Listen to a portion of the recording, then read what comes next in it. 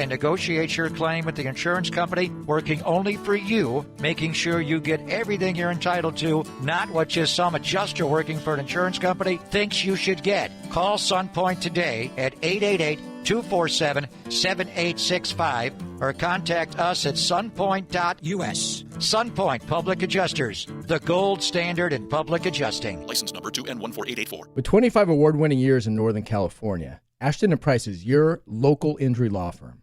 Pro attorney tip: if a firm presents it's local but they're in LA, red flag.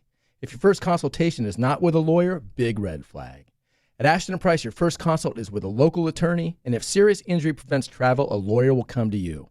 Still not enough? George Washington's my uncle. At Ashton & Price, no red flags, just red, white, and blue. Remember, for the best advice, don't think twice. Call Ashton & Price. What's up? We're talking to Chad Hoblet of Hoblet Dodge Chrysler Jeep Ram in Woodland. What's happening for the Drive into Fall event? When it comes to getting the right truck, options are important. So this month at Hoblet, you have two options that will save you thousands. Right now, save up to $9,000 off MSRP on the brand new 2026 Ram 1500 Crew Cabs. Or you can save thousands on finance charges with 0% interest for 60 months. I'm sorry, did you just say 0% financing? I thought those days were long gone. Not at Hoblet. We're always looking for ways to save you money. Plus, we have Northern California's best selection of Ram trucks with hundreds of new Rams available. Search, select, and save through their whole inventory at HobletDodge.com. Unbeatable prices, unbeatable selection. Nobody beats Hoblet, period. $9,000 total net savings on select new 2026 Ram 1500 Laramie after $6,000 factory rebates and $3,500 dealer discounts. Rebates include $2,000 select inventory bonus cash, $500 on the job upfit, must show eligible upfit. Special 0% for 60-month financing in lieu of rebates. No down payment required on approved credit. Must have 700 plus FICO to qualify. $1,666 per $1,000 borrowed. 5% savings. See dealer for details. KHD1 Sacramento, KYMX HD3 Sacramento. From the Power Business Technology Toshiba Studios. Sacramento's official home of the 49ers. San Francisco! Sactown Sports, 1140.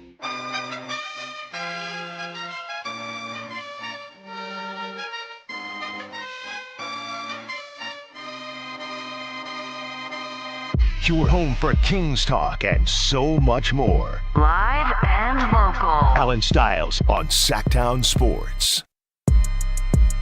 Yes. On a Thursday, a.k.a. Friday Eve, Sactown Sports. Allen Stiles Show taking you up to 2 p.m.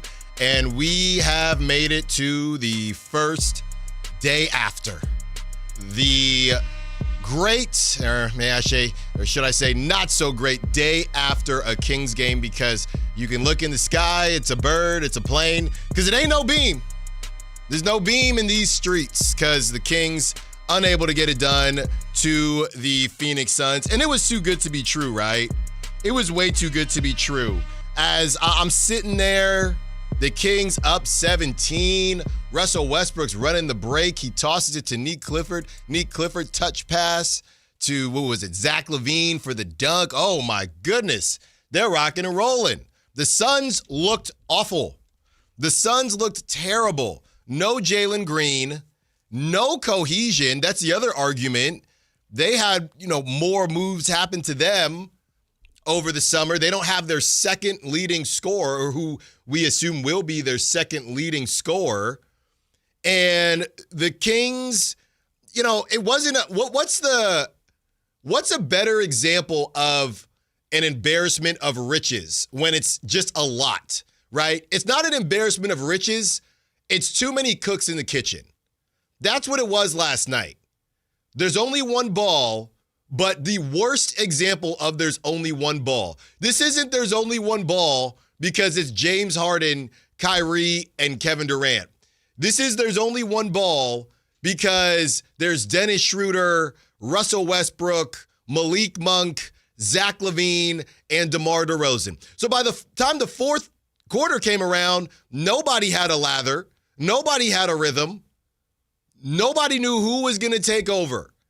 And the Suns, because they had nobody besides Devin Booker and Connor Gillespie, who was out there cooking, and Dylan Brooks hit you for 22. Grayson Allen. And I told y'all Grayson Allen. I tried to tell you, Grayson Allen, when Kyle announced that Grayson Allen was going to play, I said he did the same thing last season.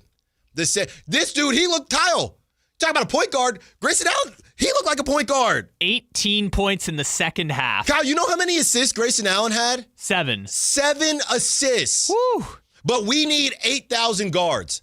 Grayson Allen got gray in his hair. So do I. Got the gray beard. The salt and pepper starting to come in. Grayson Allen cooked them. If he had looked like that on the Bucks, they would have traded Chris Middleton years ago. They would have kept him. But I'm telling you, he did this last season. And by the way, is this what we're doing now? Are the Kings going to be every other year free throw shooting team?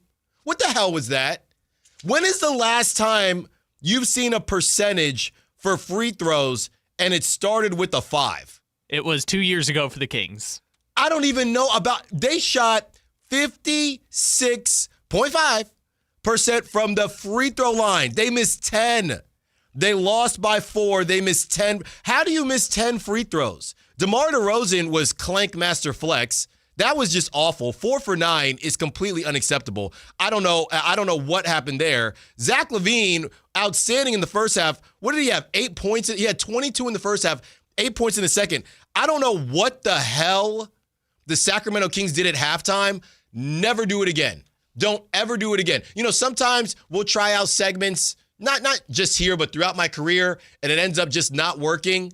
And you have the post-game show and you say, let's not ever do that again. Or, if there's a guest that it just didn't work out, that's happened at my last job. Hey, we can't ever have that person on again. A lot of these writers, right? A lot of these writers, you don't know how they sound on air because all they do is write. And then you get them on the air and you think that wasn't good radio. That wasn't entertaining. So I have a conversation with my PD, with my program director, with my producer. Hey, that person is on the ban list, like Prop Talk, right? We can reference their articles, but they can't be on the air anymore.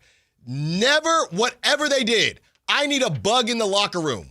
Whatever they did, don't ever in your life do that again. Zach LaVine missed 2 threes, 2 of the worst shots I've ever seen. They didn't even hit the rim.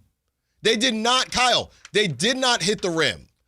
When does Zach LaVine not hit the rim on threes? If you had told me that Zach LaVine, after that first half we watched, where Zach LaVine had more points in a first half than he's had since 2023, if you had told me at that point Zach LaVine would finish 2 for 10 from the three-point line, insane, I would have told you I simply do not believe you. Zach LaVine looked so good. The offense looked so incredibly fun. It was humming. Like, not only was it humming, it was fun to watch. They were getting up and down in transition. Yeah. You had DeRozan get a bucket. You had LaVine. You had Schroeder dunks. was making threes. Schroeder hit a 3 right out the gate. Like, it was so much fun. Neat Clifford had 0 points in the first half, and you were like, wow, Neat Clifford, look how amazing he's playing, because they had their highest scoring half of the interim beam team era.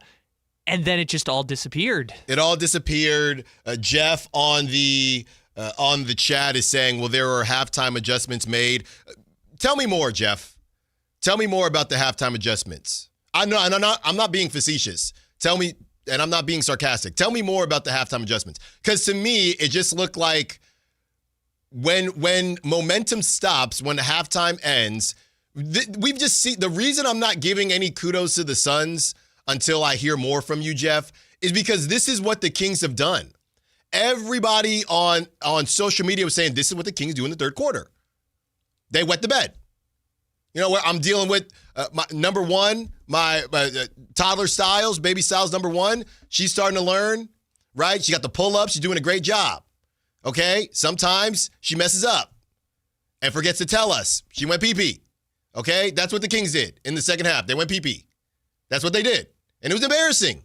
It was. I was completely ready to get on these airwaves and say, hey, guys, I'm going to do the overreaction Thursday thing, even though they beat a bad Suns team missing Jalen Green. I was completely ready to do that.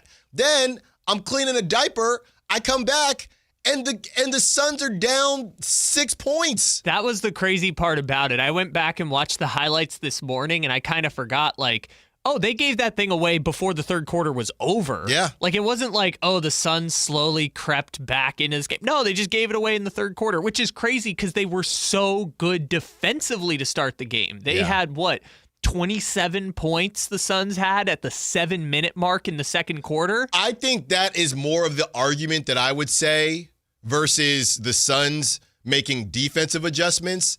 I think that in the second half, the Suns made better offensive adjustments. And it was, hey, we're going to let Grayson be a pseudo point guard. Devin is going to get more aggressive, and we're going to see who else can help us out. They got Royce O'Neal open, right? I think it was more about what the Suns did. They looked so – because here's the thing. We know the Kings aren't a good defensive team, right?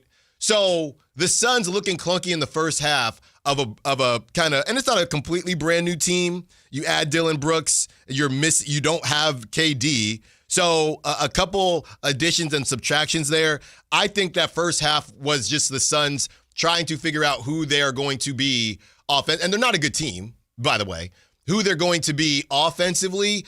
And then the second half, it wasn't about the Kings offense as much to me as it was about they're not missing as much in the second half, which means the Kings can't get in as much transition. The Kings can't do their high flyer act. The Kings can't rock and roll, and they can't do what they were doing in the first half because they could not stop the Suns because the Suns kind of got back to their roots. Hey, KD missed a bunch of games. Bradley Beal missed a bunch of games. Let's get back to that. And Dillon Brooks hit you for 22. Well, in the other part, they were plus 12 in rebounds in that second half. And they couldn't rebound because everybody's my height. Yeah. So they can't rebound. At a certain point, they were just like, Dylan Cardwell, go. You're the only one that can rebound. Yeah, Dylan Cardwell, he's getting clowned by Dillon Brooks because he missed the rim. He missed everything on a free throw. And he's a rookie. He made the second one, so he'll power through. You let Dillon Brooks hit you for 22. This is when you know you're too small. Ayo, pause. This is when you know you're too small, Kyle.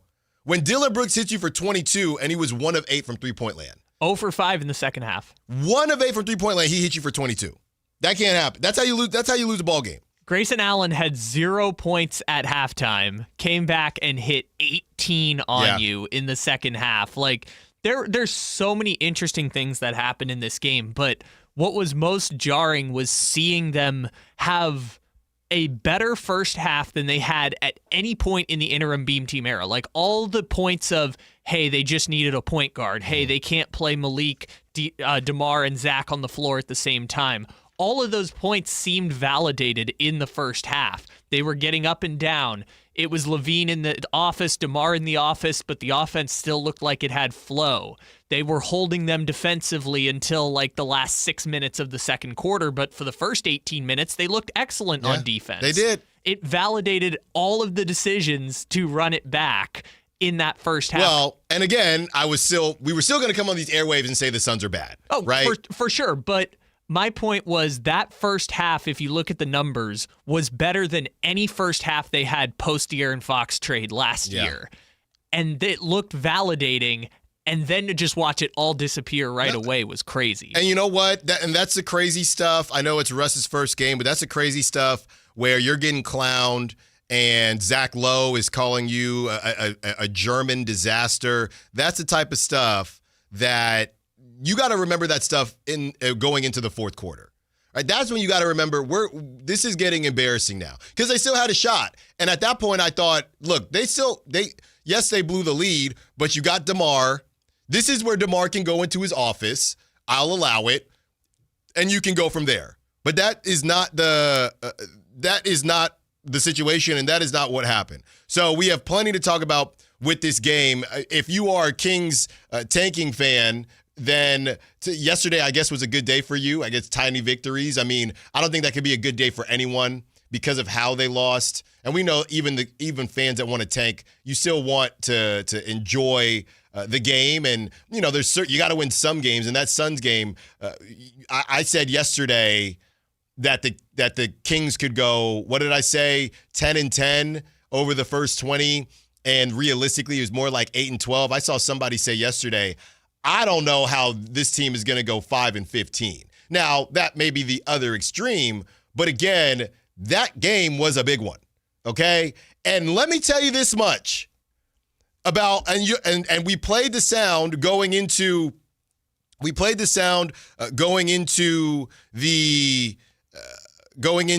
crosstalk.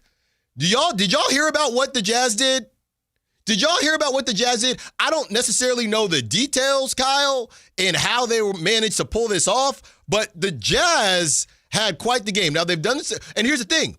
They've done this before, right? They've had some hot starts before. The Jazz beat the Clippers. Actually, they beat the brakes off the Clippers, 129-108. Zubac, who is supposed to be better than Sabonis at this point, he played 27 minutes, 19 points.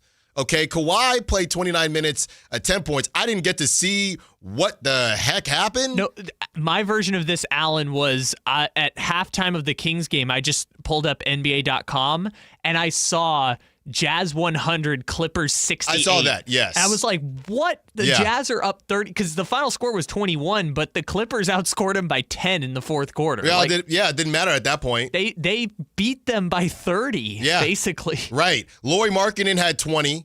Kyle Filipowski had 9. Walker Kessler had 22. Okay? So you walk in there on Friday, and you think you're just going to roll the ball out. Walker Kessler, 29 minutes. And they did not give him, this is what happens with this restricted free agency stuff, did not give him an extension, but he was always worth 2 first-round picks. Walker Kessler, 22 points, 9 rebounds, 2 steals, 4 blocks, 7 for 7 from the field. Now he's unlocked the three-pointer. I don't know what it looks like. Maybe it looked like Domantas Sabonis shooting a free throw from three-point land, but 2 for 2 from three-point land. Don't play around, man. Also, your boy, Walter Clayton Jr., 10 points. Do not play around. 6 rebounds, 5 assists. This is look, people can say, and I know Christopher Lod, 81 games to figure it out. Y'all know how I get down. And love it or hate it, this is how I've always been. This is a red alert situation. You like Jazz? This is a red alert situation. The Jazz were supposed to roll over and get their butts whooped by the Clippers. That's what they were supposed to do.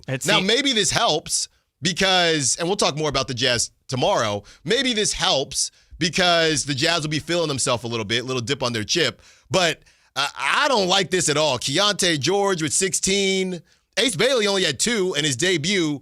This is crazy. So, again, I didn't get a chance to look at the highlights, so I'm just scorebox watching. But I feel like that's enough in this situation because what the hell, man? Yeah, I mean, regardless of the details, when you see the Jazz are up 30 on the Clippers, you're like, no. What happened? Yeah, sometimes when things happen and people say, I need more context, sometimes you don't need more context. I'm looking, unless the only context would have been injury. I have one question for you. The Jazz are up by 30. Did somebody get hurt on the Clippers? No. That's the end of the conversation for me. Well, I think the other one is that I don't need context. It was like, I would like context. It's like when you're driving on the road and you just like are at an intersection and you see a giant like watermelon splattered in the middle of the street. It's like, I would like context, but I don't need context to know what happened. No, here. I would disagree. I would say you see the Clippers losing by 30. I got one question. Was everybody healthy? So apparently Zubac killed it. That's all I'm seeing here. We'll talk more about the Jazz tomorrow, but I'm telling y'all, this is a red alert situation. You're at home. Westbrook, the fans are going to be showing them love. I know y'all all bought your Westbrook jerseys, and that's all fine and good, but this is crazy. Also, people out here cheating. I just wanted to say that. So the FBI arrests Chauncey Billups, Terry Rozier, a Cavs assistant coach. That broke this morning. We got some sound from Shams. That's probably just the best way to do it. This is from Joe Pompliano. The FBI is holding a press conference. That was at 7:50 a.m., So there was a press conference held. Current and former NBA players and coaches Chauncey Billups, Terry Rozier, and Damon Jones have been arrested. There was an illegal gambling situation, a sports rigging operation that spanned years across 11 states. 30 individuals have been arrested, 13 mafia members. So the mafia, we still got the mafia popping, okay? That I don't hear the word mafia. That's like a name that you don't hear, right? Are we still making Clarences? You know what I mean? Or certain names that just pop up from time to time. And, we're still making Clarences. Oh, the mafia. We're still doing the mafia. Okay. More specifically, the Italian mafia. Yeah, we're still. I mean, I'm watching, I feel like I'm watching an episode of The Penguin. I didn't know this stuff was it's still popping in real life. So, the mafia is still going on. What is this, Goodfellas? What's happening here? La Cosa Nostra. I don't even want to say this stuff on the air. I'm not making no jokes. Okay? Charges include illegal gambling, wire fraud, and extortion. Didn't Chauncey just get an extension? He did this offseason. Look, Guess who is now the head coach interim for the Portland Trailblazers? That would be Tiago Splitter. Yeah. Welcome back. Hey. Ain't got to get ready if you stay ready, Tiago. So it's your time. Yeah, we have some sound from Shams that we'll just break down for you. I think that's the best way to do this. It's a national story. You can kind of find it anywhere. Here at the local level, obviously we're talking Kings. We got the roundtable coming up on at 12 o'clock. Some of them might pop in even before that. And we're fully loaded today. I told them, stop messing around. I need all three of you today for an hour. I don't care. Now, they might have to leave early because of practice, but I don't care. Frankie, you got to clean a diaper. I hear you, brother. But I need all three of you. This is a red alert. We need him to bring all the boom. This is a red alert, okay? A red alert today. This is not a game. And it would not be a red alert if the Jazz just rolled over.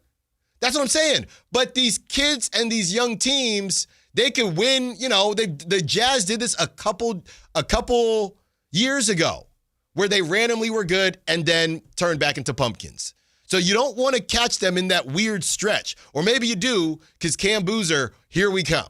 Maybe that's the case. So that's coming up at 12:30. We still have a new keyword for you for the Kimpton Sawyer Inn, as the Kings will be taking on the Thunder. I wonder how that will go. The Kings will be taking on the Thunder November 7th. I mean, let me tell you this much, and I don't want to get in trouble here, but you should probably go to Revival before. Go to Revival before the game. I would do that before watching Kings Thunder. How about that? I can say it that way. Or after, you know. Or after. Because 100 before, 100 after. Here's okay, I'm just going to do the joke. You could go to Revival in the third quarter because they're going to be down 30 points. Yeah. See, Kyle said that, not me. 916-339-1140. Phone lines are open. We have the roundtable. That's at 12, as I mentioned. But besides that, we are taking your calls. How are you feeling? Welcome. It's not welcome to the jungle, okay? It's welcome to the log jam. Because Keon Ellis, and people are ticked off, man. Keon Ellis played not even 13 minutes, 12 minutes, 58 seconds. That's less than Russell Westbrook, obviously less than Malik Monk, okay? That's less than Dylan Cardwell, and I get it. They were just allergic to rebounding. That he barely played more than Maxime Reynaud. Obviously, Nick Clifford started, so he played 23 minutes. And Keon Ellis, remember how I said I need Keon to take 10 shots? He took 5. He took 2 threes. He was 1 of 2. The threes weren't the problem, even though Zach LaVine couldn't hit the broadside of a barn. The threes weren't the problem in the second half. Well, he was 2 for 10, so the whole game. The threes weren't the problem. They shot it at 37%.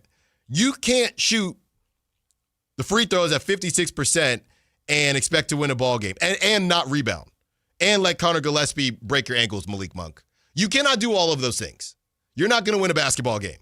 And like Grayson Allen, I'm trying to think of a point forward out there. Grayson Allen looked like the point guard that the Kings have been missing. And DeMar had 9 assists. He almost had a double-double. But Grayson Allen, 18.7 assists. And now we sit here and we're trying to figure out what happens next. Because we know Domantas Sabonis will not be with the team this upcoming game. And that 10-10 completely just went out the window, in my opinion. 8-12, they're going to be scratching and clawing. That's how important this game was to me. And the fact that I just watched, and I'm seeing that the Jazz beat the Clippers. This is a red alert. And tell me if I'm crazy. Maybe it's not a red alert. I see Kyle on the phone right now, 916-339-1140. Maybe I'm tripping. It happens from time to time. Ask my wife. She'll tell you. Maybe I'm tripping. Maybe I'm overreacting. Maybe I'm overanalyzing. It's one game. Maybe the Jazz just played the game of their lives. Was it? I saw Kyle. Was that in Utah? The Jazz, was that a home opener? I think it was in Utah. Yes, it was in Utah. Okay, so it was in Utah. They want people to feel good. And the Clippers, they're old. Maybe they thought the game started a little bit. They were waiting for senior citizen time. What is that for movie theaters, right? Senior citizens, or you go to Sizzler. You can pay less money. You can go to the grocery store at certain hours. That's right. Maybe the AARP, they thought it was happening a little bit later. So maybe that's the case. So to that Clippers point, I just looked through the Clippers box score a bit more. There's some interesting stuff, but there's one that it's like, now I need answers. Now I need to know what happened. How in less than 17 minutes of playing time does Brook Lopez shoot 11 3-pointers? Yeah, they were just, sounds like they... He wasn't even the garbage time crew. How did Brook Lopez shoot 11 3-point? He hit a bunch of them. Right. You know what? How did that happen? Yeah, I think that it sounds like, Norman Powell was a big deal. That's what this first game sounds like for the Clippers. But again, this is where you can get got. This is where people are trying to figure this out. Kyle, let's get to a break. On the other side, we'll get to the rest of the box score. We also have NFL Thursday, and we got Prop Talk coming back. By the way, Prop Talk, I finally got one. Kyle did not, because he took the one stat that the Kings decided was not important. And no, it wasn't free throws. It's something else. Allen Stiles, Sactown Sports. Sacramento weather is brought to you by Elk Grove Honda. I'm Tamara Berg in the KCRA 3 Weather Center. Stepping outside, it's cooler start to your Thursday. That's because the skies have cleared out in the overnight. We'll enjoy mainly sunny skies for the day ahead and a dry day with temperatures warming into the mid-70s. You can get the latest forecast on the KCRA 3 News and the KCRA 3 app. At Elk Grove Honda, we've acquired some of the best pre-owned cars we can find. Whether you purchase a new Honda or a like-new pre-owned Honda, Elk Grove Honda has the right Honda at the right price. In the Elk Grove Auto Mall, Highway 99 and Elk Grove Boulevard, or elkgrovehonda.com. I gotta get an Elk Grove Honda. If you're 55 or older and into that whole saving money thing, T-Mobile has an exclusive phone and internet bundle just for you. Right now, get 2 unlimited phone lines plus 5G home internet for just $30 each per month with autopay, plus taxes and fees. And with 5G home internet, setup is easy with just one cord and no technician needed, which is great if you're also into that whole keeping it simple thing. Switch now and experience the best mobile network in the U.S. Visit your local store to start saving. T-Mobile, it's better over here. Based on analysis by Ookla Speed Test Intelligence data Q4 2024 to Q1 2025. Ookla trademarks used under license. Unlimited on our network. Customers on voice plan may notice speeds lower than other customers and further reduction if using more than 50 gigs a month due to data prioritization. Video streams and SD on this plan. Home internet pricing after $20 in monthly bill credit plus $5 per line without autopay. Debit or bank account required. See 5G device coverage and access details at T-Mobile.com. If you love to travel, Capital One has a rewards credit card that's perfect for you. With the Capital One Venture X card, you earn unlimited double miles on everything you buy. Plus, you get premium benefits at a collection of luxury hotels when you book on Capital One Travel. And with Venture X, you get access to over 1,000 airport lounges worldwide. Open up a world of travel possibilities with the Capital One Venture X card. What's in your wallet? Terms apply. Lounge access is subject to change. See CapitalOne.com for details. This is the story of the one. As a custodial supervisor at a high school, he knows that during cold and flu season, germs spread fast. It's why he partners with Grainger to stay fully stocked on the products and supplies he needs, from tissues to disinfectants to floor scrubbers. Also that he can help students, staff, and teachers stay healthy and focused. Call 1-800-GRAINGER, click Grainger.com, or just stop by. Grainger, for the ones who get it done. The Travel Guys, new on KHTK 1140 every Saturday at 11 a.m. We'll make you a smarter traveler. Tips you can use on the road and at the airport, plus reports from top consumer advocates. The Travel Guys, 11 a.m. on Sactown Sports 1140. Sinners and Saints is back at the venue at Thunder Valley, Saturday, October 25th. Don't miss the Michael Jackson tribute concert, the $5,000 costume contest, and more. Don't have FOMO checking your social media, seeing your friends posted from the party. Get your tickets now at ThunderValleyResort.com. Footballs are flying. The days are getting shorter. Fall is officially here. Will your heater be able to get you through the winter? The heater at Whiteywood shut down last winter. So who did we call? Lee's Air Plumbing and Heating. We wanted somebody we could trust to do the job right and deliver great value, and Lee's came through. Check them out at leesair.com. Lee's Air Plumbing and Heating has built a reputation as the leading HVAC company in Sacramento. We've got a new HVAC system that works great, saves us money month to month. Find out how they can help you at leesair.com. License number 635355. Guys, it's time to know your numbers and what they mean. And right now, Revive Men's Health is offering a $400 comprehensive wellness panel for just $99. Free if you start treatment. Offer ends November 30th. Book today at revivemenshealth.com. Must medically qualify. Terms apply. Contact us for full offer details. Ready to pregame for your next big arena event? Head to Beach Hut Deli, a Sacramento tradition for over 40 years where aloha is served daily. Located just steps from the arena, whether it's game day or a concert night, it's the perfect spot to gather with friends and enjoy amazing sandwiches. Planning a bigger get-together? Beach Hut Deli offers endless catering options to bring those fresh, delicious flavors to your next party or event. Beach Hut Deli. Good vibes, great food, and epic times await. Sacramento Chrysler Dodge Jeep Ram has the biggest selection, the best prices, and unbeatable customer service. Check them out online, sacsuperstore.com, for the guaranteed lowest price on Chrysler, Dodge, Jeep, and Ram. Open until 10 o'clock and right across from Hagen Oaks Golf Course. sacsuperstore.com.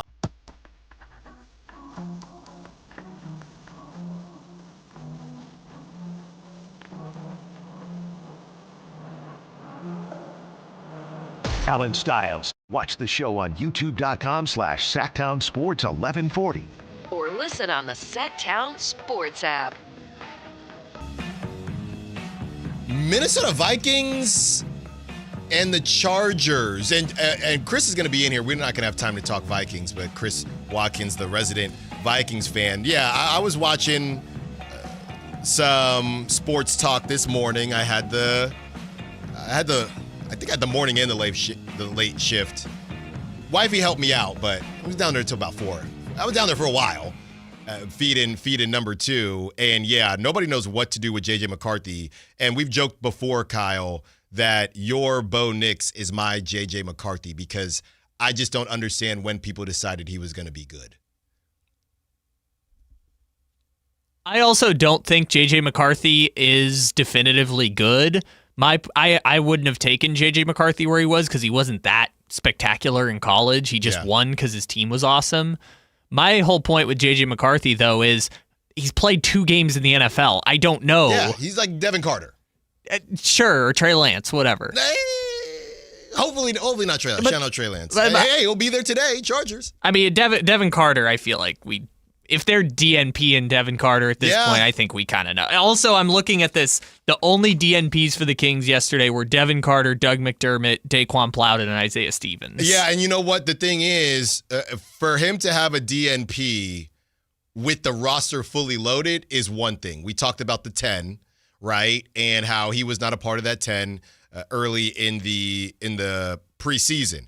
But they had some injuries. Now, obviously, you got Keegan at the 4 and Domantas Sabonis at the 5, but you couldn't find Devin Carter a couple minutes here. I mean, honestly, Kyle, of course they couldn't. They could only find Keon 13 because Westbrook got to play 18 because nobody else can handle the basketball, but Grayson Allen can have 7 assists.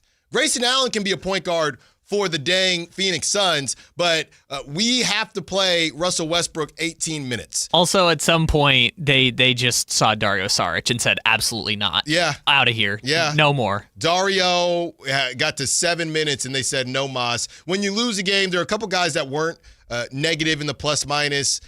DeMar was positive, 9. Neek was a 3. Everybody else was negative, besides Dylan Cardwell. Dylan Cardwell was 6. So the 10 became 11 because at a certain point they were like, Cardwell, no one else can rebound. Go in there. Get on in there. He played the most minutes of all the centers in the second half. Yeah. And look, these are all issues that we knew going into it. This is why when you're getting clowned here on these airwaves, home of the Sacramento Kings, I don't want to pile on. I try not to be. I want to be a realist. I don't want to be a pessimist, right? I felt disrespected. I'm not even on the damn team when it comes to what Zach Lowe was saying about the squad. But then you go out there and you see it. The performance is one thing, but just the collection and the structure of the roster. And you say, yeah, this makes no damn sense.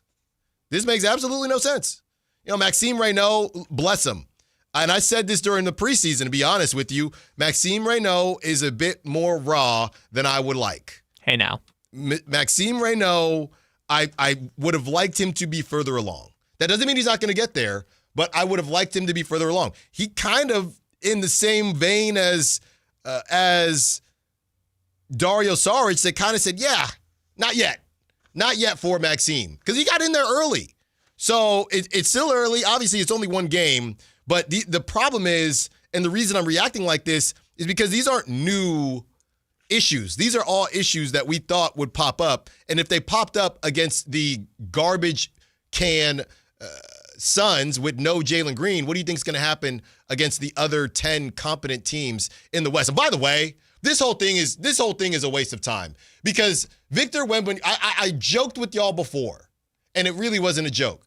Winter is coming, right? Wemby is coming. Wemby is here. The dude is 7'6". He's dribbling through his legs. He looks like Kevin Durant. Somebody said, how did Wemby get taller and more coordinated? It's over. It is actually over. Wemby is 7'7", and yesterday he hit a crossover, step back. Behind the back. Yeah, step back three-pointer and got a 4-point play. This is just a waste of time, right? We're all competing for second place. To the Thunder, I saw somebody say, it was from the kind of Warrior space, I saw somebody say, you know what, Steph? I'm glad we had a good run. I'm glad we had the run before Wemby arrived. At Thunder, you better get your second. If somebody is going to get and Kyle, I feel like we might have missed on the MVP chatter with Victor Wembanyama. I know there's still obviously Shea and Luka and Jokic, but he's going to be in the conversation. I mean, that was ridiculous, and they don't even have De'Aaron Fox back yet. The Mavs look like a complete mess. So it's a battle for second place, and maybe you have one more year. I will say, if Wemby gets it this year, that would be completely unprecedented. And I only say that, I'm just looking it up real quick. LeBron didn't win his first MVP till he was 25. Giannis didn't win his first MVP till he was 24. Jordan didn't win his first MVP until he was 25. Like, if Wemby were to win it at 22, like, we will have never seen anything like that. So I do think your point is correct. I think Wemby still has, I know this is going to sound crazy, room to grow. I don't hope, but I also hope. Because, I mean, not even from a Kings standpoint, because we know, I don't know what the hell they're doing, but just from the standpoint of, okay, is the league officially cooked? So, also, I'm sorry to do this to you, Allen, but the Kings last night shot 37.5% from three. The Spurs, who you said cannot shoot and are garbage, 40%. It's one game. I don't care. 8 for 20. I do not care. That's one game. If it makes you feel better, the players that you said can't shoot were the ones who weren't shooting. Yeah, and De'Aaron wasn't there, or it would have been lower. I'm being a hater. Yeah, Steph Castle 1 for 3, Vassell 1 for 4. Yeah, those guys can't shoot. Harrison Barnes carried them. What are we talking about? 1 for 3 for Harrison Barnes. Yeah, I mean that's fine. They're carried by 1 for 1 from Keldon Johnson, and Wemby hitting step back threes with fouls. So, as far as what the Kings attempted to do last night, again, I guess the offense, it looked good when the Suns were missing because you could get into transition, you could do some things. I think Zach LaVine, to me, is so much better in transition, and not even just dunking. Not flight 8 taking off. I'm not even talking about that. I'm just talking about even shooting the basketball. I think it helps his rhythm when things are in transition.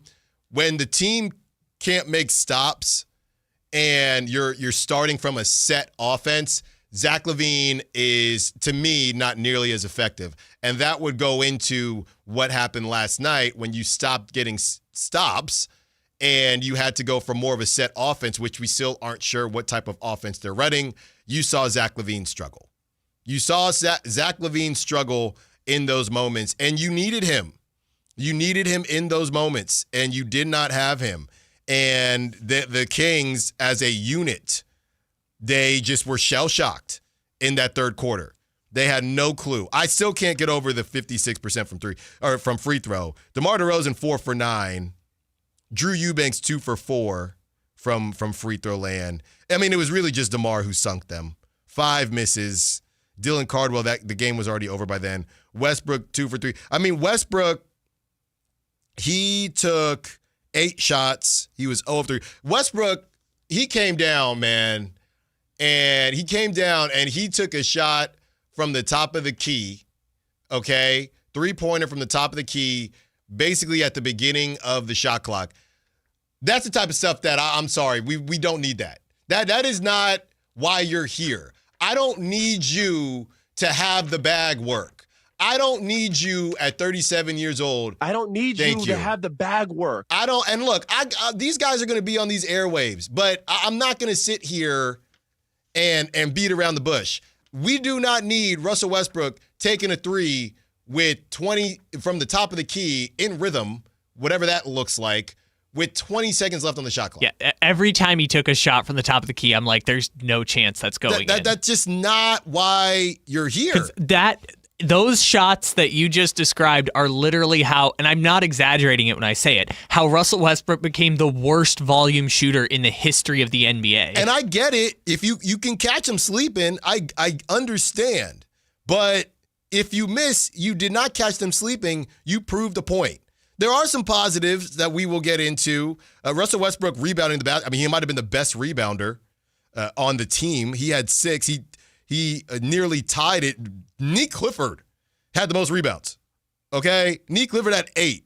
So yep. Nick Clifford was kind of literally what he was, I guess, what everybody told us he was going to be. This is kind of the Nick Clifford thing, the do-it-all Swiss Army knife. That's what he was. He was as advertised. Yesterday, okay, you don't need my scoring. And that's what happens, right? You're in a starting lineup your first game with DeMar DeRozan and Zach LaVine, and to a lesser degree Dennis Schroeder. Let me just do the dirty work and get out the way, because there was nobody there to do the dirty work. That's part of it. Drew Eubanks, he only took 4 shots, still feels like 4 too many.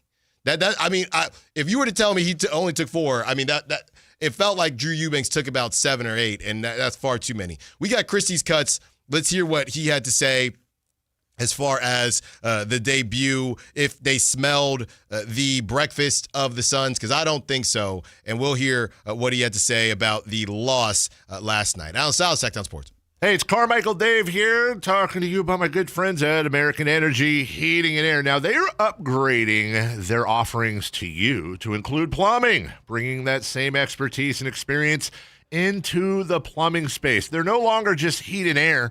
They're now your American Energy Home Pros. You've heard me talk about them for years as your second opinion partner. Now you can still get a second opinion on any HVAC service or replacement, but now you can also get a second opinion on any of your plumbing services. And when you really think about it, how do we know how much it's supposed to cost? At the very least, you'll know you're in the ballpark, and I can all but guarantee you they'll beat the price. They'll come out for free. They'll give you a second opinion.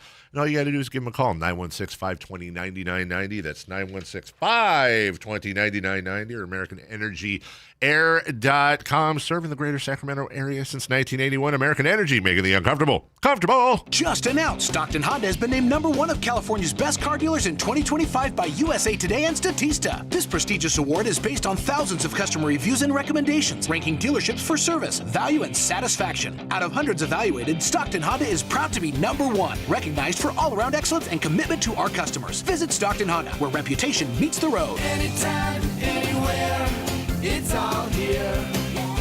StocktonHonda.com. This message comes from Viking, committed to exploring the world in comfort. Journey through the heart of Europe on an elegant Viking longship with thoughtful service, destination-focused dining, and cultural enrichment on board and on shore. With small ships that bring travelers closer to the destination, there's more time to explore. And every Viking voyage is all-inclusive, with no children and no casinos. Discover more at Viking.com.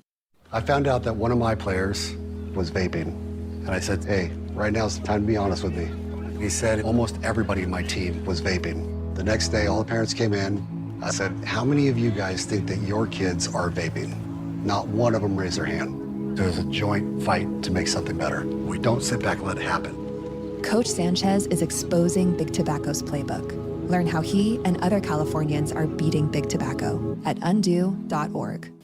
When I was a kid, I remember my dad, a lineman, leaving in the middle of the night. Families were depending on him to get their power back on to keep them safe and warm. Watching him taught me that this work isn't just about wires and circuits. It's about people and the trust they place in us when the lights go out. That's why I started Maverick Electric Heating and Air, to carry on that same promise of showing up, doing it right, and protecting families when they need us most.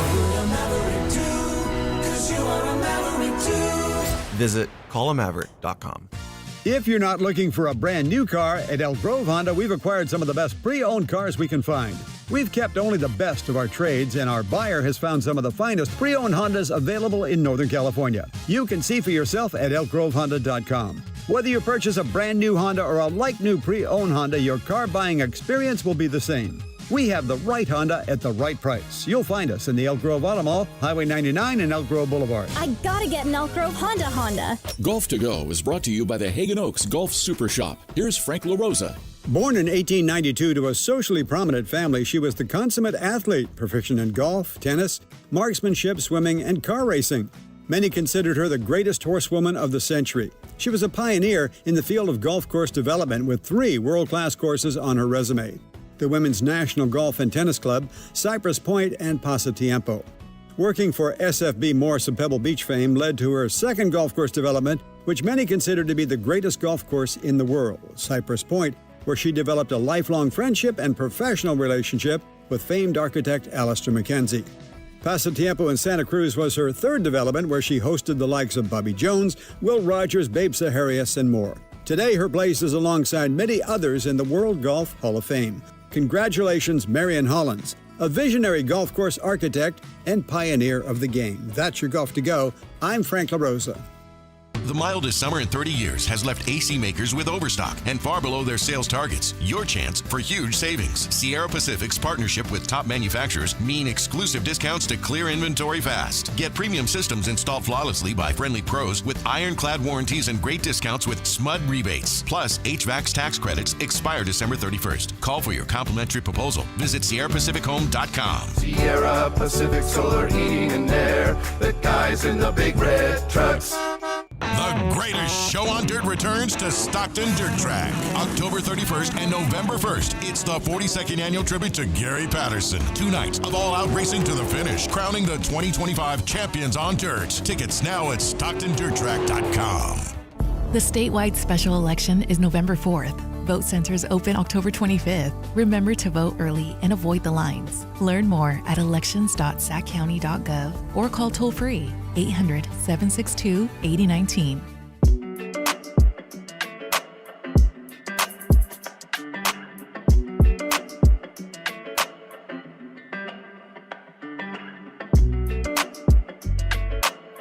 .120 to 116 inbounds. It's over. The horn sounds, and Phoenix wins on opening night. And the Kings have now lost 9 of their last 12 openers. Allen Stiles You can join the show by texting 916-339-1140 on Sactown Sports. I mean, obviously there's a huge national story going around with the betting and the illegal gambling going on. We are going to provide you updates a little bit later in the show as we are, of course, breaking down the Kings' first game of the season as they fall to the Suns 120 to 116 in a very Kingsy way to lose. Very, very Kingsy way to lose. It just didn't make very much sense. Devin Booker, they didn't even make him do the Devin Booker point guard thing because Grayson Allen was busy being a point guard. Devin Booker only had 3 assists. He did have 31 points. He only took 3 threes. Devin Booker is very confusing because nobody calls him a mid-range merchant, but he really doesn't take a lot. I think a lot of people think Devin Booker is similar to Donovan Mitchell, and they're just kind of chuckers.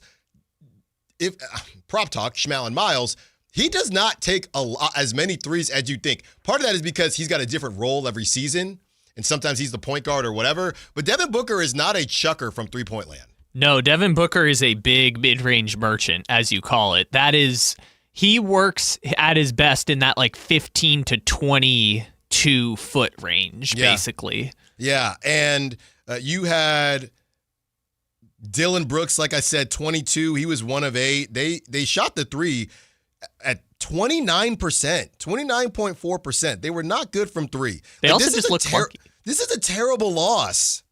I'm sorry. And how the heck did they even get to 120? Well, the big one I see there, 20 free throws, 10 made by Devin Booker. Devin Booker took 15 free throws yesterday, which is crazy because the Kings made 13. Yeah. Devin Booker shot 15. And you had I thought this would have been crazier. Kings second chance points, 22. Suns second chance points, they had 28. I thought that would have been more on the side of the Suns because of the rebounding. The Suns had 51 rebounds to the Kings 37. And for the first time, we have Chrissy's Cuts as just the head coach, not the interim. So let's hear what Doug Christie had to say about his team and the first L of the season. Here it is. Oh no, Christie! Oh yeah, that's how you activate it, Alan. Yeah, it doesn't work with that. After Christie's Cuts. Too many turnovers in that first quarter. I think we had 5 or 6 like self-inflicted wounds. We got to make sure that we're taking care of the basketball. Can't survive getting out rebounded by 14, doubled up on the offensive glass. Got to find a way to box out, make sure that we're rebounding the basketball. Just the fundamental, simple things that we talk about. Scoring the basketball, we can obviously do that, but defense is where everything is going to happen at. That'll be better for them as well. First of all, his athleticism, defensive ability, that's one of the biggest things. I mean, he had 8 rebounds, so the kid, like I said, he affects the game. Tonight, he didn't score, but 8 rebounds is solid from his position. He's going to use his fouls. He's going to be physical. You can switch him off pretty much in today's game, 1 through 4 in most cases. So he had a fantastic camp, and in this particular instance, they weren't playing too big, so we had the ability to play him and switch across the board in most cases, 1 through 4. Dylan, obviously, one of his things is he can go get rebounds. He didn't tonight as normally he does, but he was in there fighting, and his physicality and things like that we absolutely love.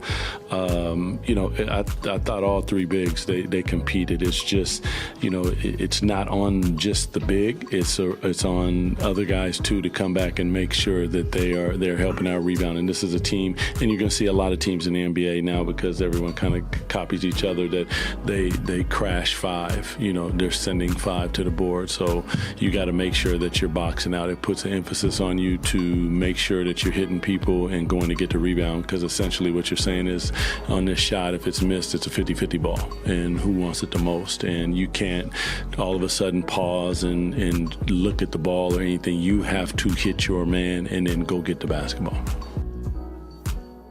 This is just fundamental stuff, man. And you know what? And some of it is, dare I say, just based on your makeup, right? I had one of the funniest things that ever happened to me playing pickup. And I promise you, if this was said to me, I would admit it on the airwaves, okay? I'm playing at YMCA Embarcadero. Prior to COVID, I played basketball there for a very long time, about 5 years. There's some of the guys that have now moved out to Sacramento. We're still cool to this day. The legend has it out there. Their owner, Jose, one of my good friends. We all hooped out there, right? We all hooped out there at Embarcadero. And one of the funniest things that I've ever heard on a basketball court was this guy, I think he either played D2 or D3, and he was cooking. And he was one of those taller guards, right? So he was probably about 6'1", but in pickup, that's pretty healthy, right? And he's just cooking this dude. And I promise you, it was not me. And he's absolutely cooking this dude. And the guy's getting upset, and he tries to call a foul. And the dude who's cooking him says, "You're too little. Don't take that up with me. Take that up with God. And the whole gym cracked up. The whole gym cracked up. I'd never heard anything like it. And he's screaming it. You too little. Don't take it up with me. Take it up with God. And I never heard anything like that. And that's what it felt like last night. It felt like you're not big enough. You don't have the requisite pieces to rebound effectively. Because Kyle, I'll be honest, he talked about the three bigs. I'm looking at the score box. I'm trying to. Is he talking about Maxime? Is that the third big? I think he has to. So Eubanks, Maxime, and so two rookies, one second rounder. This is what we're doing. Three bigs, one journeyman, 8th year, one second rounder, okay, rookie, and one undrafted rookie. Who is on a two-way contract. Those are the three centers. Two-way contract who played the most minutes of any of the centers in the second half. And the other part of this is not just the bigs, it's also the secondary pieces. I'm not going to sit here and scream and shout for Daquan Plowden, but at least the brother goes 6'6", and he's from Philly. We know he's going to grind. Because even the secondary players, to me, all of those rebounds didn't feel like I'm not even really talking about the under the basket rebounds, but everybody takes threes. So those long rebounds right there in the middle of the key felt like the Kings got none of them. So that part is interesting because we had that conversation yesterday about which of the players being gone is going to hurt more. Mm-hmm. Is it Sabonis or Keegan? Yeah. Feels pretty confident that answer is Sabonis now from the rebounding and shot block. I mean, Drew Eubanks blocked a couple shots, but like the rebounding aspect was so different. I looked up last year's rebounding numbers. I was like, did they have a game this low last year? And they did, but most of their worst rebounding games were when Sabonis was out in March. Mm-hmm. So like without Sabonis, they really don't have any more rebounding options. And Sabonis can be a rebounding merchant or the best rebounder in the NBA, but without him, they had nothing to turn to. Now I do understand it's a different setup, but it's funny you say that they had bad rebounding games like this because everybody on the text line and on the chat, they brought up this is why you should have kept Jonas Valanciunas. So based on the numbers that you're saying, Jonas Valanciunas didn't help. That's what I'm saying. It's a larger problem than the bigs. The whole team isn't big enough. Jonas Valanciunas along with the other four that they were fielding. Last year they were playing either Keegan at the 4 or Jake LaRavia at the 4. I'd argue both of them are out of position. So on the other side here, we're going to hit the 11 o'clock hour, 30 minutes uninterrupted. That's what we do for you at the home of the Sacramento Kings. We're going to come back with Welcome to the Jungle, but it's not Welcome to the Jungle. It's Welcome to the Log Jam. None of these guards can get the requisite minutes to get a rhythm. And there's one guard in particular that we are very worried about. Back in the doghouse? Let's not go there. Allen Stiles, Sactown Sports. This is the story of the one. As a safety manager at a manufacturing plant, he does everything he can to keep his coworkers safe. From finding ways to reduce risks to keeping safety supplies in stock. And for that, he relies on Grainger. Grainger offers a broad range of quality products and next-day delivery, so he can always play it safe. Call 1-800-GRAINGER, click Grainger.com, or just stop by. Grainger, for the ones who get it done. Sacramento Kings basketball is back. Be there for opening night at Golden One Center on Friday, October 24th, when the Kings take on the Utah Jazz at 7 p.m. Following opening night, the Kings will take on the LA Lakers on October 26th and then the Golden State Warriors on November 5th.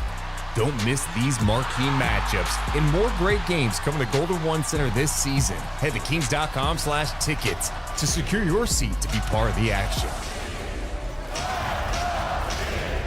Power Business Technology is proud to be a 100% independent, locally owned and managed Toshiba copier dealer. Local ownership cuts out the red tape, allowing ourselves to never be too busy to personally answer the call when our clients need us. Recognized for excellence in service execution, training, and customer service, we're proud to be named a Toshiba ProMasters Elite Dealer since 2021. Contact us today for all of your business printing needs at 844-POWER-BZ. That's 844-769-3729 or visit us at powercopiers.com. With 25 award-winning years in Northern California, Ashton & Price is your local injury law firm. Pro attorney tip, if a firm presents as local but they're in LA, red flag. If your first consultation is not with a lawyer, big red flag. At Ashton & Price, your first consult is with a local attorney, and if serious injury prevents travel, a lawyer will come to you. Still not enough? George Washington's my uncle. At Ashton & Price, no red flags, just red, white, and blue. Remember, for the best advice, don't think twice. Call Ashton and Price. Capital Casino, Sacramento's #1 poker room with primetime football. It's back. Capital Casino is giving away $500 per game in high hand bonuses for every Sunday, Monday, and Thursday night primetime game. Offering the best food, best service, and the best action with the most variety of games in the region and conveniently located at 411 North 16th Street in downtown Sacramento. For more information, log on to capital-casino.com and please gamble responsibly. 1-800-GAMBLER. Guys, tired all the time? Gaining weight? Low drive? These aren't just signs of aging. They could be low testosterone or other underlying issues. Right now, Revive Men's Health Sacramento is making it easier to get answers with a comprehensive wellness panel. It's not just a lab test, it's where better performance begins. Our providers will check your testosterone, blood sugar, cholesterol, kidney, liver, thyroid, and heart health. A $400 value for just $99, or free if you start treatment. Over 120,000 men have trusted Revive to restore their energy, mood, and confidence. So if you're ready to feel better and live stronger, call 916-619-3000. That's 916-619-3000. Or visit ReviveMen'sHealth.com. Offer ends November 30th. Must medically qualify. Terms apply. Contact us for full offer details. Right now at Maida Subaru, get 2 season passes to Sierra at Tahoe with purchase or lease of any new Maida Subaru. Plus great Maida Subaru savings on every new Subaru. Learn more at MaidaSubaru.com. Ends 1/2/26. Your local sports leader in the 916. KHTK HD1 Sacramento. KYMX HD3 Sacramento. From the Power Business Technology Toshiba Studios. Sactown Sports 1140.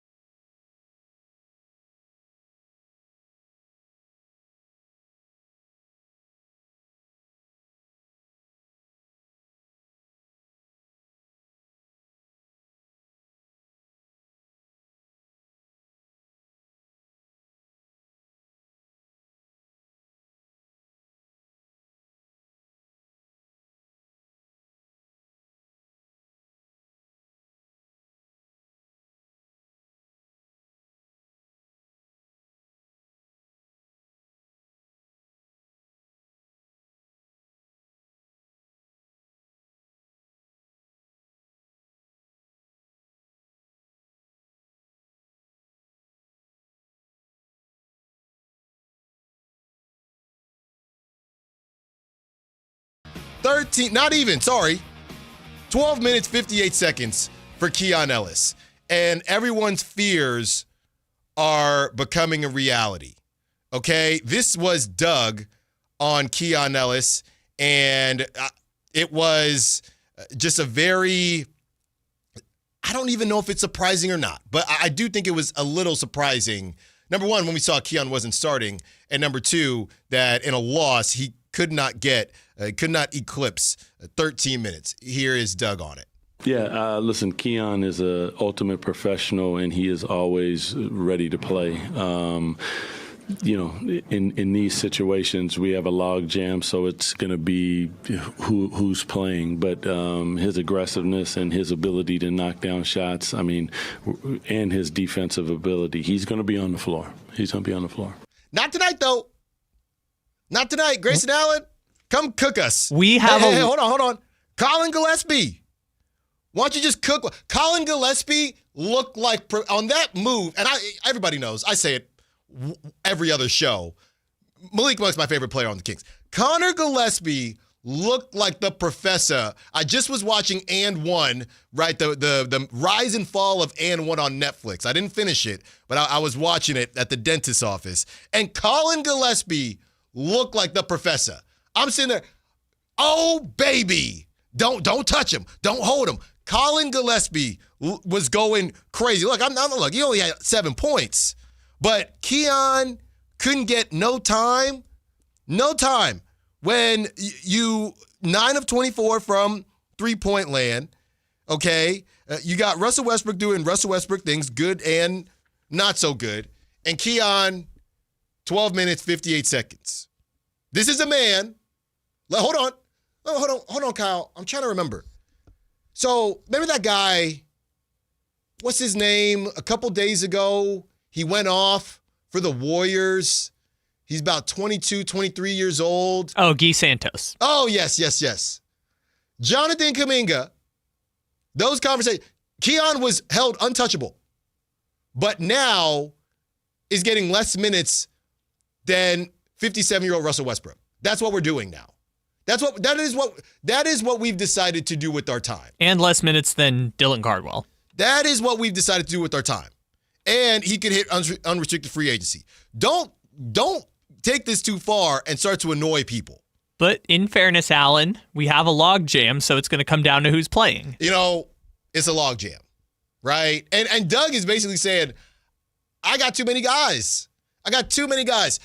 Going back to I remember I was at Sac City, Kenyatta earlier this year, and I was getting anxiety. Just how did I ever? And I'm not trying to do a thing here, but just the idea of trying to get playing time. When I looked out at Kenyatta College's outfield, there were 3 dudes at every outfield position. 9 outfielders, and that's fairly normal. You got to battle it out with 8 other dudes to find a spot.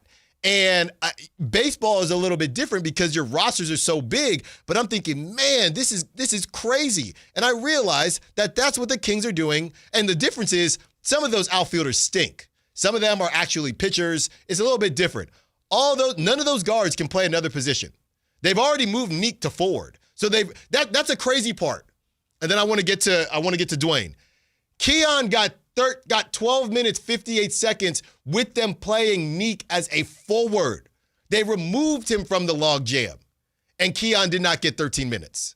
That's crazy.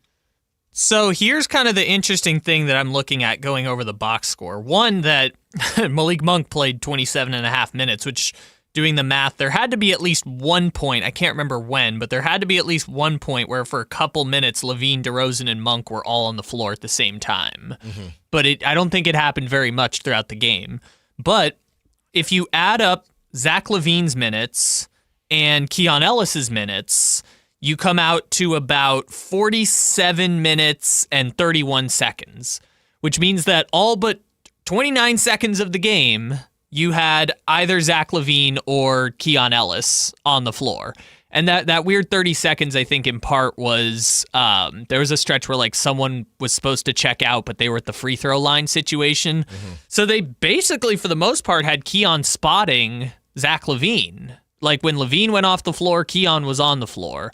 Or when DeRozan and Monk were both playing together, Keon would play and alternate minutes with Neek Clifford. So I thought that was an interesting choice that LaVine played so many minutes and they never really played LaVine and Keon together at any point during the game. Because I thought with the shooting, you would, and the floor spacing on offense, that would help if you have a Westbrook or a DeRozan out there or a Monk at the same time. Well, yeah, I mean, without Keegan, you have 2 3-point shooters and you're subbing them for each other. Essentially. That does not make a ton of sense. Only one game, but that does not make a ton of sense. 916-339-1140. Let's get to Dwayne, who wants to kick off the calls in the 11 o'clock hour. What's up, Dwayne? What you got for us? Hey, what's up, fellas? Yeah, man, I'm tripping, man. I'm like you, Allen. After one game, I'm tripping. I'm tripping to the point where I say they should sell the team.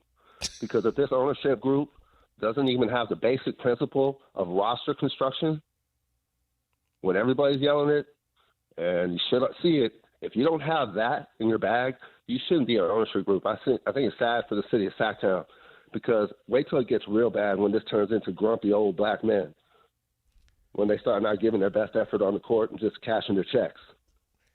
Thanks for the call, Dwayne. Yeah, I'm an overreactor for sure. I need to see.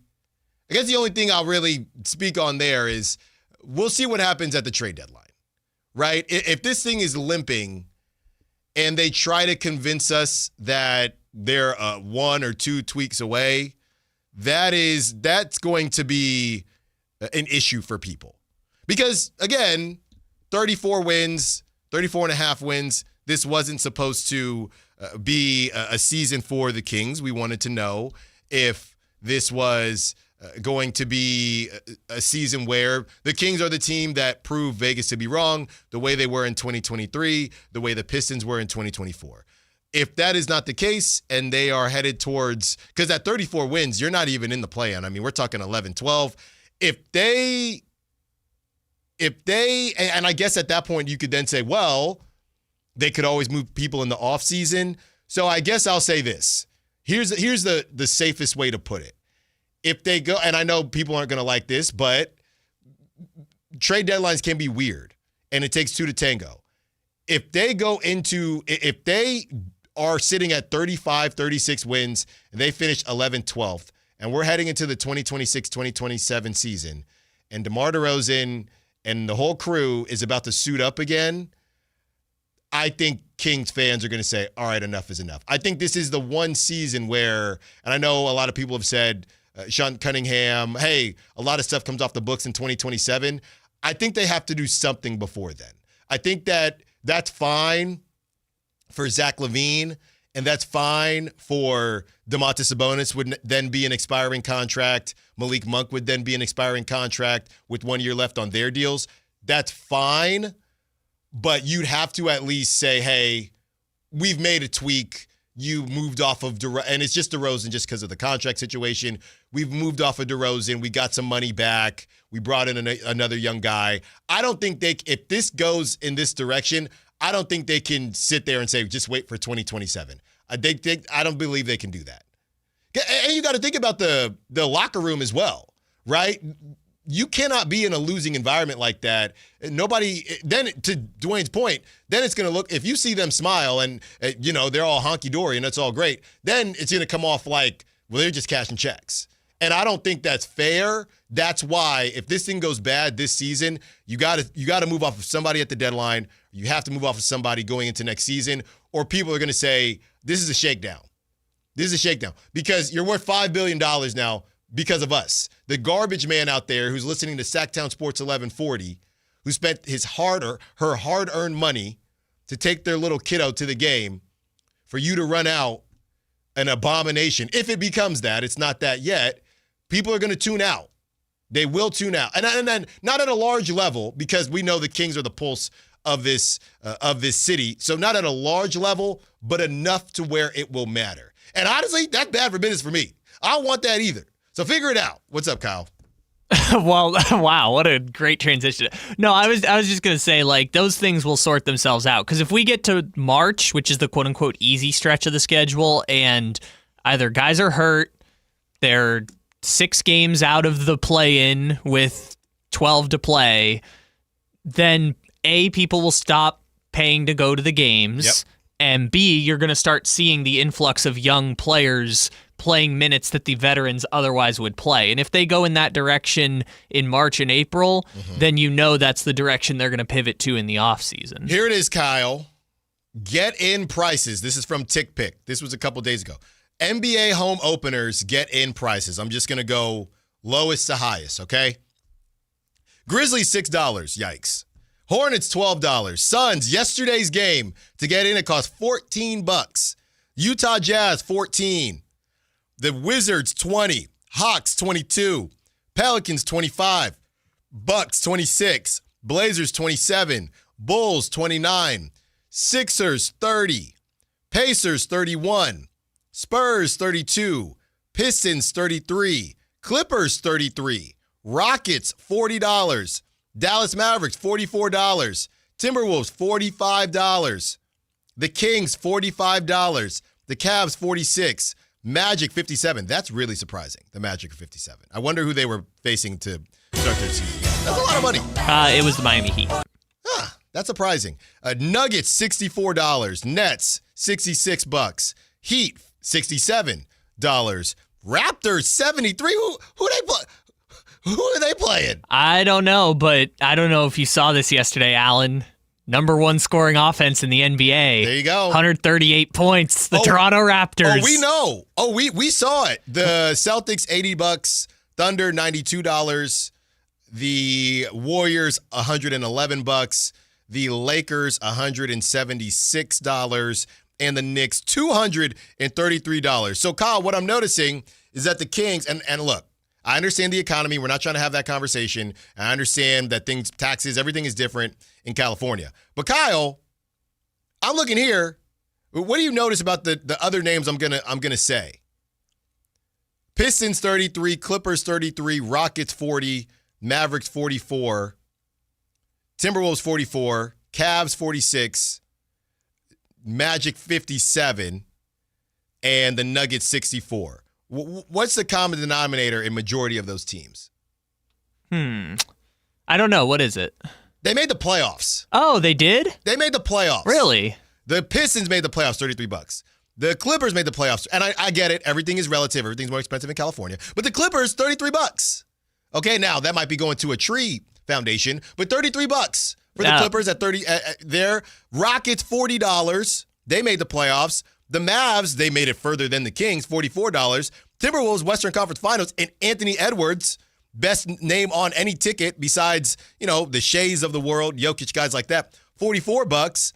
The Kings are at $45. That's $1 less than the Cavs at $46, who were the number one team in the East.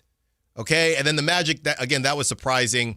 The Nets, that's just the New York of it all. Also, an explanation for the Toronto one. So they play the Bucks, but their opening day is tomorrow. Guess what else is tomorrow across the street from the Raptors Stadium? That would be Game 1 of the World Series. So they moved up the start time of the Raptors opener to 3 o'clock because the World Series starts at 5:15-ish. There you go. That makes sense. Also, to the point of the Kings, I get it. They're in the same category as these very good teams, but I'm sure they're playing some really good team that people would want to come see on opening night. That's actually a great point. They are sitting what? So that would put the Kings in the, if they're not top 10. Top 10. Yeah, that puts the Kings in the, no, they're 12th. They're technically 12th. Okay, so top upper, just like the Kings offense, above average. Yeah, slightly above average. The crazy part is they're not playing the Warriors. They're not playing the Lakers. They're playing the best team in the NBA right now. They're playing Walker Kessler's, better than Lauri Markkanen, and they're going to lose him to restricted free agency. Walker Kessler's Utah Jazz. You like jazz? Bryce Sensabaugh's Utah Jazz. Oh, Bryce Sensabaugh played 20 minutes yesterday. So this is the type of stuff we're talking about. You cannot ask people to pay their hard-earned money. Or you can. They just won't. Eventually they won't. And I know how passionate the Kings fan base is. I'm not saying this season.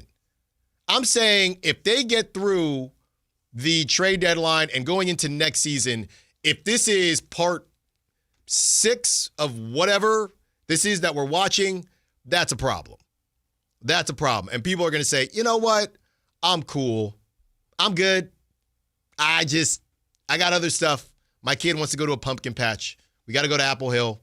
I'm going to buy an apple turnover. That's what I'm going to do. You're not the common fan by any stretch of the imagination, but I imagine you're going to have a couple times this year where you're getting ready to go down to the arena and you're going to look in your daughter's eyes and you're going to be like, not tonight. We can watch it from home. If they're sitting in the dumpster, I'm going to say, you know what? Yeah, let's throw on Daniel the Tiger. Let's throw on Miss Rachel. I'm cool. I'll put it on my phone. We're all good. 3 p.m. in the afternoon game. We're solid. We're solid. The Colin Cowherd, you know what? Thanks, LeBron, but we're good. Ben Simmons is here now. 916. Ben Simmons is coming? Honestly? No. No. look, man, I know he doesn't want to play and he's, the injuries and things like that, but I think the craziest part to me, I can't get over this. I cannot get over this. All of the conversation that we had, I think I'm going to grind some film during the break, and we're in the middle of a 30-minute segment, but I got to rewatch Grayson Allen. I have to rewatch Grayson Allen because to have 12 guards on a team and here's the crazy thing, Kyle, and I know assists it's not all connected, but Grayson Allen, the most assists on the team or in the game went to DeMar DeRozan at 9. Okay, that's an aberration. That's fine. But Grayson Allen, Kyle, you know who Grayson Allen tied when it comes to assists? Who? The top 30 point guard who you gave $15 million a year to over each year for the next 3 years, 2 years guaranteed, and the savior of the franchise in 2025, 2026, Dennis Schroeder. They both had 7 assists, Kyle. Jesus, that's actually really sad. Westbrook only had 1. So Schroeder and Westbrook combined had the same number of assists as Grayson Allen. They technically had 1 more because Schroeder had 7. Oh, okay. So he tied Grayson. Jesus, man. Ugh. 18 minutes. And I know Westbrook had a couple hockey assists on the fast breaks. But Keon played 13. I mean, if you're Doug, and we can talk about some adjustments here. If you're Doug, and I would even say the organization at large, Westbrook should not. I don't care. This is my point about the Grayson Allen thing. And I know Keon's not a great playmaker, but that's also why you have Nick Clifford in there. And I get it, Nick Clifford is a rookie. But I don't see a world where Russell Westbrook needs to be playing more than Keon Ellis. I don't give a dang about playmaking to that level. I don't. You have no shooting without Keegan, okay? I would rather see Keon and his lack of playmaking and his plus defense. Keon had that steal that was probably a kickball, but they didn't call it. Keon had a steal in that first half, all right? So to me, this is ridiculous. Well, this is completely ridiculous. And this is why, and I got to say something to the good people of Sacramento. This is why everybody was ticked off on that day. I called in and I did say, look, I think Russell, and this is what, I said it. I said, let's see what happens. They want to bring in Russell Westbrook? Cool. He's a Hall of Famer. If he starts taking time away from certain guys, that's a problem. There's only been 1 game, only 1 sample size, but he got almost 19 minutes and Keon Ellis got almost 13. That is why people were proactively upset. That is why people were proactively texting in, calling in, saying, this is BS. That is why. And I wanted to give them the benefit of the doubt, and it's only been 1 game. We'll see what happens next game. But Grayson Allen put up 7 assists. You don't need to play Russell Westbrook nearly 20 minutes. When Keon has been with this team, Russell just got off the plane, right? Oh, what's gonna happen with Russell Westbrook and his stamina, right? He's got to get into playing shape. He hasn't been playing. Keon's been riding for you. You did this whole thing where Mike Brown was a scapegoat with the doghouse thing. Is he in the doghouse now? No, they just have 4 million guards. It's ridiculous. Well, DeRozan had those 9 assists, and I feel like that was kind of the point that smart basketball people were making, is like DeRozan can be a facilitator and a ball handler. Like, it's not perfect, but it's fine. I think that's part of it, too. I can't believe Dylan Brooks took 24 shots in that game, but... And they let him get away with it. Yeah, he was trash, but they let him keep shooting. He's a positive, too. Yeah.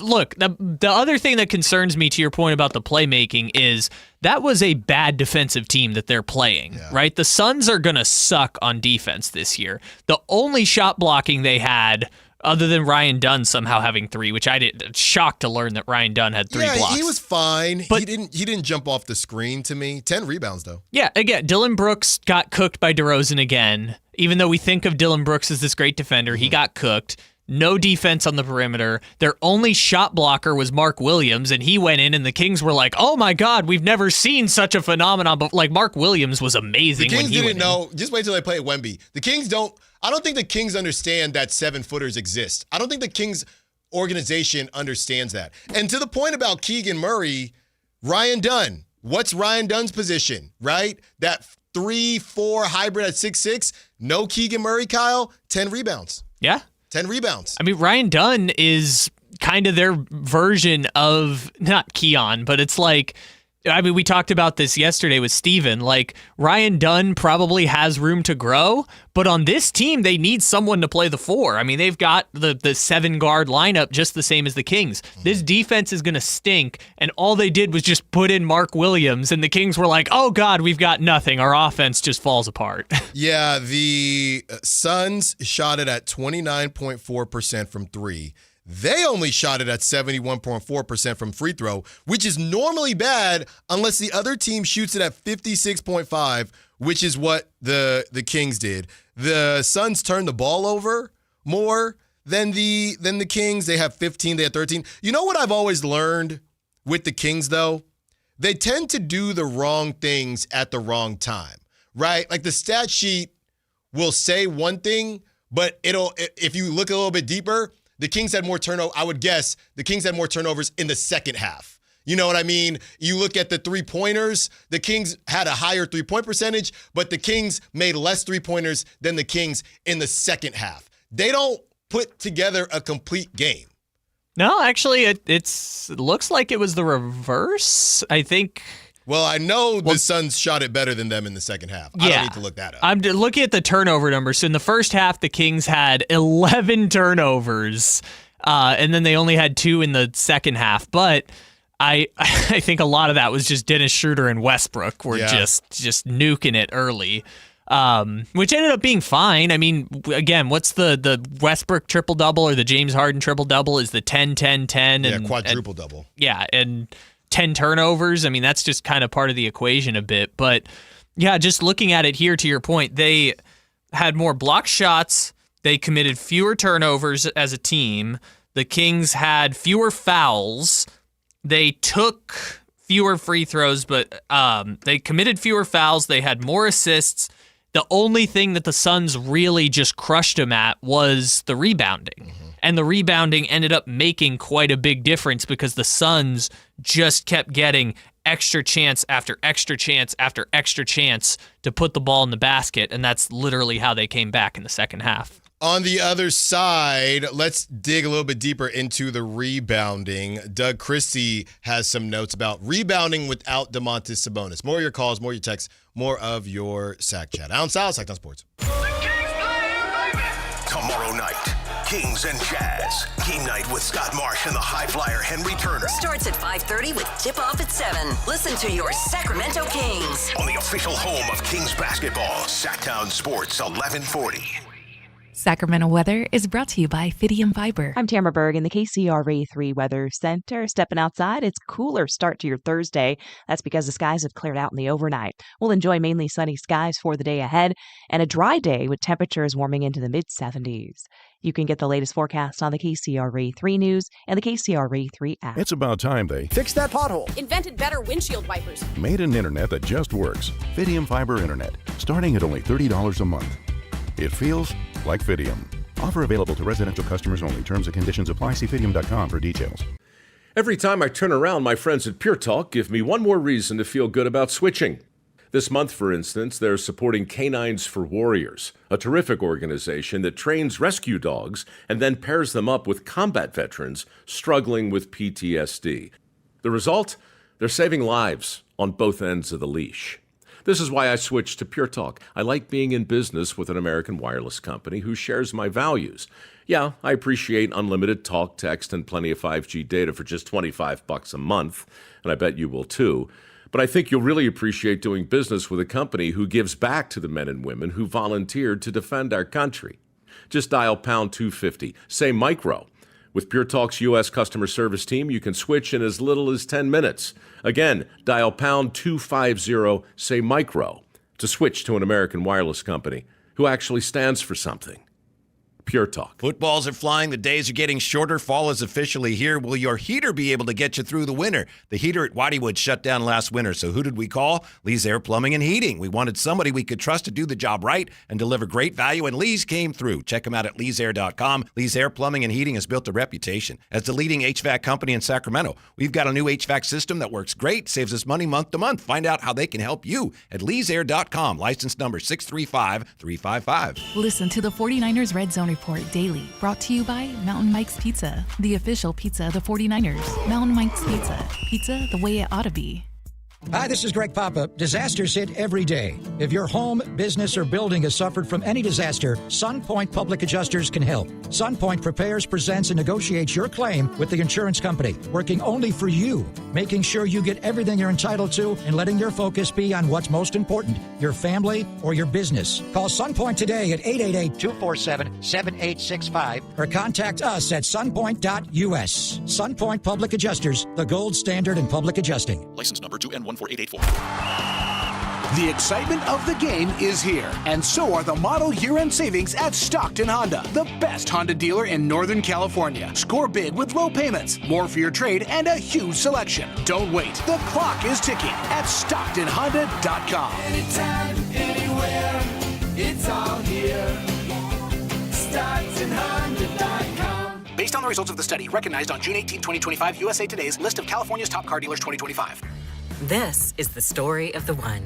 As a custodial supervisor at a high school, he knows that during cold and flu season, germs spread fast. It's why he partners with Grainger to stay fully stocked on the products and supplies he needs, from tissues to disinfectants to floor scrubbers. All so that he can help students, staff, and teachers stay healthy and focused. Call 1-800-GRAINGER, click Grainger.com, or just stop by. Grainger, for the ones who get it done.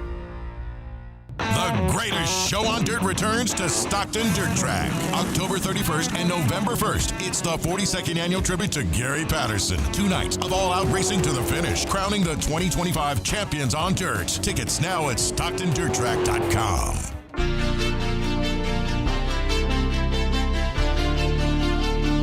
Grayson Allen pass to Booker, turns, 12-footer off the dribble. Good. Back to a 2-possession game. It's 115-111. Allen Stiles. Watch the show on youtube.com/Sactown Sports 1140. Or listen on the Sactown Sports app. 30 minutes, we will have that secret keyword for you for the Kimpton Sawyer, as well as tickets to see your Sacramento Kings take on the defending champs, the Oklahoma City Thunder, as well as $200 to Revival. You can disperse that for the game, after the game, however you want to do it. Okay? Anytime. It could be another anytime. day. Doesn't even have to be at the game. Okay? So, or the day of the game. So we have that for you. We will also be joined, maybe even in 15 minutes. Let me check my phone. I told the roundtable, because they might have to leave early. I told them they could pop up early if they wanted to. Doors always open. Doors always open. So Frankie might pop in early, but either way, they will be here at 12, and we are going to talk to them about everything that's going on. Real quick, though, and I wasn't paying full attention, to be fair, because, just running around, and it's the volume was super low. There was something crazy going on with Chet Holmgren's ring as they were showing off their rings on opening night. I'm going to sound like get off my lawn, and I know I'm wearing my beard a little bit longer, so the grays are right there for me, and Dave thinks there's something in my beard. No, Dave, that's just age. That's just working with you, Dave. I didn't have these grays before working with you, Dave. But anyway, I'm going to go a little bit get off my lawn. These rings, they're starting to do too much. I mean, do we really need, they got caves and secret passages. When you open up the ring, you'll see a garden gnome, and you'll know that you're moving in the right direction to get to Alice in Wonderland. I like a classic ring. We're doing too much with the rings. Where are you wearing that type of stuff? Then, you end up having, I know Shay already got a kid. They take it apart. Now part of your ring is missing. I just like a classic ring. All these nooks and crannies, it's just too much. This is according to SB Nation. Apparently, there is a ring inside the ring. No, that's stupid. You push a button, it opens, and there is a ring. That is ridiculous. There is a detachable inner band personalized with the player's signature and jersey number. This is and I'm not even going to say it's a Gen Z ring because they've been doing this for a while. I'm not big on the detachable stuff. Just like I'm looking at this on Shay's finger. Where are you wearing that? Because you can see some of these older champs, they're doing their hits or whatever, their radio shows or TV hits, and they're wearing them and you can see it. But Shay, it's ridiculous now. These rings are ridiculous. You know what's funny is that people were talking about this in the NFL circles after the ring was released, and there were a bunch of people that were saying there are people within the NFL who are complaining the rings are too big now, that the guys can't even wear them on their fingers. It's insane. Where are you wearing this stuff? And because if I had a ring, I'd be trying to wear that thing everywhere, but I can't wear that. The ring's outer palm side, this is according to the NBA.com, the outer palm side features a tribute to the Oklahoma City's National Memorial's Gates of Time and Reflecting Pool. In 14-karat white gold, the gate's shape is engraved between a pair of round sapphires meant to invoke the water that shimmers between them. What the hell did you just say? I don't know. This sounds like Lord of the Rings. Yeah. I'm telling you, this is like Narnia. Open the ring. When you walk past the ring, you will see a woman with flowing red hair. She'll tell you, do not pass go and collect 200. What are we doing with these rings, man? Yeah, I tried to read further into it. So apparently they have engraved on the side the Oklahoma City bombing memorial, essentially, is carved out in No, that's cool. diamonds. No. I don't have a problem with the bells and whistles. It's just the detaching. Yeah, the detaching. Well, the detaching one, I don't know if you saw the video of it. It has all of the players' numbers engraved within it. I mean, some of these guys didn't even play. Yeah. Really? We need Jalen. We need the which one's the one not from Santa Clara? We need that. Oh, his that number need to be Jalen on Williams. there? The bad Jalen Williams. The vibes guy, Jalen. Really? That is so funny, by the way, that he became a meme just for going ooh, in the background when Shay said I'm watching something. this. This is insane. Because you're not just going to wear the smaller ring because nobody would know it's a championship ring. So there's no point to that smaller ring. Zero. I'm watching this thing. This is stupid. There's a smaller ring inside. And then what do you do ring. with the top? You're going to put, like I said, Shay's kid is going to be running around. Daddy, I got the top of your ring. This is stupid. It's so stupid. Can we just get back to just normal rings? Normal 80-karat rings. Just make them as crazy as you want. But the detaching, you got a ring and a ring. You can't wear it anywhere. You're going to bang it on a door. You're going to bang it on a door. And all of them are big as hell. So they're walking around big as hell with their big old rings. They whack it on a door, and the mini ring goes flying. The mini ring goes flying, and a squirrel picks it up. This is crazy. I just thought of a super cynical one, too. If all the players' numbers are engraved on the inside of their ring inside the ring, when the day comes that one of them decides to sell their ring, you're going to know for sure whose it is because it's got the number engraved inside the ring inside the ring. Inside the ring, inside the ring. The ring inside the ring. Inception. That's what we're doing now. One ring isn't good enough for these kids. It's the Inception ring. The Thunder have the Inception ring. And you're wearing that second ring nowhere. You're wearing it absolutely nowhere. All right. What a fun Thanks flex. for my TED Talk because I can't do it, man. What a fun flex, though, to have the ring here and the smaller ring there. Stupid. It's stupid. Speaking of stupid, okay, it is stupid to try to win a basketball game without rebounding. Senor Segway strikes again. Let's hear that's a 3.5. Let's hear what Doug Christie had to say about attempting, and that the operative word there is attempting to rebound without Domas. Here it is. We have to come back. We have to gang rebound. We got to make sure that we are hitting the boards, hitting first, making sure that we're checking people and going back and pursuing and getting the ball. I have to look at it, but sometimes, the ball's even bouncing. Just you can't be a step slow in that moment. We have to be the aggressor and go get the rebound. You don't got to look at the tape, man. I'll tell you, I watched it. You ain't got to look at the tape. I mean, Doug has to. Like, no, you don't. They could have lost that game by 30, and you got to go back and look at the tape. Yeah, we know. You know, and speaking of, Peg on the chat is saying Schmallen Isles, where he at? I got burnt last night. Peg, the only way you got burnt, Peg, on Prop Talk is if you followed Kyle's 10.5 rebound for Drew Eubanks. It was 7. Well, he didn't hit it either way. No, he didn't even come close. Because I just everybody else hit. Someone had to get the rebounds. Yeah, that's great. So everybody else hit, Peg. So you must have followed Kyle with the 10.5 rebounds because everybody else. That was a winter wonderland yesterday. DeMar hit assists. I told you about the assists. He hit assists and points. Schroeder hit assists and points.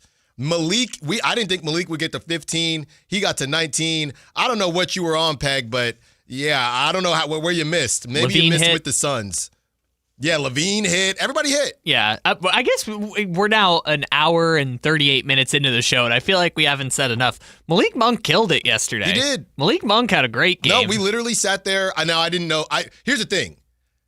I didn't think that Malik would get to 15.5, which was his line. I also didn't think Malik would play 27 minutes.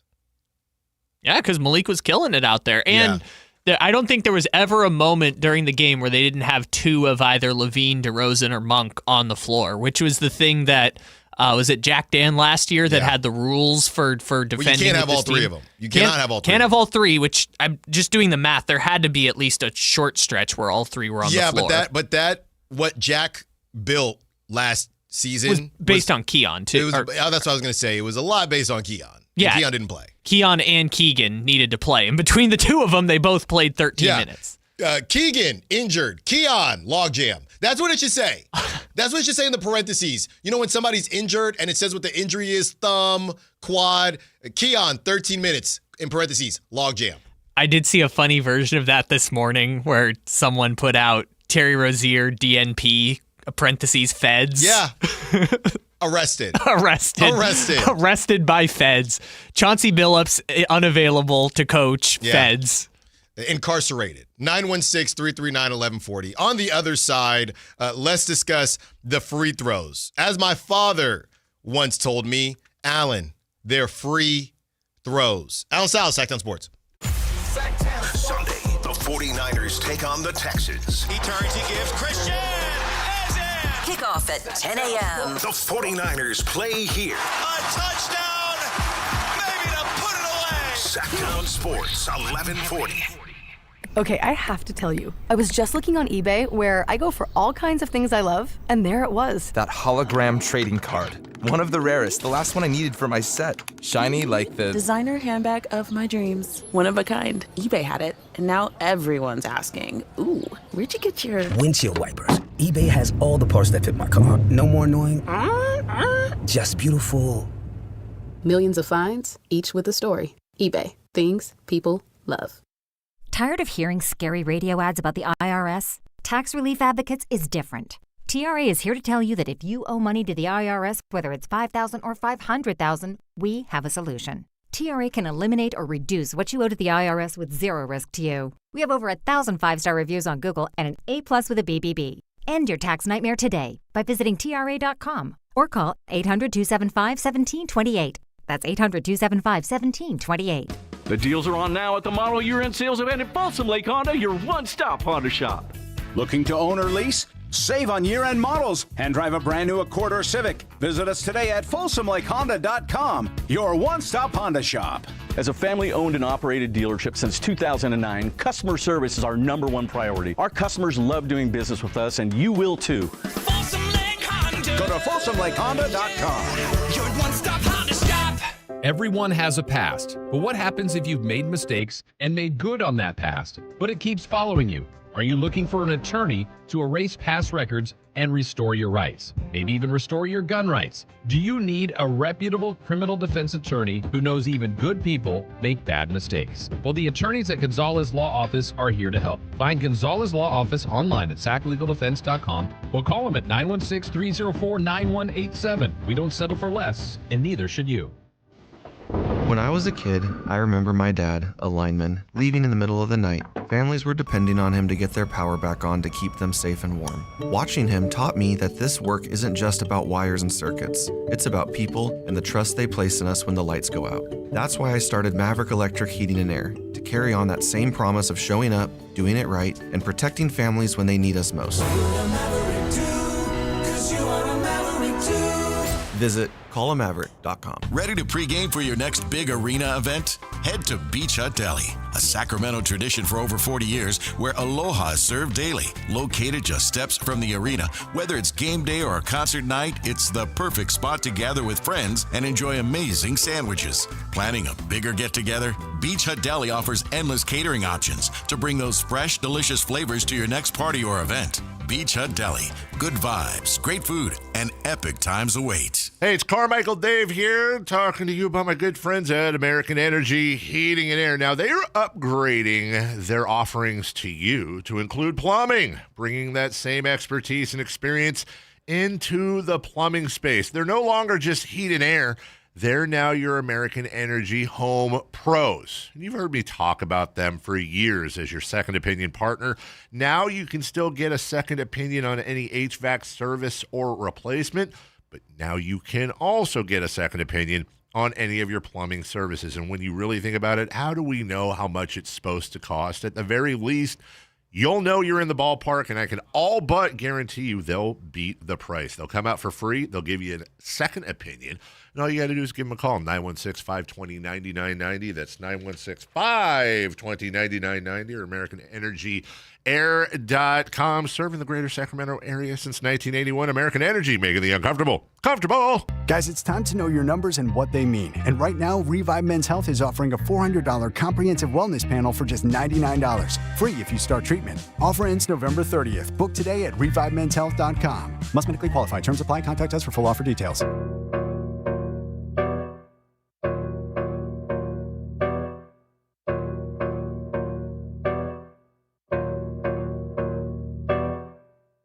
Allen Stiles You can join the show by texting 916-339-1140 on Sactown Sports.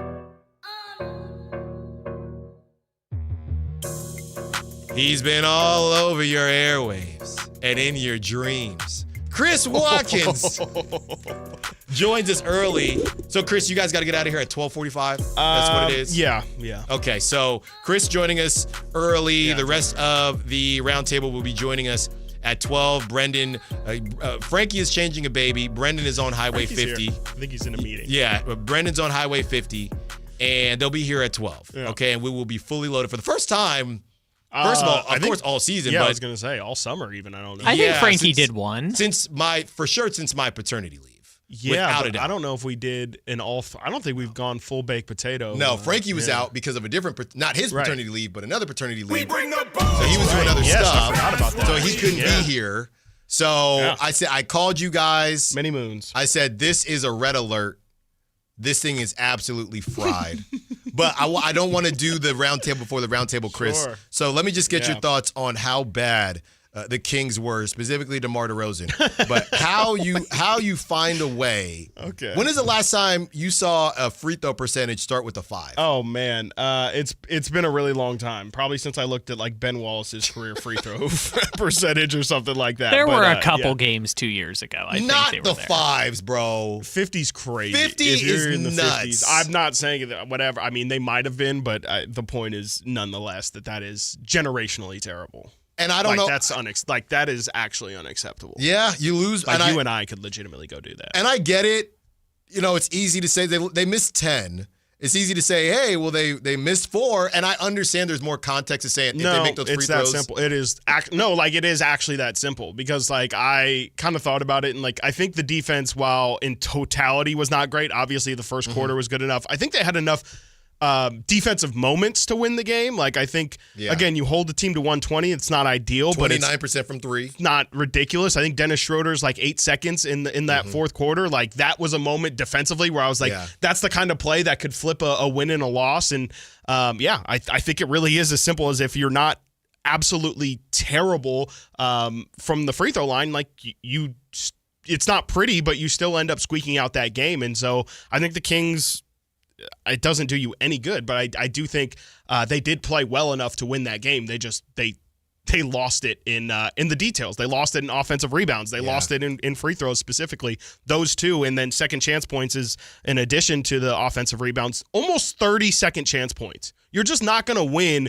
when you're giving a team 30 extra points of a second opportunity when you did all the work to stop them the first time. You know, I honestly thought, though, Chris, to the second chance points, I thought it'd be worse. Because the Kings should have been it should have been worse. The Kings 100%. Had 22. Yes, and that's executing your second chance points to the max. Yeah. But they just had so many opportunities, so many bites at the apple that the Kings couldn't help. I mean, if you give up, 18 offensive rebounds, they're of course going to score 30 points. Like second chance opportunities in general are usually the easiest points, the most wide open buckets you're going to get. So the fact that they even got 18, honestly, the fact they only held them to 30, I guess to your point is a weird accomplishment. I thought it'd be worse to 28. And honestly, we've been giving the Kings a little bit too much credit because the biggest lead was not 17. It was 20. The biggest lead was 20. Yeah, they were up 20 at one point. The biggest lead was 20. The vibes, Russell Westbrook's throwing lobs, things like that. The Westbrook thing, and we're going to talk about Keon, and it's not the doghouse. It's a log house. It's not the dog house. Is it a log house? It's a log house because of the log jam. Oh, so Keon went from being in the dog house to the log house. I like it. That's where we're at right now. Yeah, so Russell Westbrook can walk into three-pointers at the top of the key with 20 seconds left on the shot clock. Yeah. That's cool. It wasn't pretty. Just for reference, Chris, this was Doug's quote about Keon's minutes. Oh, I heard. In these situations, we have a log jam, so it's going to come down to who's playing. Yeah, that's a great point. It that will is come true. down to who's playing. It makes perfect whoever sense. Whoever plays ends up getting the minutes. Yes. And that's whoever scores more tends to win. Will win. Tends to. Yep. I think. Yep. We're having some fun. I don't know. The Kings. Kings. We love Doug. Kings were testing that yesterday because they were better in almost every category except rebounding. Yeah, and Chris, I mean, this is a red alert for me. Did you see with them brothers in Utah? Yeah, scary.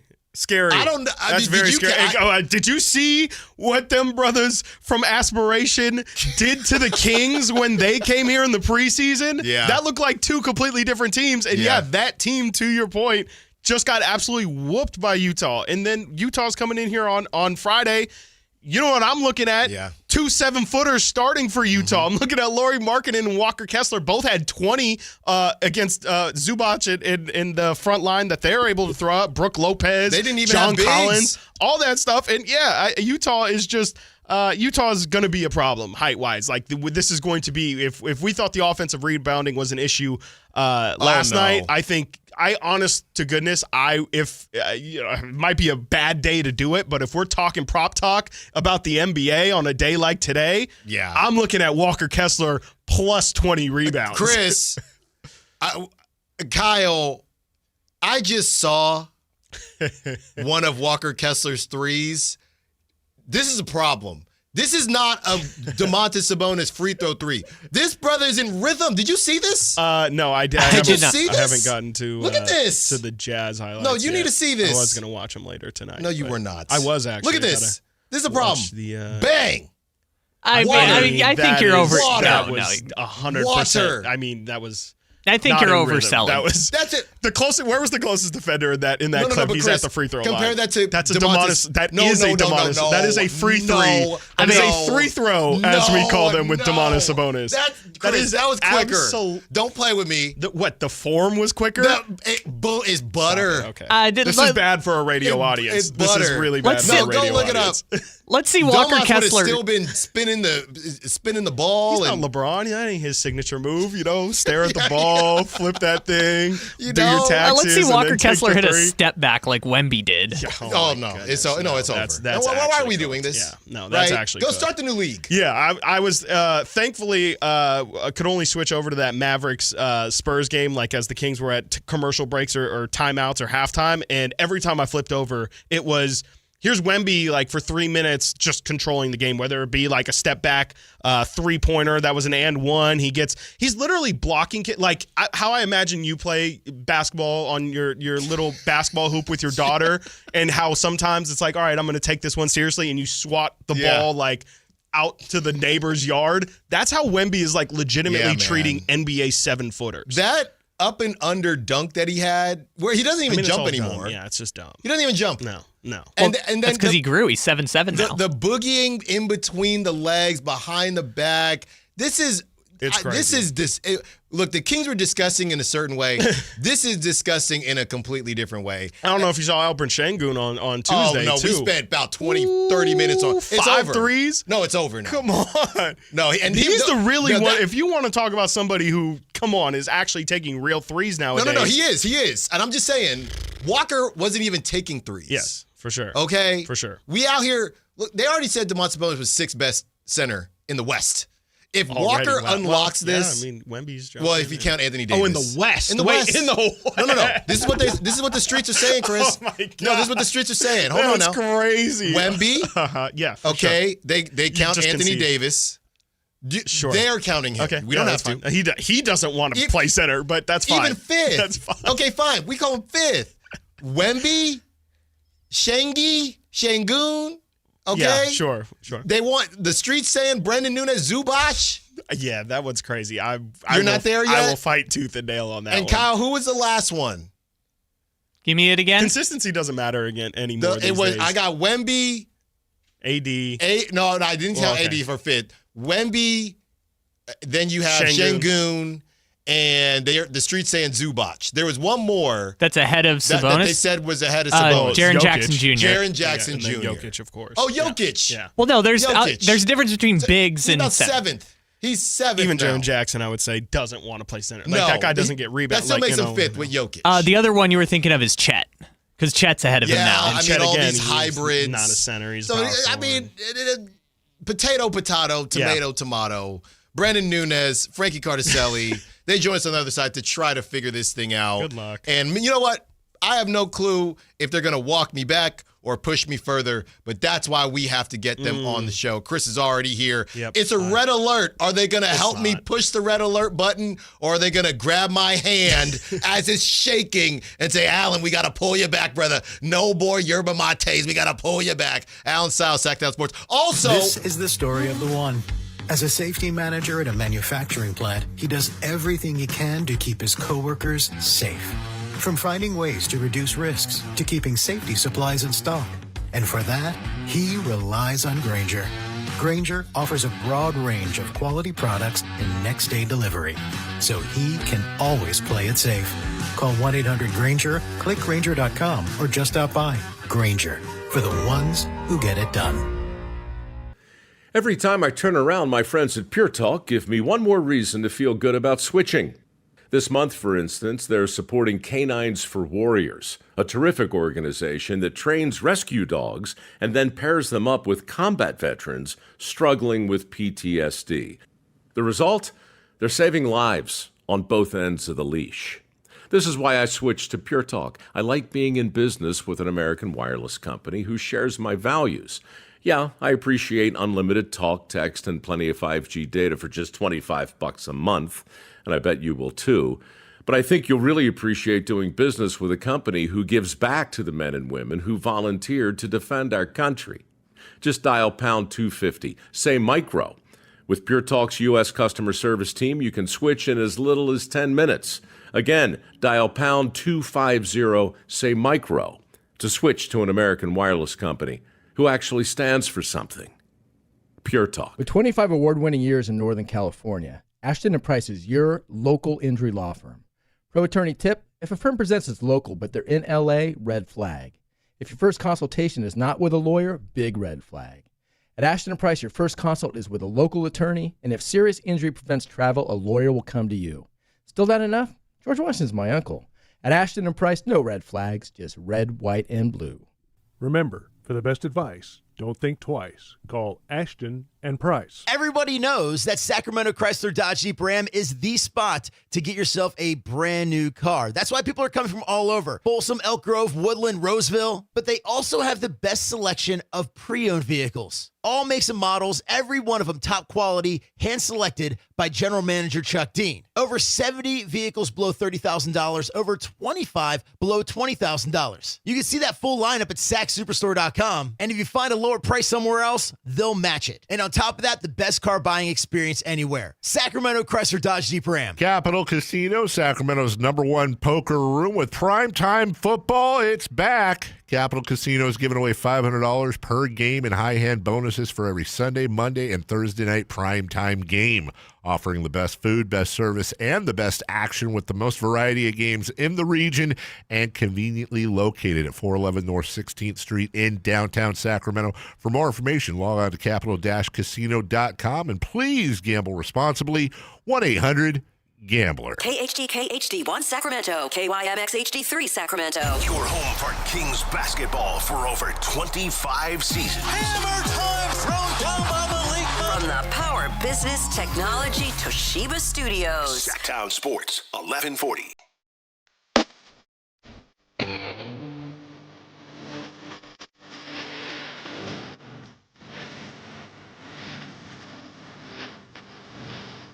Your home for Kings talk and so much more. Live and local. Allen Stiles on Sactown Sports.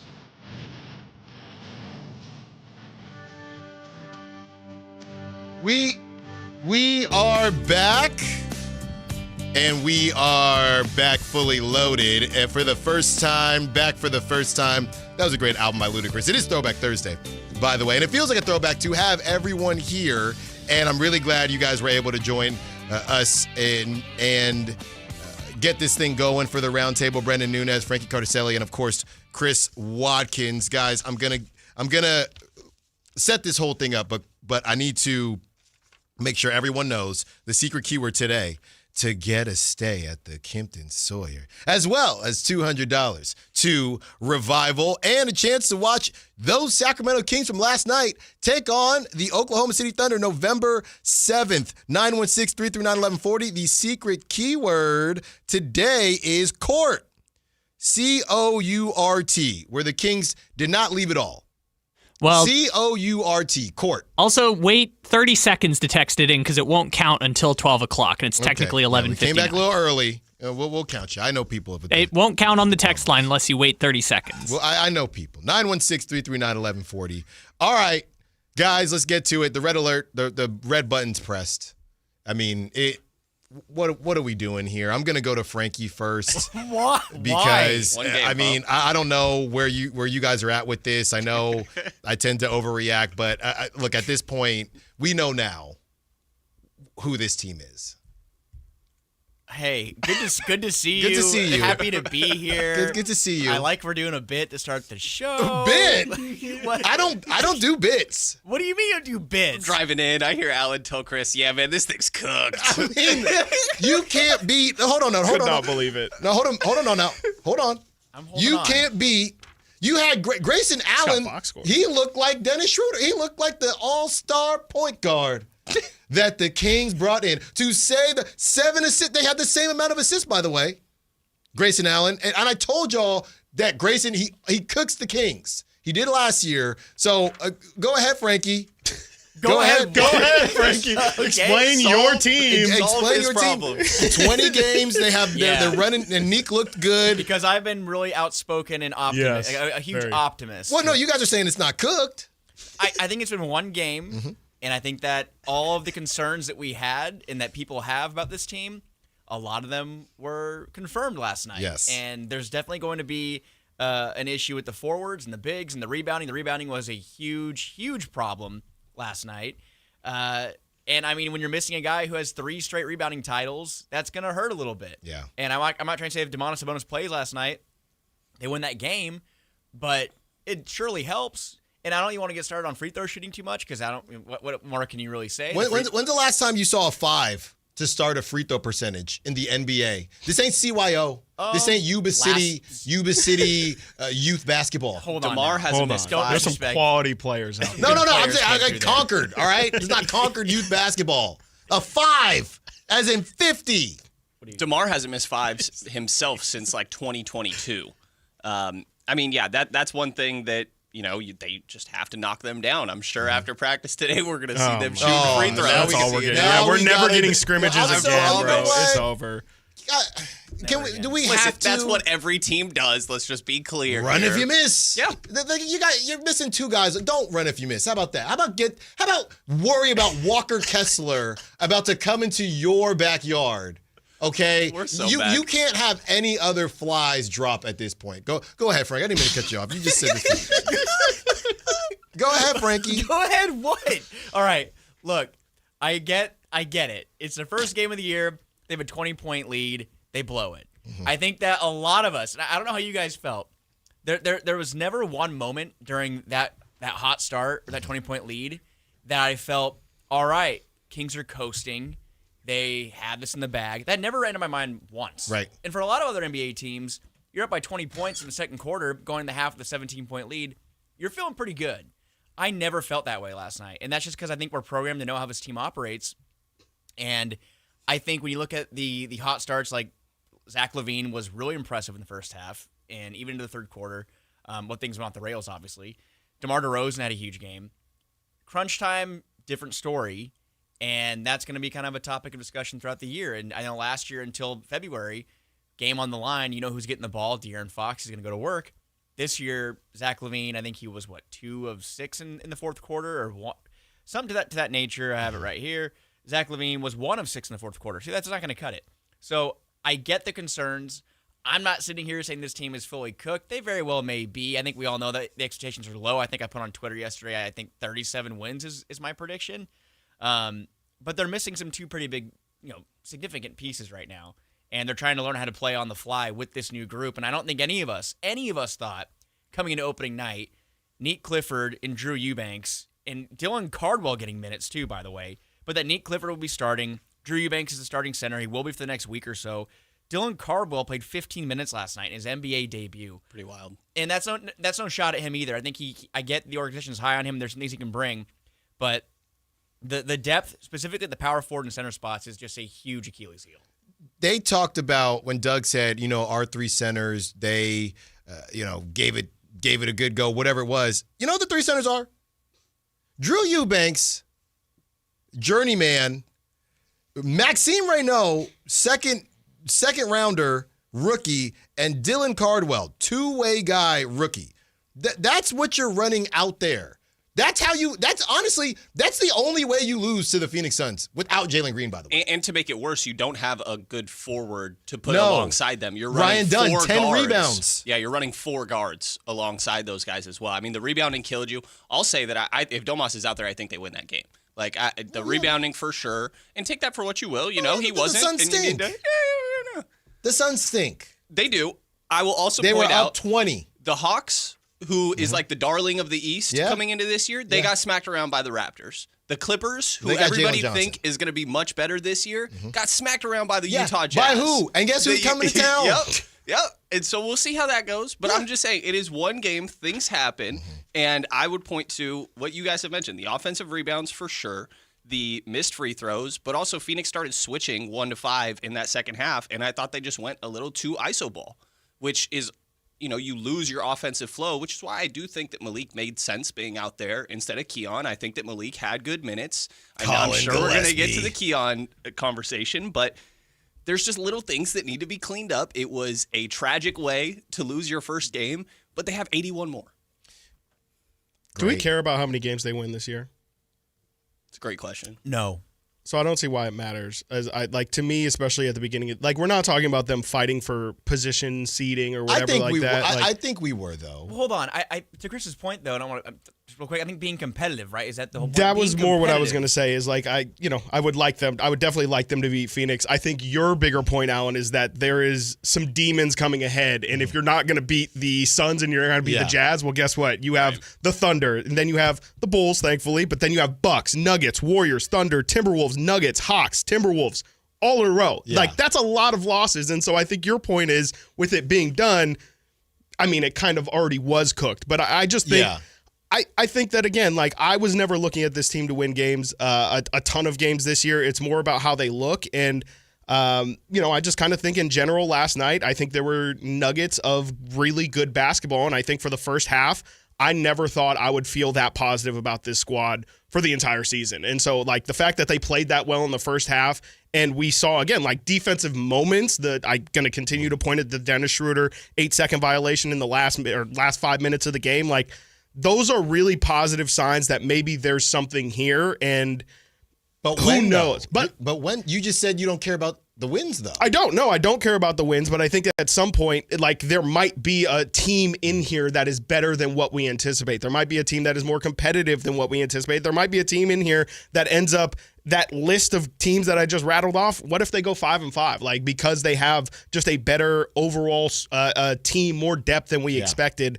It's more just that I didn't expect it to look as good as it looked for a half. And I think the fact that they showed signs on the defensive end shows me that maybe it might not be a completely embarrassing season where we're just sick and tired of every game that's played. Like, I think that there were actual moments that made me think that this team could be fun, which was always my argument from this jump, was that everyone was super down on this team. This wasn't going to be fun. It was going to be miserable. I just thought people were going to enjoy them being competitive. And say what we will about last night, like, that was a fun game to watch. It was a competitive game. I would have rather them not blow a 20-point game, but they did not completely let it go away from them. They continued to fight, and again, they showed moments. So I'm not happy with the loss. I don't think I think that you can't drop games in which you pretty much have to win because you have such a tough sledding schedule right in front of you. But ultimately, like, I just my expectations for this team I just don't have any expectations. I was going right? to literally piggyback and say the expectations, if they're low going into it, you can leave room to be impressed. And I think a lot of us right now, and you play to win the game, I get that. I'm not saying that, you fan how you want to fan. Don't go into the games and be like, well, they're going to lose anyway, so what's no, maybe they will be surprised. Maybe they'll be 3 games back of the 8 seed in February. We don't know.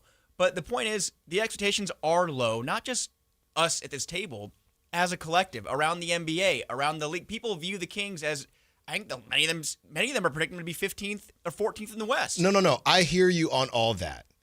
I do. And that's the truth of the matter. That's what it is. The way I'm approaching this is there's always a team that surprises people.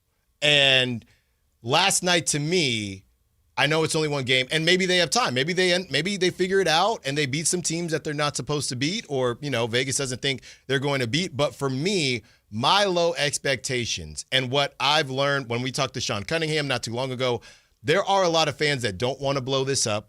There are a lot of fans that want to believe that they will be the team. Because Beam Team season, there's always a team. Mm-hmm. Beam Team, they blew Vegas out of the water. Last season, it was the Pistons, right? So there's always a team that does it. So my thought process is my ceiling, and it goes into expectations.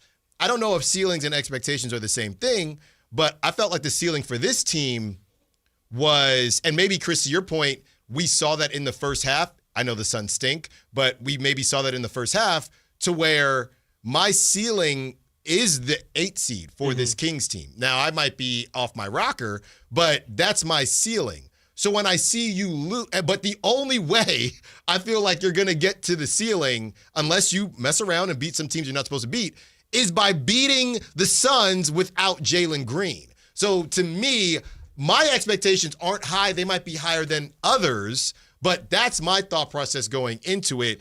And if, okay, you just lost to the Suns and the Jazz. So the 8 seed, it is a ridiculous thought. I would just say that the Beam Team season, I think they started 0-4 or something like that. Like, I think that there's just always time. Like, again, it would be one thing if they got blown out from head to toe and from whistle to whistle, but I just think that they could surprise us. Look, that schedule is absolutely brutal, and it keeps getting worse through. I mean, you've been more pointing at like the first 20 games, which is really like just where it's absolutely brutal, and they might not even be able to recover from playing through that schedule. But I just kind of feel like there was kernels of positivity in there that I don't want to gloss over because they lost a 20-point game, which happens every single night in the NBA. Like, it just sucks that it happened to them on opening night, and it's the only game that we have to go off of. But I just kind of think that last night was to me, they just performed exactly to expect. Like, I think that is exactly what the league expects the Kings to be this season. Sure. And to your point, I mean, I think they just aren't right at this moment shaping one game in. They're just not shaping up to be a team that's, going to surprise people. But again, like we're so early, there's still so much time. Last season, to your point, Allen, they went 13-30 against teams 500 and above, and 500 and below 27-12. So I get what you're saying. They need to take care of business in these sort of matchups.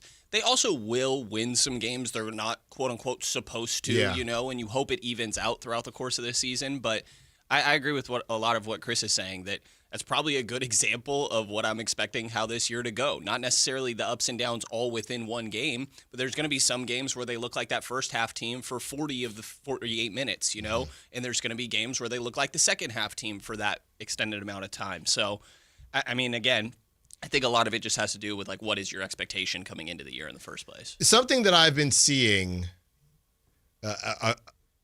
fairly often on social media today, and a couple people said it on the text line, was the adjustments and second half adjustments. My initial thought when I saw that was, I don't know if there were adjustments. I think the Suns figured out because they just had no clue who they were going to be offensively, right? Dylan Brooks took 8,000 shots. And then in that second half, they said, okay, Grayson, take us to the promised land. Grayson and Colin Gillespie and Royce O'Neal. Hey, we're kind of used to playing without Bradley Beal and Kevin Durant anyway. Let's get back. Grayson, you got paid a good bit a couple years ago. Let's put you in the hybrid point guard and see what we can do, rock and roll from there. And it worked. So that's how I took it. And then that affected the offense because the Kings weren't getting stops. They weren't getting into transition. And I think Zach LaVine even shoots the ball much better in transition. That was my thought. I didn't look at it as a Doug not making adjustments type deal, but I want to get your guys' thoughts. Frankie, did you see the second half as an area where Doug I'm purposely not talking Keon because I want to spend a full segment on Keon, but outside of Keon, would you agree with the idea that there were some adjustments that could have been made, or do you more so agree on my end? Did the Suns just start to figure out because they just had no clue what they wanted to do offensively in the first half? Kings rotational? Could things have been done differently? I don't know. Just people are saying that the Suns made adjustments, and I guess offensively, they made adjustments, and the Kings did not. I don't know. I mean, in the first half, the Suns were struggling from the field. They really just weren't knocking shots down, and it kind of comes back to and they had a couple good looks, too, and I think the Kings' three-point defense has been under a microscope for a while now. I think they've been near the bottom of the league in three-point defense for years now, even when they were, I'm saying winning, but, the playoffs in the last two play-in years, the three-point defense still has been horrible. And in the second half last night, they kind of turned on its head. They allow Phoenix to go 7-17, 41% in the second half. Fourth quarter, I think it was even worse. Fourth quarter, 4 of 8, 50%. There's your game right there. I mean, there's one of your aspects. And we talked about rebounding, free throw shooting, but it kind of comes back to another Achilles heel of this team. We talked about they don't have the length, the forwards, the bigs. They still have to figure out their perimeter defense. What we see all preseason, and I know it's preseason, but they were getting torched every night on the perimeter. And when that happens, you're not going to be able to survive games in the NBA. If your opponents just get hot from three every night, everyone can shoot threes now or attempts to shoot threes. That's what's going to happen. And I feel like from the rotational, like the Doug aspect of things, like Brendan pointed out, Malik, what he can do and kind of his versatility and how he can play make. He was knocking down a lot of mid-range shots last night, some tough followays. Like, his offense was dialed in last night. You kind of needed him on the floor when no one else was even bringing that consistency in crunch time. He was getting hunted a bit. He was a little bit. If Malik on the defensive makes that dunk, nobody is talking about Keon should have played over him. He was never going to make that dunk. I pause it. I don't know, No, pause it. He got elevated. It was not. Sometimes you got to throw it would have in. been a throw in. That's fine. Yeah. That's fine. He That's did not. No. I know angles. What do you mean by that? It was back rim Johnny. I'm just saying who? So it wasn't. So he threw it too far, even. So he wasn't high enough to throw it. He was up there though. Guys, he knows angles. Come on. He was up there. I know angles. What do you mean by that? I know geometry. Go ahead, Brendan. I mean, I think the big thing was Phoenix started switching 1 to 5 in that second half, and I think it took Sacramento out of their offensive rhythm, and then you start missing some shots, and Phoenix is able to get in transition a little bit, and I thought that's where they started to get momentum. The crowd starts to get back into it. Some of these guys, Grayson Allen, Royce O'Neal, Colin Gillespie, are hitting shots, and then all of a sudden they have a new confidence to them. So I really thought that it was Sacramento's, I mean, there are defensive flaws here as well, but their offense really getting bogged down specifically in the half court, because also paired with that, not getting your own stops, you're limiting your own transition game, which is where everything gets the most simple for the Kings. So that half court offense just, you're getting switches that are taking you out of your initial action and slowing that down. Then all of a sudden, DeMar DeRozan has someone on him, and he's like, hey, I'm going to take this. This is a favorable matchup, but everybody else is kind of standing around. And that's not just a DeMar thing. You saw it with Zach and Malik and Russ and a bunch of these other guys. But I thought they got taken out of their offensive flow in the course of all that, and it leaked over into everything else that was going on, which is why I think Malik makes sense, because you are in a situation where you're getting a little bit more mismatches. You need more guys that are able to put the ball on the deck and make plays. Do we know if the Dylan Brooks, DeMar DeRozan thing is actual beef or just Dylan Brooks being Dylan Brooks? Real beef. Didn't DeMar say something last year? They got him in Houston. Yeah. In Houston. I'm not sure what Right, he but said, I don't know if it's just Dylan being Dylan or there's real beef there. I feel like I remember DeMar being like, I don't. That does not look like fake smoke. I could be Well, wrong. maybe, no. but I guess what I mean. Yeah, I guess to your point, Chris, it's Dylan being Dylan, which has turned into real beef. Yes, because of Dylan being Dylan. Yeah, it is now. Yeah, it is saying now. Like it's any off-court stuff. I don't think it's any off-court right or any stuff. story. No, you're asking where does it rank on the Dylan Brooks beef list? Yeah, I mean, because he's beefing with everybody. Yeah. But yeah, I like to see it from DeMar. You got to win the game, but I like to see it. That's what Dylan Brooks, he identifies who the quote-unquote tough habitual guy line is. stepper. Yes. And he goes after that quote-unquote tough guy. And is that why DeMar missed 5 free throws? It could be. I don't think. I mean, no. You never know. Yeah, you just do you? I mean, maybe. How much Can of free you throws say is that? mental? Yeah. It's Can like you say just that? being mentally taken out for half a second. Didn't he miss him in the first quarter though? No, he missed. He missed them all sprinkled game. it. He missed them all. He did not I don't know. discriminate. I think it makes DeMar more locked in. More than anything, like we saw him go at Dylan and have He was that. one really of 3 first from the one. free throw line in the fourth quarter. He was one tough. of 3 in And the free throw line. to make it easier, tough. he was 1 of 2 in the first 3 quarters. He went 1 of 3 in the fourth quarter. After the beef. Guys, let's talk Zach LaVine a little bit. This has been kind of a negative narrative when it comes to Zach LaVine when the game is on the line. What's when a positive narrative of Zach LaVine? He can shoot. Buckets. There you go. He can shoot. There you go. Get his highest scoring first half in 2 actually years. curious. Yeah. Well, then ... to there's always a caveat. Yeah, of course. When it doesn't matter. Yeah, right. Right. So that second half, guys, I don't know what the Kings did at halftime. Don't ever do it again. I don't know whatever they ate, whatever Doug said to them, just don't do it again. I saw Zach miss 2 threes that looked like Dylan Cardwell's free throw. Oh. I mean, it did not hit the rim. It didn't hit the rim. Well, did you guys hear G-Man's call, by the way? Have you heard G-Man's call? I don't know if Kyle On the can pull, free I don't know throw? if Kyle Yeah, can on pull the that free up at throw. some point, Yeah. but G-Man's call on I the can free send throw it last to you. night was. I need your reaction to it. Pretty at some epic. point. It's awesome. Honestly, G-Man just is such. He's so gifted, man. He's a treasure, and it made that moment. Yes, it's gonna be. Let's hear it. Cardwell tonight in his rookie NBA experience, playing 14 minutes, hasn't scored. There's 1 point. Here's his first free throw, and that one is a total disaster. That is about as ugly as it gets. That's being frank and honest right there. Hello, I'm Frank. You can call me honest. That was just horrific. Oh my gosh. That hit wide left and ricocheted off the backboard. Second one on the way, looks better. It's good. He gets 1 of 2, but only 10 seconds to go. Still a 2-possession game. 41 seasons of Kings basketball. Wow. G-Man is just like, man. It's good. Because you never. crazy. Well, the seen a thing lot, is, man. Yeah, he's like, I've seen a lot. I think No, he no, was I've seen floored that one. because the air ball, when you leave it short, is one thing. It's online. Yeah, right. left to right is tough. Left to right. You're Grayson just Allen, before the ball even hits the backboard, knows that is a brick. He's like, oh my god. Did you see Dylan Brooks Cardwell is tonight spinning in his around? rookie NBA. Cardwell tonight in his rookie NBA experience, playing 14 minutes, hasn't scored. There's 1 point. Here's his first free throw, and that one is a total disaster. Yeah, that total disaster is right, G-Man. But getting back to the Zach LaVine of it, didn't help his narrative, guys. I don't really know what to do with last night. He was so red hot, and then that second half, I don't know if the Monstars took his powers or what, but that was not good. That was not good, Frank. I mean, spacing is a key issue with this Kings team, and no Keegan Murray really amplifies that, but Zach is your best shooter. He's also your best scorer, and so you want the ball in his hands where he's most effective, but who else is spacing the floor out for him? You have Dennis Schroeder next to him, who honestly teams are not worried about him shooting. DeMar DeRozan teams are not worried about him shooting. And then one of the bigs out there, take your pick, any of the three, guys are not worried about them shooting. Right. You know, and Neat Clifford didn't take a three last night, I believe. Right.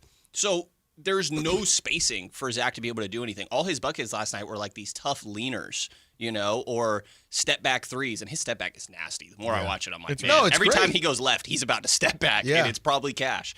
But he wasn't able to get to the basket. Like, there's no spacing that this team is creating for him. The screens to enable him to get downhill weren't there with some of these bigs that were running out there. Maxime, like, does not even fully set the screen and starts rolling early, you know? Dylan is new to that. Yeah. Max had a tough And I talked about this during the preseason because everybody knows #say the name. I wanted Maxime Reynaud on this squad. Even in the preseason, watching him, he's not as far along as I would have liked. Which is fine. Like, he's a second rounder for a reason. He's a guy that is a very raw talent and probably more of a 4 offensively, you know? So it's fine. I'm not like, that's not a, hey, I'm worried about Max's future. You know what I mean? It's to be expected in game 1. But I think Zach was in a really tough spot. He went, 2 of 10 from 3? Like, sure, that's, you don't mind him taking that many threes, but I just don't think he was able to get downhill, get to the basket with a lack of a big that's helping him do so, and just horrible spacing out there, which is a roster thing more than anything. And I guess maybe where Keon plays into it. Not that Malik isn't a good shooter himself either, though. Malik, he shot it well last night. He went 3 of 4. I mean, that was one of the best displays you're going to see from Malik in 27 minutes and 23 seconds. Defensively was a different story, but I mean, Doug had to leave him out there. There was just a lot going on. There was a lot of they almost look like hockey line changes at this point. I mean, I don't know. Good on Malik for finding a way to get into a rhythm. They did find him 27 minutes and Russ 18, nearly 19 minutes, which means somebody was left out of this Kings logjam, and we know exactly who that was. That was Ellis Island. Let's talk about the Kings guard logjam, who Doug admitted there was a logjam. Already talking about roster construction. That's great in the first game. When we return, we got the guys. It's Kings Roundtable. Allen Stiles, Sactown Sports. Download the Sactown Sports app. Sacramento sports in your pocket. This is Sactown Sports 1140. Hey, it's Carmichael Dave here, talking to you about my good friends at American Energy Heating and Air. Now, they are upgrading their offerings to you to include plumbing, bringing that same expertise and experience into the plumbing space. They're no longer just heat and air. They're now your American Energy home pros. You've heard me talk about them for years as your second opinion partner. Now you can still get a second opinion on any HVAC service or replacement, but now you can also get a second opinion on any of your plumbing services. And when you really think about it, how do we know how much it's supposed to cost? At the very least, you'll know you're in the ballpark, and I can all but guarantee you they'll beat the price. They'll come out for free. They'll give you a second opinion. And all you got to do is give them a call, 916-520-9990. That's 916-520-9990 or AmericanEnergyAir.com. Serving the greater Sacramento area since 1981. American Energy, making the uncomfortable comfortable. Hey, it's Carmichael Dave. I got to tell you, I am so excited to get this decking project started with Trex Decking and Railings. From the first time I stepped foot in the showroom last week, I was so impressed. So many color options. Heat-resistant composite deck. What does that mean? That means I don't have to do any maintenance on it whatsoever. They even have a deck designer, so you can go online and see what your dream deck will look like on your house. Just visit Trex, that's TREX.com to get it started. Tell them Carmichael Dave sent you. For 77 years, the Keys family from Naturewood Home Furnishings has been serving families just like yours and mine. Hi, I'm Frank LaRosa with Golf to Go. The Naturewood team takes great pride and significant effort to offer Northern California families a vast selection of home furnishings, most of which are made right here in this country. The kitchen table, which we purchased so many years ago, speaks to the enduring quality of the Naturewood product lines. We treasure memories made seated around that table with family and friends for birthday celebrations, school projects, and many late-night meals when the day just got away from us. Naturewood has provided thousands with home furnishings that not only last for generations, but also lead to everlasting memories of cherished times. Visit Naturewood Home Furnishings now during their 77th anniversary sale and get started making your own brand of memories. Meet the Keys family at Naturewood Home Furnishings off Highway 50 at Hazel. Look for the water wheel. This is the story of the one. As a maintenance supervisor at a manufacturing facility, he knows keeping the line up and running is a top priority. That's why he chooses Grainger. Because when a drive belt gets damaged, Grainger makes it easy to find the exact specs for the replacement product he needs. And next day delivery helps ensure he'll have everything in place and running like clockwork. Call 1-800-GRAINGER, click Grainger.com, or just stop by. Grainger, for the ones who get it done. This 49ers Red Zone Report is being brought to you by Mountain Mike's Pizza. Pizza the way it ought to be. Mac Jones throws. McCaffrey! He's got it! Touchdown! Touchdown! Touchdown! 49ers! Stafford gets under center at the 11-yard line. He takes it. He turns. He gives to Kyron Williams. He gets packed. I think he's short, Tim. I think he's short. And the 49ers storm the field. It is all over. The 49ers have won it in overtime. Ready, set, win big. When the 49ers win, you score. With 49% off any large pizza, only at Mountain Mike's Pizza. Celebrate every game day with your favorites from our legendary crispy, curly pepperoni, bold sauced up wings, garlic butter drenched sides, and gooey sweet desserts, all hot, fresh, and built for a Niners victory. Download the Mountain Mike's app, join Mountain Rewards, and turn every Niners win into a pizza party. Let's go Niners. Mountain Mike's Pizza. Pizza the way it ought to be. With 25 award-winning years in Northern California, Ashton & Price is your local injury law firm. Pro attorney tip: if a firm presents as local but they're in LA, red flag. If your first consultation is not with a lawyer, big red flag. At Ashton & Price, your first consult is with a local attorney, and if serious injury prevents travel, a lawyer will come to you. Still not enough? George Washington's my uncle. At Ashton & Price, no red flags, just red, white, and blue. Remember, for the best advice, don't think twice. Call Ashton & Price.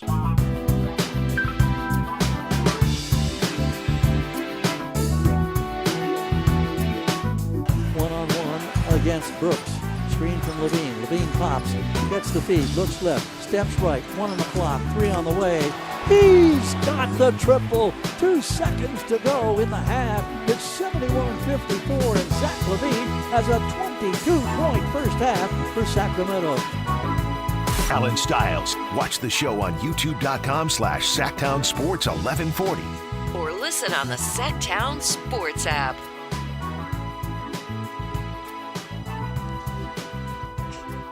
One more segment with you for the round table. Now the guys, Chris came in early.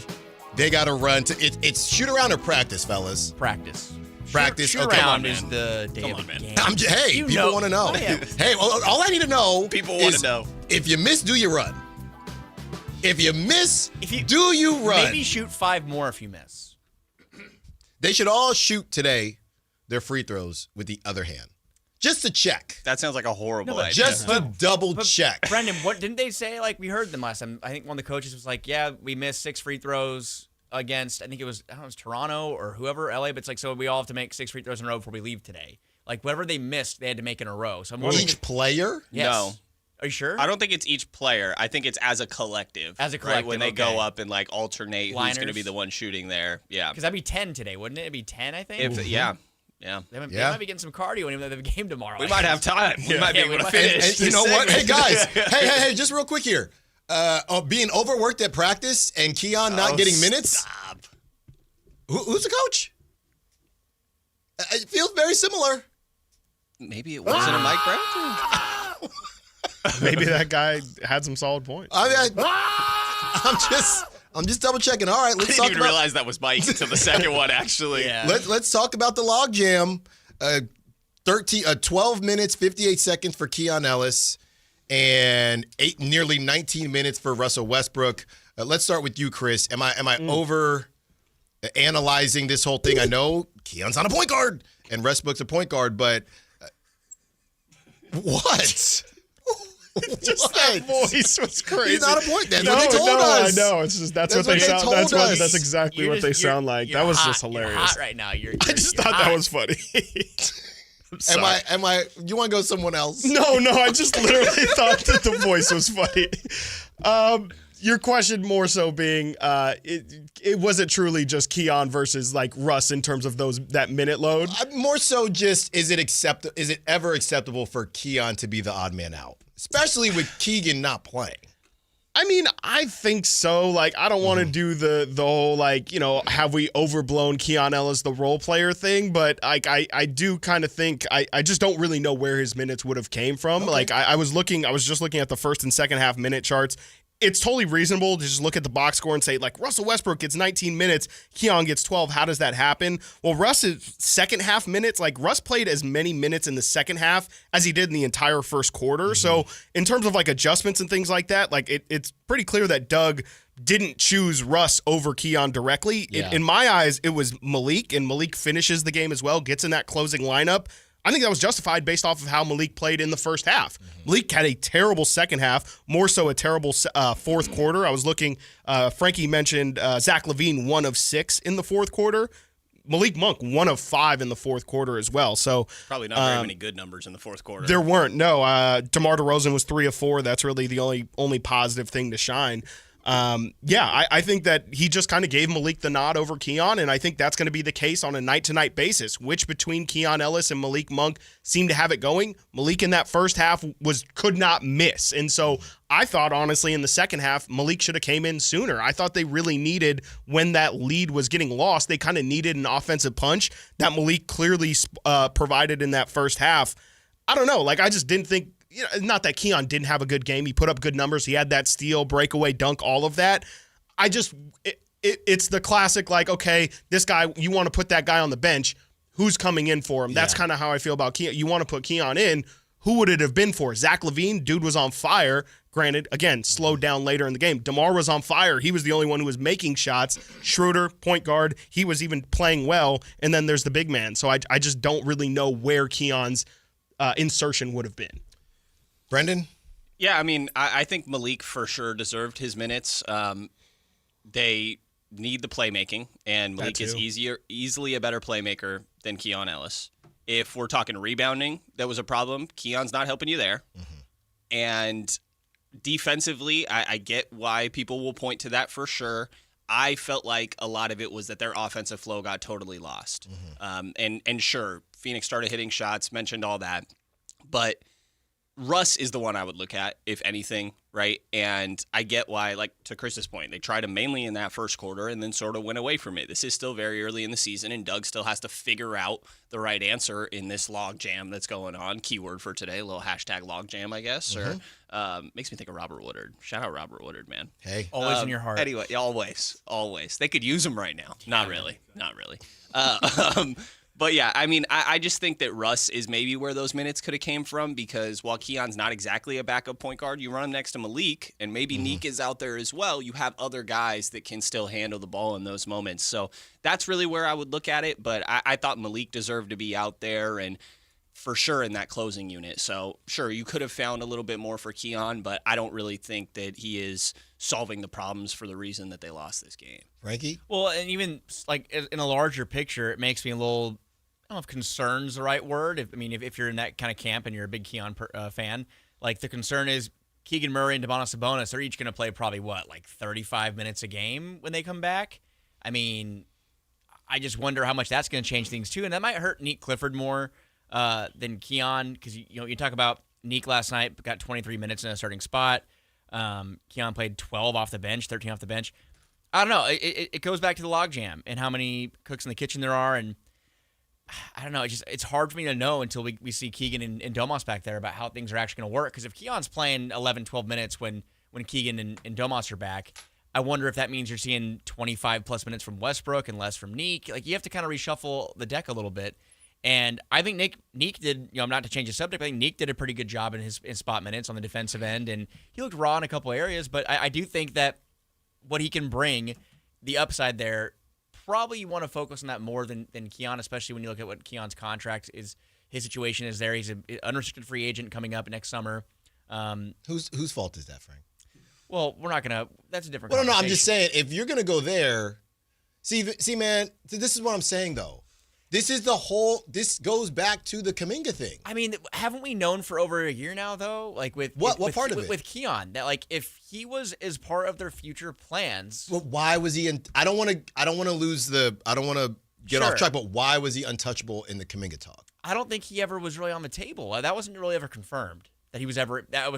Warriors. It was never confirmed that the Warriors said we want Keon Ellis. It was confirmed that Keon is not going to be a part of the Kuminga conversation. Yeah, probably because they don't want to trade him to an interdivision foe and then watch the Warriors give him a new contract. Sure. They would rather take their chances in free agency, I'd imagine. But I do think if the Kings were fully in on and undoubtedly committing to Keon Ellis for the future, he would have a new contract. Wow. He'd be playing more minutes. Wow. For sure. He would have played more minutes last year.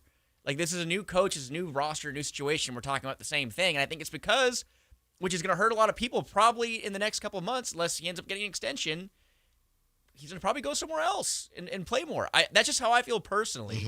While we're seeing him play 12 minutes last night, and while we're seeing Westbrook play more. Cardwell, different position, but playing more. Neat Clifford playing more. Like, we're seeing people that are getting more minutes than him. Malik Monk, like we all talked about, what he can bring. Keon Ellis, not many guards on a team can bring what he can. Probably, maybe nobody right now. So I just think that it's a larger conversation, but the smaller one is he's probably just lower on the totem pole right now. And maybe will be lower once the other guys come back. Yeah. I think Domas coming back actually helps him, though, because there's a lack of playmaking, specifically last night. And that's why you need Malik out there more. That's why you need Russ out there more. It's easier for Keon to be your point guard if you have Domas out there too. Yeah, what's funny is the word logjam can mean a couple different things. There can be a logjam and you just have a bunch of guys. And then there can be a logjam because the guys that you have are so high priority. So when I hear Doug, after the first game of the season, say that we have a guard logjam, I do wonder, I don't think it's a surprise to anyone, but I do wonder if there is an understanding there. Is this a logjam because we just have so many good guys that we got to keep them all when we know that they were shopping Malik? Or this is a conversation of, hey, and I'm not trying to read Doug's mind on what he's saying or, expand on it when this isn't what he said, but hey, until there's a decision as to who are the guards that we're going to focus on, somebody's going to keep getting left out. Because when he says we got a logjam at the guard position, that tells me, okay, well, everybody already, and Scott Perry's spoken to it as well, but okay, well, it is what it is. We clearly were trying to move Malik. We haven't even talked about Devin Carter because the brother didn't get off the pine, but Devin Carter didn't play at all. I think he could have messed around at some three as well. He got Wally pipped because of Neat Clifford. And at that point, now we're just trying to figure out, all right, well, if is this a logjam due to talent? This doesn't seem like a logjam due to talent. This is a logjam just due to construction. So is there already an understanding in the building like, yeah, we're going to have to do something moving forward? Not even something big, but because Devin didn't even play, so you ain't got to move him. You're not even playing him. You got a whole season to figure it out. Yeah. Right? Like, I think it's but he going said it to on be night a process. One. He For said sure, it on night but one. like, why is that is that surprising?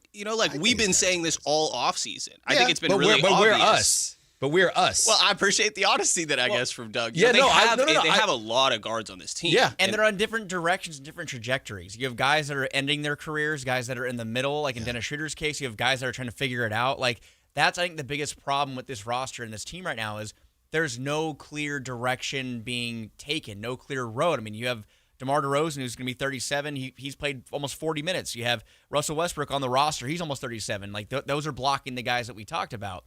And if you're talking about the young guys like Neat Clifford, Keon Ellis, and down the line, I think Dave's been on his show preaching that for weeks. Like, he'd rather see those guys just play 25, 30 minutes a night. And that's something that from what we've seen so far, is that they're just not going to do that. The Kings aren't going to do that. They refuse to, blatantly tank. Like, they just won't do that. So I think that's kind of the frustrating part of it, because you do see young players like Devin Carter and Keon Ellis who we want to see what they truly are. And we might never find out while they're in Sacramento, because the Kings are in this front office and ownership down the line, what have you. They seem committed to trying to put a competitive team out there, as competitive as they can be while having some of those assets as well. But you're blocking those assets, and that's going to maybe diminish their value. One word answer, guys, before we get you out of here. I know you got to run to practice. Do you feel, you got to answer with one or the other, do you feel better or worse about the Kings after last night? Better or worse, Brendan? Can I choose or? I'll say, I don't know. I feel the same. Like, I feel the same. There's got to be a third option there. I feel the exact same, to be honest. Thank you, Chris. You're Chris welcome. stood on business. Frankie, the same? Exactly the same. All right, Chris stood on business. Not surprised by anything. All right, thank And you, guys. expectations were low. Be sure to follow all of them on social media. Be sure to follow us, Sactown Sports, all the great work that they're doing on the digital side, Sactown Sports app, as well as SactownSports.com. On the other side, I'll answer the question. I'll answer the question. Maybe Kyle will as well. Do you feel better or worse about the Kings after the first night? And you let me know, 916-339-1140. Allen Stiles, Sactown Sports. If you're not looking for a brand new car, at Elk Grove Honda, we've acquired some of the best pre-owned cars we can find. We've kept only the best of our trades, and our buyer has found some of the finest pre-owned Hondas available in Northern California. You can see for yourself at elkgrovehonda.com. Whether you purchase a brand new Honda or a like-new pre-owned Honda, your car buying experience will be the same. We have the right Honda at the right price. You'll find us in the Elk Grove Auto Mall, Highway 99 and Elk Grove Boulevard. I gotta get an Elk Grove Honda. The mildest summer in 30 years has left AC makers with overstock and far below their sales targets. Your chance for huge savings. Sierra Pacific's partnership with top manufacturers mean exclusive discounts to clear inventory fast. Get premium systems installed flawlessly by friendly pros with ironclad warranties and great discounts with SMUD rebates. Plus, HVAC's tax credits expire December 31st. Call for your complimentary proposal. Visit SierraPacificHome.com. Sierra Pacific Solar Heating and Air. The guys in the big red trucks. What was that? That is business phone bliss with the Ooma Cloud Phone System. It handles all our voice, video, and messaging needs. You sound very... Calm, I am. Ooma has everything I need to run my business more efficiently, like virtual receptionist, call routing, and video conferencing. And it starts at just $19.95 per month per user, plus taxes and fees. Ooma. Nice. Find your business comm at ooma.com/radio.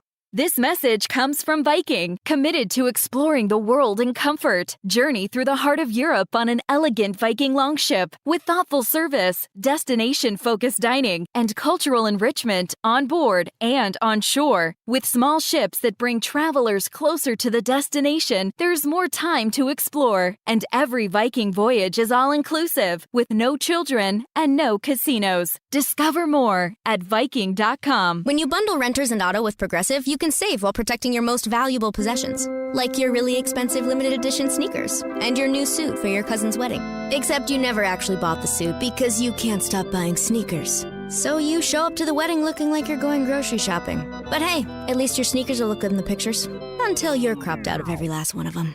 So go ahead and get Progressive, so you can save while protecting the things that matter to you. Progressive Casualty Insurance Company and affiliates and other insurers. Not available in all states or situations. This is the story of the one. As a custodial supervisor at a high school, he knows that during cold and flu season, germs spread fast. It's why he partners with Grainger to stay fully stocked on the products and supplies he needs, from tissues to disinfectants to floor scrubbers. Also that he can help students, staff, and teachers stay healthy and focused. Call 1-800-GRAINGER, click Grainger.com, or just stop by. Grainger, for the ones who get it done. Help DEA keep our communities safe and healthy by participating in National Prescription Drug Take-Back Day, Saturday, October 25th. Take action right in your own home by cleaning out your medicine cabinet of unneeded medications. Keep them safe, clean them out, take them back. Find a collection site near you at DEATakeback.com. Do your part to lower overdose deaths and prevent prescription drug misuse before it starts. That's DEATakeback.com. Switching to Progressive is a game-winning call. And that reminds us of other game-winning calls in the history of sports. It was a doubleheader in August and really hot inside the concession stand. So instead of waiting for people to come to me, I figured I'd walk around yelling, "Hot dogs here!" And that's how I became the first hot dog vendor in sports. Okay, not really a game-winning call, but it was a good call. You can make one too. Switch to Progressive and you could save hundreds. Progressive Casualty Insurance Company and affiliates, not available in all states. Finding great candidates to hire can be like, well, trying to find a needle in a haystack. Sure, you can post your job to some job board, but then all you can do is hope the right person comes along, which is why you should try ZipRecruiter for free at ZipRecruiter.com/free. ZipRecruiter doesn't depend on candidates finding you. Its powerful technology identifies people with the right experience and actively invites them to apply to your job. You get qualified candidates fast. So while other companies might deliver a lot of hay, ZipRecruiter finds you what you're looking for. The needle in the haystack. 4 out of 5 employers who post a job on ZipRecruiter get a quality candidate through the site within the first day. ZipRecruiter, the smartest way to hire. And right now, you can try ZipRecruiter for free. That's right, free. Just go to this exclusive web address, ZipRecruiter.com/free. That's ZipRecruiter.com/free. ZipRecruiter.com/free. When I was a kid, I remember my dad, a lineman, leaving in the middle of the night. Families were depending on him to get their power back on to keep them safe and warm. Watching him taught me that this work isn't just about wires and circuits. It's about people and the trust they place in us when the lights go out. That's why I started Maverick Electric Heating and Air, to carry on that same promise of showing up, doing it right, and protecting families when they need us most. Visit callamaverick.com. Sacramento Chrysler Dodge Jeep Ram has the biggest selection, the best prices, and unbeatable customer service. Check them out online, sacsuperstore.com, for the guaranteed lowest price on Chrysler, Dodge, Jeep, and Ram. Open until 10 o'clock and right across from Hagen Oak.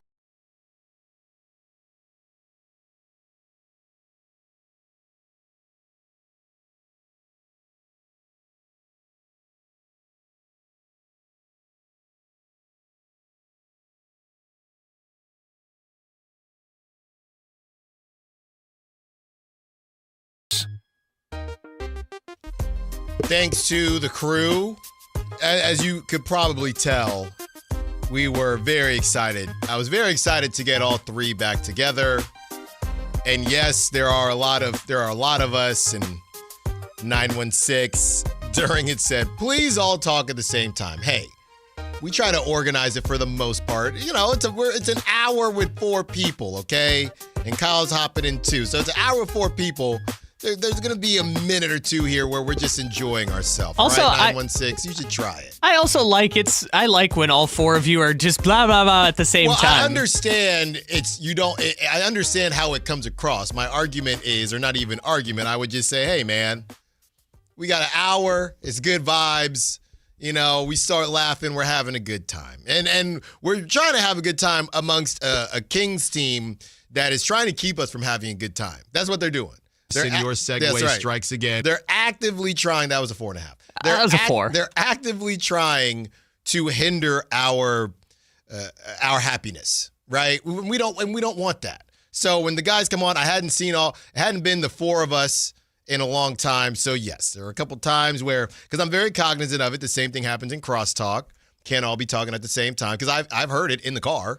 Right, when I'm listening to somebody else, and I hear you, 916. Dave's show. I hear you, 916. But just give us a little bit of leeway. I think in an hour, probably about 3 minutes of it, and most of it was laughing. So it's almost Friday. Somebody about to get paid. 916-339-1140. I was upset with them though for not standing on business. Do you feel better or worse? Only Chris, and of course, that's why Watkins is my guy. Only Chris stood on business. Do you feel better or worse about the Sacramento Kings after last night's game? Obviously, and that texter just said, you're right, I'm just mad at the team with a heart. Wow. And I appreciate you, 916. I hear you, and we're trying to help you through it. Hopefully, Walker Kessler made his 2 threes for the season, and we don't have to see anything more like that tomorrow. But I wasn't happy with the guys because Brendan wouldn't stand on business. Frankie wouldn't stand on business, but Chris Watkins, of course, did stand on business. Do you feel better or worse about this Sacramento Kings team after one game? Yeah, it's an overreaction, but that's the point.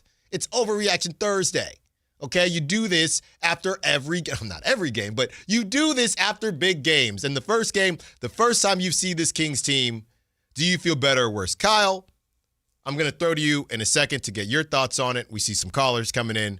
Kyle, I'm going to say it's tough because you know what? They did sway me a little bit talking about the first half and how good the first half looked. I think, man, because on one hand I'm saying, okay, well, the Suns stink. They're missing Jalen Green.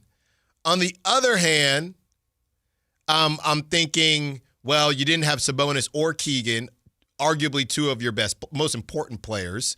So I'm really torn on this, Kyle, and I'm not going to say Brendan and Frankie were right to say the same because I don't feel the same. I just don't know whether it's better or worse. I truly don't. Look, Brendan and Frankie are credible journalists who cannot be swayed by the ebbs and flows of the season. Right. Yeah, right. Sure. Mm-hmm. I mean, they've been through too much. They're too nuanced, but not here. We're just gas bags on the radio. No. I will tell you right now, I felt great. Okay. Or I should say, I felt better after last night's game because I saw that team. Like I said this off the top of the show. If you were a person who is in the camp of all they needed was a point guard and give this team more time, and this group will, I saw Matt George is yelling at people because, like, he's saying Levine and Sabonis will be a better duo than Fox and Sabonis ever were. I saw that. Sure, whatever. If you're one of those people in that camp, that first half was incredibly validating for you. They had more points, 71, than any first half post-De'Aaron Fox trade last year. Zach LaVine had 22 points, which was more than he's had in any game since like March of 2023. The offense was fun to watch. They played with flow. They, for 18 minutes, defended the Suns well. It was pretty rough the last 6 minutes, but for the first 18 minutes, the Suns only had like 27 points. So everything that you thought was validating about this team came true. So if you were in that camp, you got exactly what you were hoping for in that first 18 minutes of the game. If you were someone who wants them to tank, you got the result you wanted, which is them losing the game at the end. And, as Doug Christie said, they're going to be 82-0 in the fights. So at least they're 1-0 in the fight this year. Are they? I mean, you got to. You can't be 82-0 without being 1-0. So they're 1-0 in the fight. I think I've come to a conclusion that I feel slightly worse, and I'm not doing a bit. Just like Frankie likes to call me out on. I'm going to say I feel slightly worse simply because of the issues being realized. Now, you could argue, and that's why Frankie and Brendan didn't stand on business and say they feel the same. But I'm going to say I feel worse because I thought Brendan had one of the most thoughtful takes on the Keon Ellis-Malik Monk thing, which is once Domantas Sabonis comes back, Keon should be able to play more because you won't need playmaking as much. I thought that was incredibly in-depth and speaks to Brendan's intelligence and IQ in the conversation. With that being said, the bottom line is that Russell Westbrook getting nearly 20 minutes and Keon not getting to 13, it's just going to be a problem for me. And the conversations Frankie kind of dropped a bomb, and Frankie was saying, oh, well, don't we all know that Keon, the way they've kind of treated him, is not that high on the priority list? No, Frankie, I did not know that. I did not think that at all, right? Now, I guess Frankie is saying maybe, and Frankie wouldn't say this because he doesn't do the bits like Allen Stiles. Frankie is saying they are telling us one thing, but clearly doing another. They are telling us how important Keon is, but they are not backing up. You know, your parents always say that, or your significant other. You got to back up your talk with actual things that you do, right? You have to actually do something. Walk the walk instead of just talking the talk. I think Frankie is saying, look, Alan, they're talking the talk when it comes to Keon, but he's been in the doghouse. There were conversations about whether it was Mike Brown's call about the doghouse. We need Pablo Torre to find that out. That never got discussed. Moving on from that, they pick up that option, allowing him to be a restricted free agent. So I think Frankie might be onto something. Kind of took me back because I wasn't necessarily ready to hear that, or I didn't think that was going to be the case. But with all of these moves that are being done, it's fairly clear who is prioritized and what they want to do. And I'm going to say I feel worse because I am never going to be in the camp that Keon should be getting less minutes than Russell Westbrook. I can't do it. JR, you're up against it, but we want to sneak you in before the top of the hour. What's up, JR? What you got for us? Hey, that was like being at Thanksgiving dinner with my Italian family. Mm-hmm. My God, not getting a word in edgewise. That's right. Just scream at each other. Yeah, all right. Good to hear from you too. You too. How's the second win? How's Daddy being too? Good? Good. No one needs sleep anymore. Okay. Hey, I agree with you on the Kings. I felt like I felt really good first half, but I was expecting more. And you can't have losses like that when they add up at the end of the year and you're like, how did they really do? I'll say this. I'm a little down on Doug in the third quarter. I thought he could do better in the last 5 minutes. Mm-hmm. Slow the bleeding. He didn't do anything really to exchange or change things in there when the Sun started bringing it there. Yeah. Thanks for the call, JR. Good to hear from you. On the other side, a lot of texts coming in about whether you feel better or worse. We will get to them. Also talk about what happened to you around the NBA. An ex-King continues to go off. You'll never believe who it was. Allen Stiles, Sactown Sports. This is the story of the one. As a safety manager at a manufacturing plant, he does everything he can to keep his coworkers safe. From finding ways to reduce risks to keeping safety supplies in stock. And for that, he relies on Grainger. Grainger offers a broad range of quality products and next-day delivery, so he can always play it safe. Call 1-800-GRAINGER, click Grainger.com, or just stop by. Grainger, for the ones who get it done. The Sactown Sports 49ers Report is brought to you by Kia of Vacaville, located beside the Vacaville Outlets. San Francisco gets a huge win on Sunday night, beating Atlanta 20-10 to improve to 5-2 on the year. A historic night for Christian McCaffrey. 201 yards of total offense, 129 on the ground, 72 receiving, and a pair of touchdowns. San Francisco next in action at Houston on Sunday. You can catch all the action beginning at 9 o'clock right here on Sactown Sports 1140.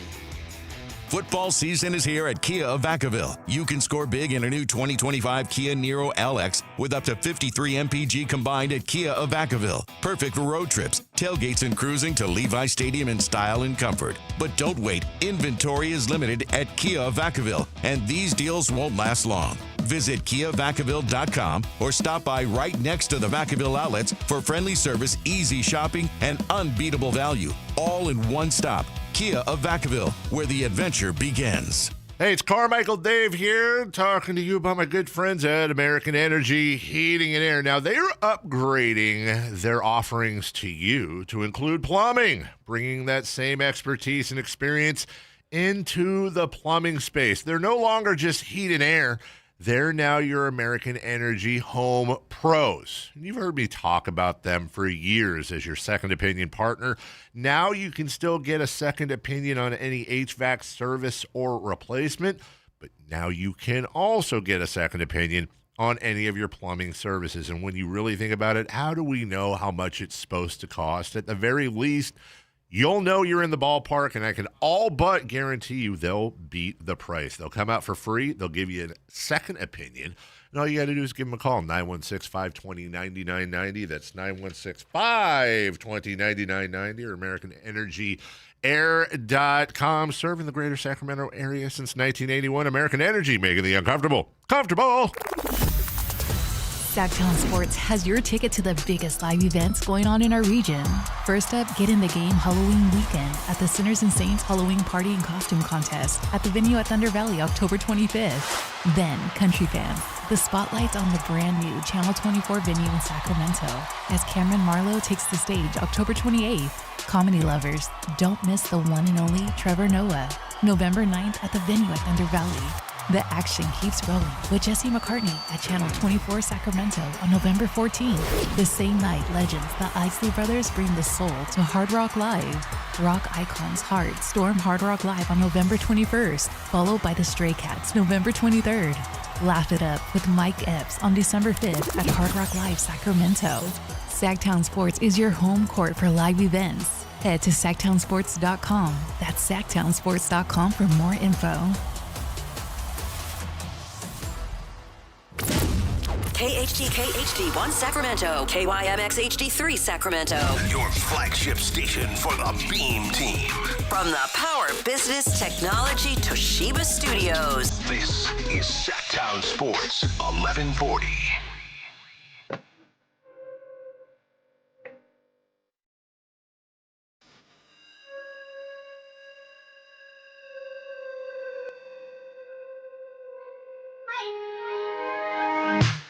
Live and local. It's Allen Stiles On Sactown Sports.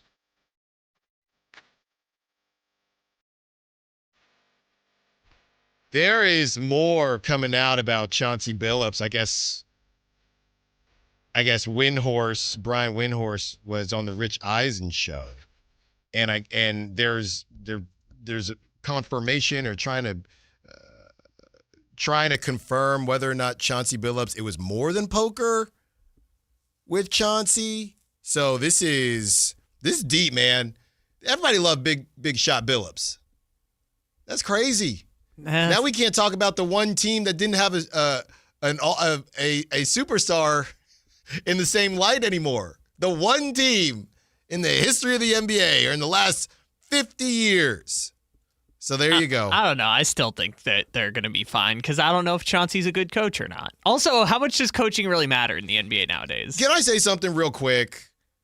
Because I think the obvious, and I don't know how much what Damon Jones was making, but the Terry Roziers and guys like that, the only thing I'll say when it comes to why somebody like this would do it, well, number one, greed is it's huge, right? Greed is something that a lot of people cannot get away from, okay? And I'm looking up Terry Rozier, his career earnings, just for funsies, $160.4 million, all right?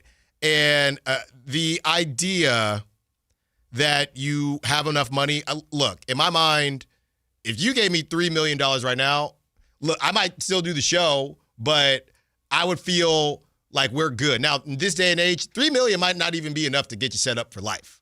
But these guys are operating in a world of monopoly money, and everything is relative. Number one, they all have issues. That goes without being said.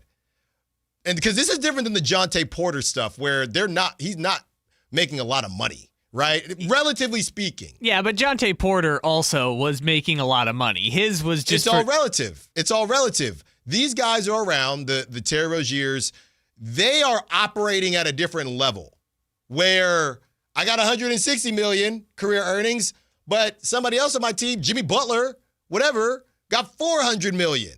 So they're not, it's easy for us, the rest of the 99%, and no. And there's no, I am not even close to condoning anything, but when people say, how stupid can you be? I just think they're operating, and that's a great question, and I don't know, but they're also just operating in a completely different reality with numbers and amounts of money that the normal person cannot fathom, and they get so caught up in greed and keeping up with the Joneses, no pun intended, because Damon Jones was the coach, that they cannot control themselves. They cannot control themselves. And I don't even think it's something that I can even fathom because I don't got enough zeros in my bank account. But when you ask yourself, Allen, how dumb can they be? Number one, yes, you are correct. But number two, they are just living in a different reality of monopoly money. Well, I think I have a different perspective on it too, because I think the greed is there, but I think the bigger part of it too is the hustle, right? It's the idea that you can make this money without having to do a whole lot of work, which I think is appealing to a lot of people. He got benched anyway. He wasn't doing any work. No, that was Rozier's point. He pulled, Jonte Porter, if you remember what Jonte Porter got in trouble for, it was for pulling himself out of a game with, I think it was an eye injury, or eye irritation, right? It's the idea. They didn't give him the reboot? I guess not. He did it after the second half? So he couldn't get the reboot? I think it was pretty early in the game, too. Jonte Porter, I think... You know what? Based on the years, it was before the reboot was launched. So you were just cooked if your player got hurt. Yeah. I mean, no one knew. I mean, that's the thing with all of these cases, right? It's not so much about the greed as much as I think it is about the hustle, right? Damon Jones and potentially Chauncey Billups, based on what Windhorst is saying, all they're doing is just saying, hey, LeBron might not play. You're sending a text and you're making tons of money. I was reading a little bit of the Department of Justice's statement on the card room thing, and basically all Chauncey Billups kind of did was show up And they essentially set up card rooms that were hustling people. So it was like they had, I kind of want to read some of the details. It's funny. X-ray machines built into the tables to read face down cards. Come on, man. They had contact lenses or glasses that read pre-marked cards. Like that's crazier than the let me miss a couple rebounds thing. Yeah. They had secret cameras in the card trays, and they had it set up, and essentially what Chauncey Billups, and there's a couple other celebrities that are indicted in it, but what all they did was like, hey, your celebrity appeal, just show up, and people will come being like, oh, I can play cards with Chauncey Billups, or I can play cards with X celebrity. I saw someone reposted like a Nuggets broadcaster that posted one time like at a card room with at Chauncey Billups and at this other guy. I just saw that. All the hustle is just show up for a couple hours, we'll take care of the rest, and then we'll pay you on the end. It's the idea of the hustle. You can make money without having to work to do anything. But I don't know. I think to me, I understand what you're saying. It just still comes, why do that though? It still comes down to greed. Now, I know coaches don't get I know coaches don't get paid like players, and Chauncey played before this big money started happening. So, again, he doesn't even have what Terry Rozier has in his bank account. But the only thing obviously what they're doing is idiotic, or what they did is idiotic, and they, are looking at real jail time here and ruining their lives. And Chauncey just got an extension. I'm just saying from the mental aspect as to why somebody would do that. Obviously, greed is number one, but number two, it's this, and I'm part of it too. I mean, I'm part of it just from a work standpoint, right? When you see somebody just got a new role, right? They got a new gig or something like that. That's what social media is. At this point, your only time you're posting on Instagram is an announcement, right? A kid, and that's where I'm at in my life at 35 years old. My feed, I saw one yesterday, and I was really happy for my buddy because they had a little bit of a struggle. But, they posted, they're probably pregnant. And you know what? The dog was running around. They were pregnant. So it's this keeping up with the Joneses that affects everyone. Now, are you idiotic enough to break the law to keep up with the Joneses? Most people are not. But these people who are, they're operating in a different reality to where I don't think it is simple enough to just say, Allen, if I had $160 million in my bank account, I would not be an idiot. But their thought process, again, completely misguided, is that $160 million to a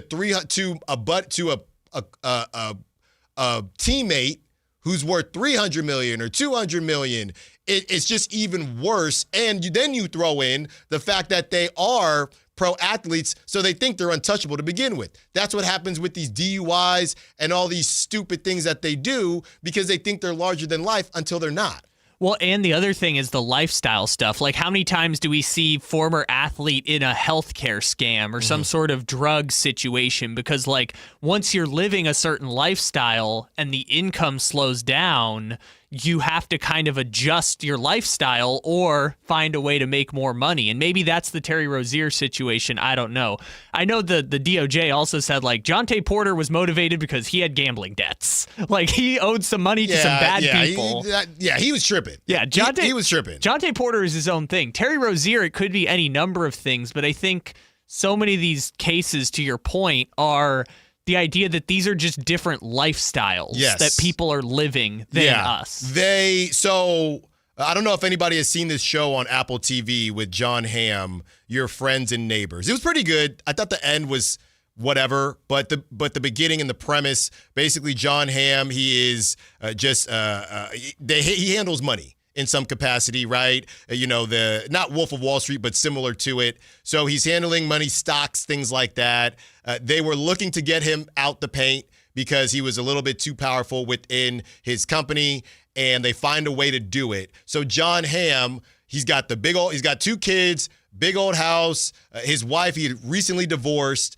And the daughter, obviously they're in private school. The daughter's getting ready, I believe it was, to play tennis at Princeton. So John Hamm, he gets canned, right? And he's getting other job opportunities, but based on his lifestyle, he feels like it's all beneath him.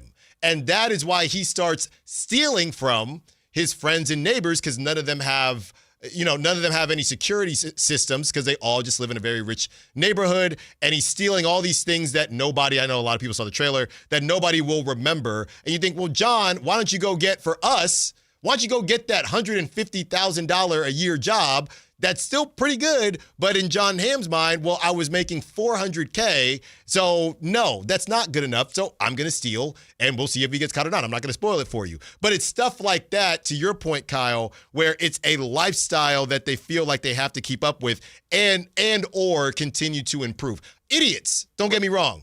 Idiotic idiots, but I'm just trying to take it to a different place and discuss the thought process, which is still idiotic. But when somebody says they got all this money, yes, but they are not operating in a reality like you, me, in your car, wherever you're listening to the show. Right. And the other part of it, too, that I think about is Damon Jones, for example. And again, I don't know Damon Jones' situation exactly, but it's like this is a guy who played in the NBA for a decade or 15 years and then becomes an assistant coach. We see this pipeline all the time with countless players. They play in the league, they become assistant coaches because after their career is over, for a lot of these guys, you still have to work, right? It's not like, oh, all of a sudden you are, a lot of these people have a lot of money, but a lot of these guys retire and they got to go to work afterwards. Yeah. And so if you're going to try and keep up a certain lifestyle, you have to make a certain amount of money, and there's just not a ton of opportunities for former NBA players to make what they were making in the NBA. Well, nowadays, you can just hop on a podcast. I don't know how much, I actually don't know how much any of these podcasts are paying. Like, let's take a random one. The White Noise one with Derek White. I don't know what Derek White's making. Nobody knows any of these numbers. The Trae Young one, we know he's got that new, that new ad, Kyle. Who was that with? DraftKings? The Trae Young where he said, oh, it's about time. I need to say the announcement? Something. No, it's for some drink, some energy drink or By whatever. the way, look, man, we're talking about peanuts here. Obviously, I'm being facetious. Chauncey Billups, during his 17 NBA career, $106.8 million. What am I supposed to do with $106.8 million? That's nothing. But also, I got to run these poker tables with x-rays, and they prick you and take a little bit of blood at the beginning. I saw people were making the jokes. It's literally the scene from Austin Powers where they're sitting at the table and the guy has the x-ray card machine thing. It's literally that is what they're running. But, again, I don't want to speculate on Chauncey Billups' financial situation, but it's like Chauncey Billups went from a player to doing television to immediately becoming a head coach in the NBA. Those are nice checks that he's been collecting for a long time. That was $106 million just playing, by the way. Yeah, and he was on NBA Countdown. Which is actually nuts if you think about it. 17 years. 106. That's an Austin Reeves 4-year deal. Another version of that. That is Aaron Gordon's 3-year contract he just signed. Chauncey Billups' career earnings are 3 years. These guys are just salty. I will go to jail over how salty I am. And somebody on the text line saying addiction got to play a big part of it too, for sure. And we would never joke about addiction to the 916. I think the thing too is along with basically in that same realm. It's just the idea similar to the whole overseas thing, right? It's something that you can't do. And maybe you're also addicted to the fact that you're getting away with it. The same thing when it goes to having affairs and things like that. Oh, wow, why would they have an affair with this person? The husband or wife looks so much better. Well, it's something that you're not supposed to do. The drinking thing, and what you can drink at 18 or whatever in the UK, but over here it's 21. So less people are inclined to do it because it's not as taboo. There's a lot that goes into it, but I just wanted to talk about it not in a way that you can listen to you can read everything you want to read, but me and my buddies, how we're talking about it is, when I got my group chat going, is how dumb are these guys, and just having a more introspective conversation versus they are idiots, but let's discuss why they're idiots. They're in it for the hustle. And before we move on from this, I want to circle back to something you said. The White Noise podcast with Derek White.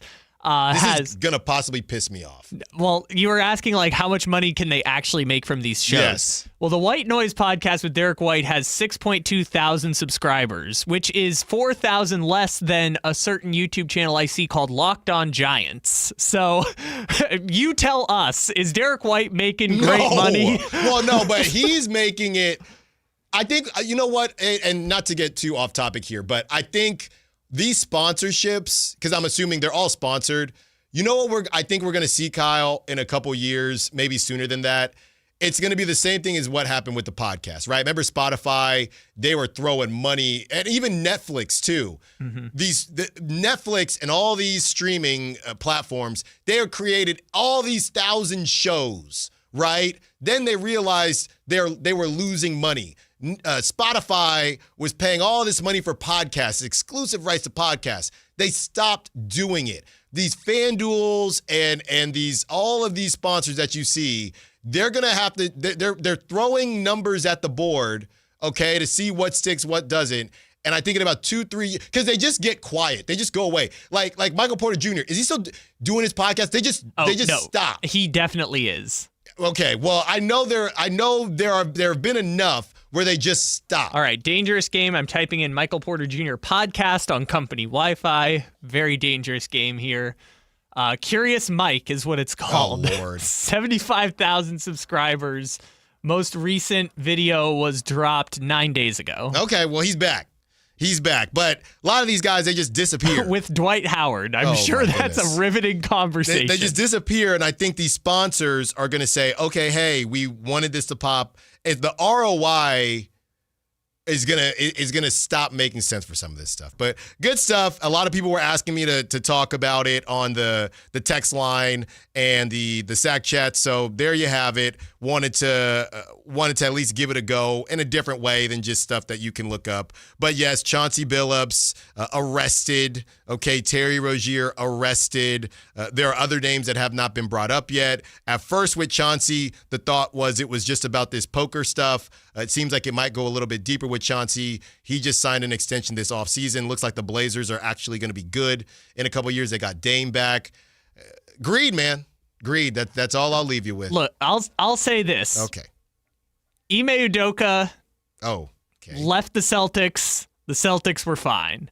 Chauncey Billups might leave the Blazers. I think they're going to be just fine. This is about Chauncey hustling backwards. This is not about the Blazers struggling. Chauncey's the one who might be cooked. No, the person who just woke up and just maybe fell into a bag is Tiago Splitter. He just woke up and he has been named the interim head coach. Tiago, hey, he woke up on the right side of bed. Sometimes it's right place, wrong time, or wrong place, wrong time. Around the NBA, what happened last night? We talked earlier in the show about Wemby. Look, man, when you have time, go check out what Victor Wembanyama did. Somebody said this is the most impressive highlight tape I've ever seen, just from his game last night against the Mavs. Somebody said this is the most impressive highlight tape I've ever seen. And I'm not far away from agreeing with them. You know, when you're watching NBA, it's one thing in high school, Zion in high school, but these are other one percenters. These are other versions of the best players on the planet. And Wemby looks like that one sixth grader that got held back and is getting to hang out. You're all hanging out, playing after school, right? Had to do the after school program. That one sixth grader that's still left, and all the fourth graders want to play. Remember, Hey Arnold, they were all in fourth grade. That fifth or sixth grader whose parents haven't picked them up yet, and you need a 10th.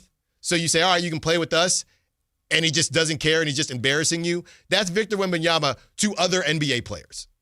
He had one play yesterday. We've been joking about the step back three-pointer where he hits an and one. He had one play where he drives baseline, double clutches under the rim, and hits a reverse dunk, and it looks like he didn't even jump off the floor.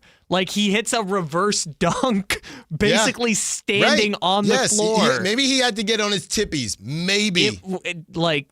It's crazy. I saw that he's listed now at 7'7". He grew 2 inches somehow over the summer. Now, you talk about greed.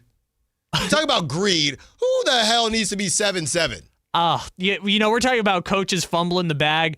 I don't know how old boy who's coaching the Spurs is going to fumble this bag, but you've been given the gift of a lifetime. Yeah. I can't even remember his name now. Mitch Johnson. It's one. I would say one more year for them as far as, hey, this is cute. Let's get into the playoffs and see what happens. Next season, I feel, is when we need to start making some deep playoff runs. Yeah, year 2 of De'Aaron Fox. Yeah. This year, just get in.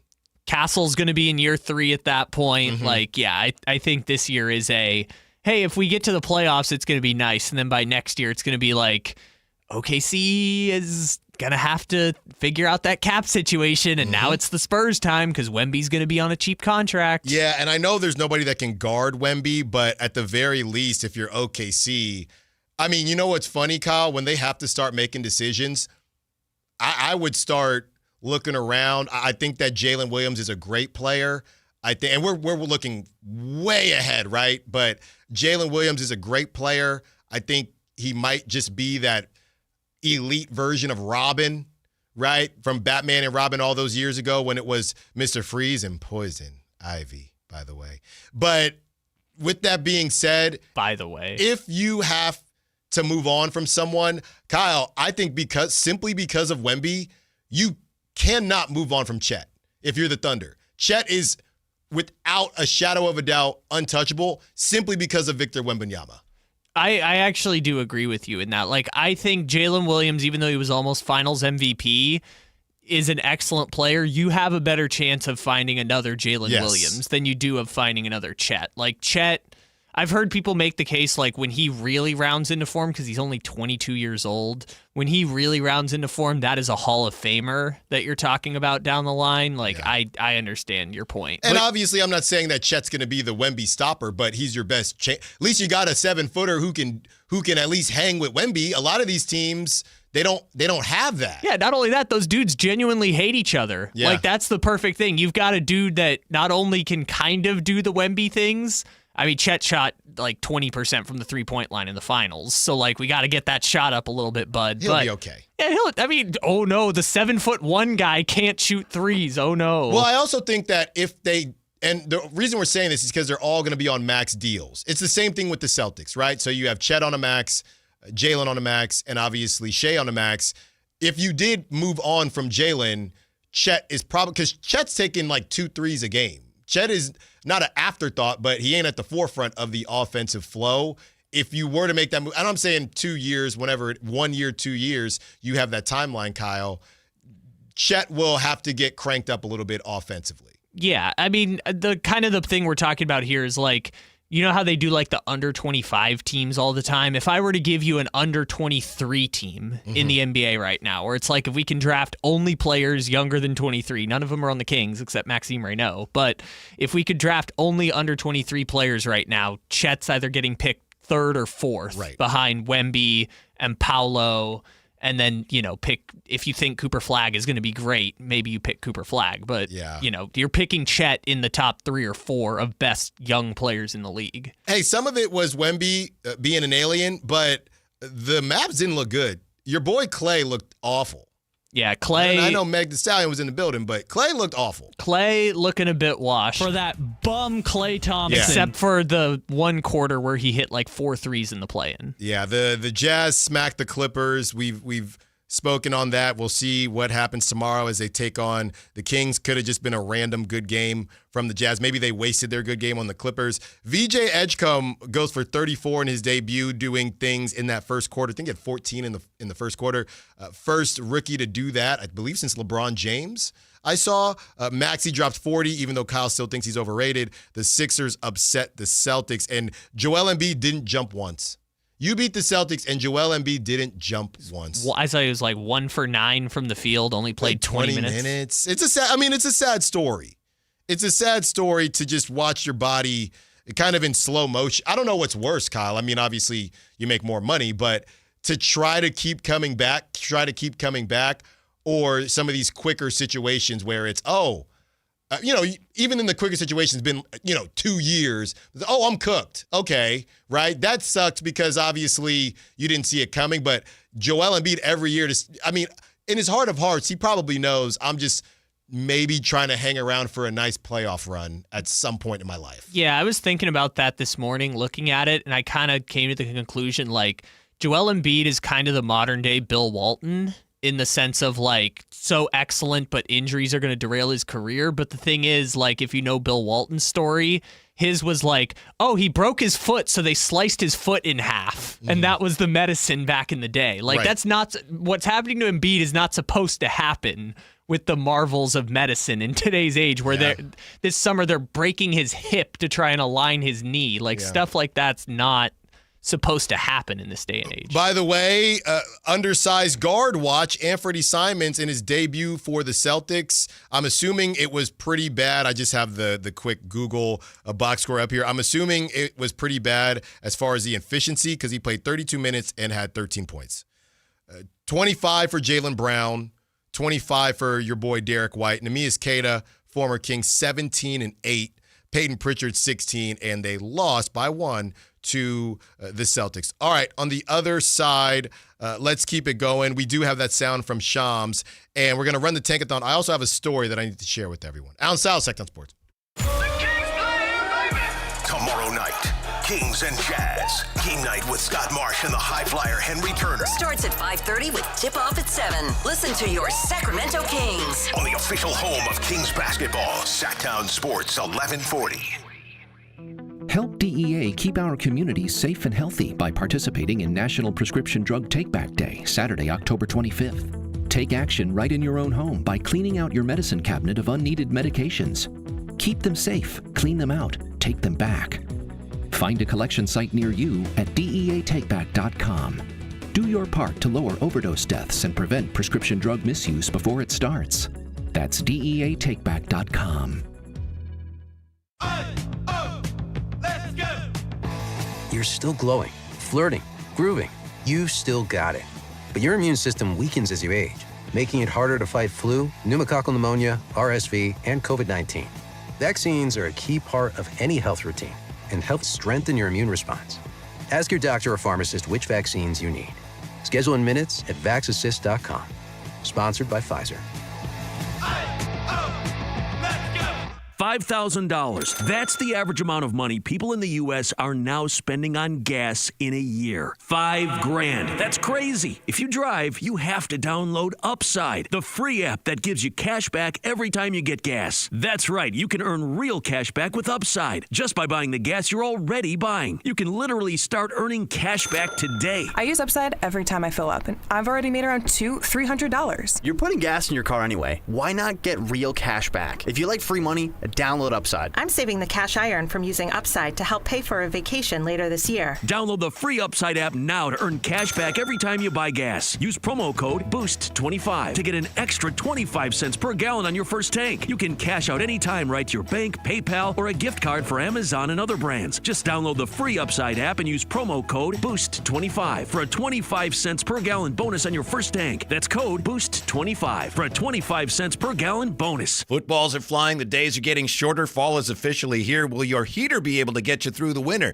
The heater at Whiteywood shut down last winter, so who did we call? Lee's Air Plumbing and Heating. We wanted somebody we could trust to do the job right and deliver great value, and Lee's came through. Check them out at leesair.com. Lee's Air Plumbing and Heating has built a reputation as the leading HVAC company in Sacramento. We've got a new HVAC system that works great, saves us money month to month. Find out how they can help you at leesair.com. License number 635355. Hey, it's Carmichael Dave. I got to tell you, I am so excited to get this decking project started with Trex Decking and Railings. From the first time I stepped foot in the showroom last week, I was so impressed. So many color options. Heat-resistant composite deck. What does that mean? That means I don't have to do any maintenance on it whatsoever. They even have a deck designer, so you can go online and see what your dream deck will look like on your house. Just visit Trex, that's TREX.com to get it started. Tell them Carmichael Dave sent you.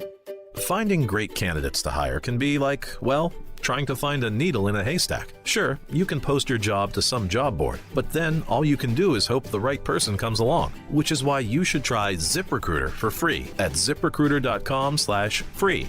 ZipRecruiter doesn't depend on candidates finding you. Its powerful technology identifies people with the right experience and actively invites them to apply to your job. You get qualified candidates fast. So while other companies might deliver a lot of hay, ZipRecruiter finds you what you're looking for. the needle in the haystack.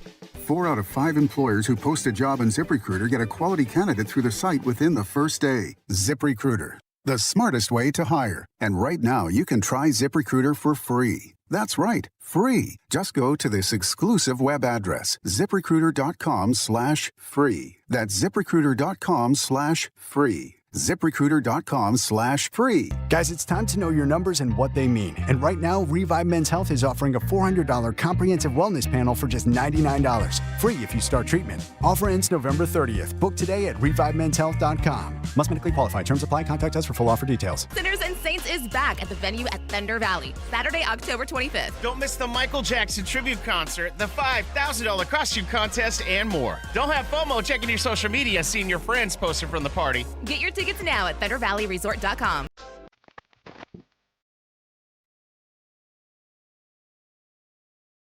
Allen Stiles. Watch the show on YouTube.com/Sactown Sports 1140. Or listen on the Sactown Sports app. 30 more minutes with you. The secret code today, because I know some of you missed it earlier at 12. Secret code today was COURT, COURT. And I'm just going to say the joke. I think it was Amid Rock said, you mean like federal? Because of all of the betting scandals going on. That was very well done. Very well done. But no, as in basketball. Court as in where Chauncey Billups will be tomorrow. That's actually true, though. Yes, I know it's true, Kyle. Chauncey Billups appearing in court. COURT. All right. As we take you up to 2 p.m., Kyle, let's hear from Shams. This was this morning. So obviously some things have changed there, but we do have, and thank you for the reminder, Kyle, we do have some breaking news. Go ahead and run it, When please. it breaks, we have it first. It's Sactown Sports breaking news. So I don't know what is going on as we joked about the Kings being the San Francisco 49ers, and it's not a joke anymore. Nick Clifford had an MRI revealing a right hamstring strain. He will be, tell me if you heard this one before, reevaluated in 1 week. And it's always the same position. If anybody that gets put into that forward position, beware. It's like Final Destination. Beware. Nick Clifford reevaluated in a week, so no Nick Clifford tomorrow. Well, I don't know, Alan. Let's wait until we get Livermore Pat's analysis. Yeah. Livermore first. Pat, we need you. Well, I'm going to hold on until Livermore Pat gives us his medical advice. We need you, Livermore Pat. So the Kings were already small. Okay, now they're even smaller. And maybe now Keon will get some time, but because Westbrook's going to be playing the 4, just like Malik said. So reevaluated in 1 week. Tomorrow, the Kings will be without Domantas Sabonis, Keegan Murray, and Nick Clifford. That's what we're doing. And maybe Isaac Jones. Just for funsies. No Isaac Jones. Just throw that in there too. So I guess more Dario Saric minutes than 7?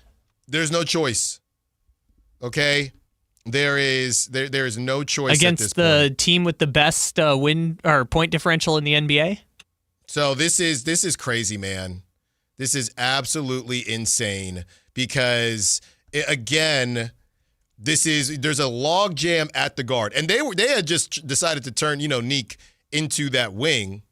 All right, and we actually, Kyle, we have more breaking news. We can run it again. When it breaks, we have it first.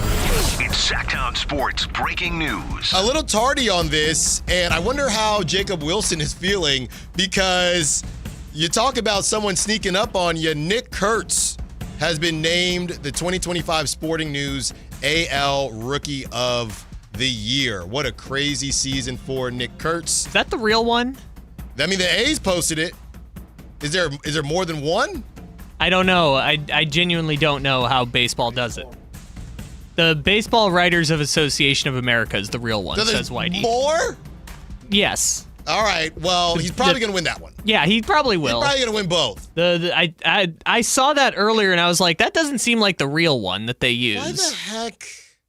The BBWAA one is the one that matters. Mm-hmm. All right. Thank you, Nick Kurtz. Thank you, Big Amish. So we'll have another a rewind of that when he gets the real one. When he gets the real one. Okay, by the way, let's see if the A's allowed comments on that one. No, they didn't. Nope. No, okay. They didn't. No, they didn't. But getting back to Nick Clifford. I'd love to give him my praises, but I literally can't because the A's have blocked comments. Yeah. Do you really? Do you really want to? Is it that important to you to comment on the A's sporting news? Fake American League Rookie of the Year award that just got created earlier today for him. Yeah, I mean, it's the not ChatGPT creation. Nick Kurtz AL Rookie of the Year award. Really? Yeah, this is like the coaches poll in college football when they name a champion at the end of the year. 916-339-1140. Wow, Kyle, people are excited today about this court. They really like the federal court joke because a bunch of Texers coming in want their chance for the Kempton Sawyer. You know what it is? I think the Texers are realizing, this is almost over now. So I definitely want to at least throw my hat in the bucket. It's like when the lottery gets to $1 billion and now everybody wants to play. So, hey, good luck to all of you out there. A nice stay at the Kempton Sawyer. This one's easy to remember, too. Yeah, 2 tickets to the Kings Thunder game November 7th and $200 to Revival. Kyle, obviously a lot has changed here, but let's hear Shams' kind of official announcement from this morning on all of the court stuff. The court stuff. Here it is.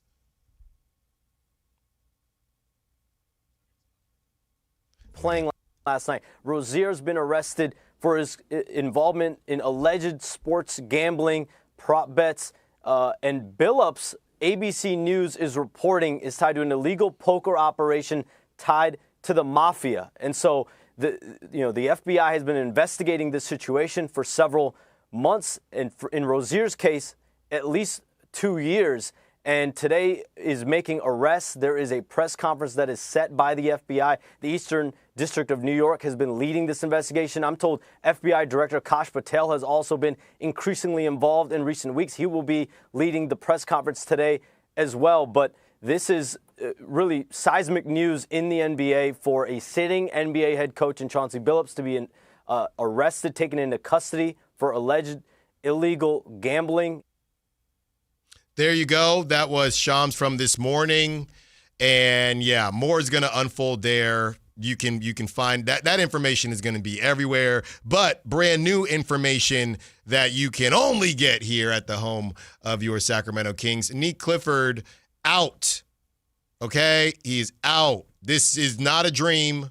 This is more like a nightmare. The Kings cannot keep anybody healthy, and the young first draft pick who looked pretty darn good in his first game, Nick Clifford had an MRI revealing a right hamstring strain. He will be reevaluated in 1 week. Kyle, do I have to say it again? That you probably shouldn't have picked him as your dog of the game? No. You miss your run. There's a fine line, man. There's no blame anywhere. I'm just saying you miss your run. And now there's nobody to play besides. Now the average height goes down even more. Somehow, some way, we are down to, I think, 6'4". That can't be true. Nick was only 6'5". There's no way he's dragging down the average. No, he's 6'6". So Nick Clifford out. Everybody above 6'5" out. Everybody besides Drew Eubanks and Dylan Cardwell and Beam Man signing off and Maxime Reynaud. And Dario Saric is still there. We're not counting Dario. No, we're not counting him. They won't let him play. I think the one question that's not being asked that we need to make sure we ask here is, were they doing dynamic stretching? That's the most. I mean, we need to figure out what's going on here. Ask the 49ers about dynamic stretching. It could save your season. These hamstrings, man.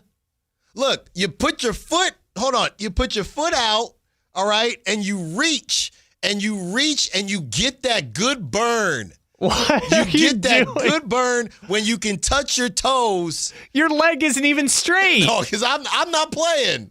You're bending your leg. I can get it straight. It burns. You get your good stretch, man. All right. For those not watching on YouTube, Allen is literally sticking his leg up on the desk and doing stretching. I mean, this is ridiculous now. Absolutely ridiculous. What's next? Can you just... Probably Maxime right now. Too tall, yeah. If you are above 6'5", buyer beware. Watch your left and your right. Watch your 6 o'clock. Watch your 9 o'clock. Allen, Larry Markkinen, Walker Kessler. Oh, my gosh, it's cooked. Ace Bailey. No, that's what Chris said, prop talk, before he left. Walker Kessler might have 20 rebounds on Friday. Oh, God. 20. Taylor Hendricks is their small forward. He's taller than Dario 20 Saric. rebounds. Will Whitey help us feel better about it or not? Let's find out on the other side. Also, we got prop talk, and I still got to tell this barbershop story. Allen Stiles, Sactown Sports. The Drive Guys, weekdays 2 p.m. to 6 p.m. On Sactown Sports 1140. The deals are on now at the model year-end sales event at Folsom Lake Honda, your one-stop Honda shop. Looking to own or lease? Save on year-end models and drive a brand new Accord or Civic. Visit us today at FolsomLakeHonda.com, your one-stop Honda shop. As a family-owned and operated dealership since 2009, customer service is our #1 priority. Our customers love doing business with us, and you will too. Folsom Lake Honda. Go to FolsomLakeHonda.com. Your one-stop Honda shop. Mike Rowe here with another random fact. Those cracks on your walls aren't just cosmetic. They could mean your home is sinking. Whether it's drywall cracks, exterior cracks, or sticking doors or windows, do yourself a favor. Call Groundworks. I spent some time working with these guys, and they're the real deal. Their people are trained and certified to stabilize your foundation. Groundworks, official foundation repair company of Cal Athletics. Licensed in all states where work is performed. See website for details. Finding great candidates to hire can be like, well, trying to find a needle in a haystack. Sure, you can post your job to some job board, but then all you can do is hope the right person comes along, which is why you should try ZipRecruiter for free at ZipRecruiter.com/free. ZipRecruiter doesn't depend on candidates finding you. Its powerful technology identifies people with the right experience and actively invites them to apply to your job. You get qualified candidates fast. So while other companies might deliver a lot of hay, ZipRecruiter finds you what you're looking for. The needle in the haystack.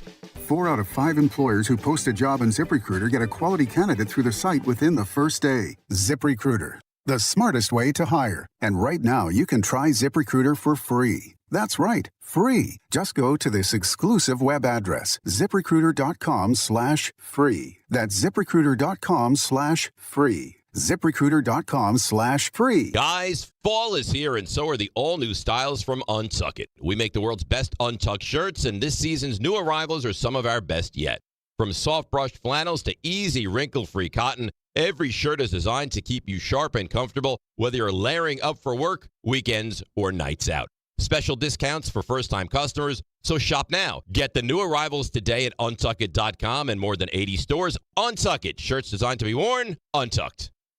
Wesley Financial Group is not a law firm, and Chuck McDowell definitely not an attorney. This is Chuck. If someone talked you into buying something really silly and you want to get out of that silly little thing, my advice, get the facts. Call me and I'll send you our timeshare exit kit absolutely free. Inside, you'll learn how timeshare works and all your options for cancellation. Call Wesley now for your free exit info kit. 800-329-2121. That's 800-329-2121. The Sactown Sports 49ers Report is brought to you by Kia of Vacaville, located beside the Vacaville outlets. San Francisco gets a huge win on Sunday night, beating Atlanta 20-10 to improve to 5-2 on the year. A historic night for Christian McCaffrey. 201 yards of total offense, 129 on the ground, 72 receiving, and a pair of touchdowns. San Francisco next in action at Houston on Sunday. You can catch all the action beginning at 9 o'clock right here on Sactown Sports 1140.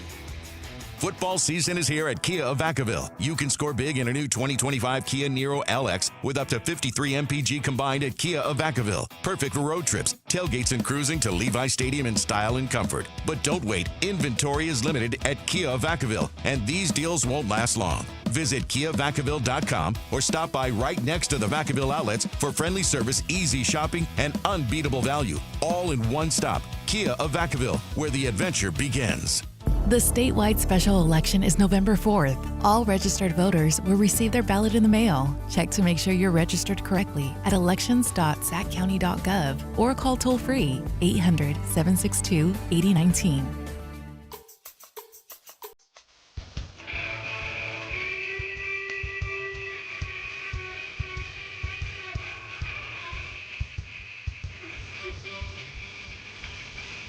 Allen Stiles. Watch the show on youtube.com/Sactown Sports 1140.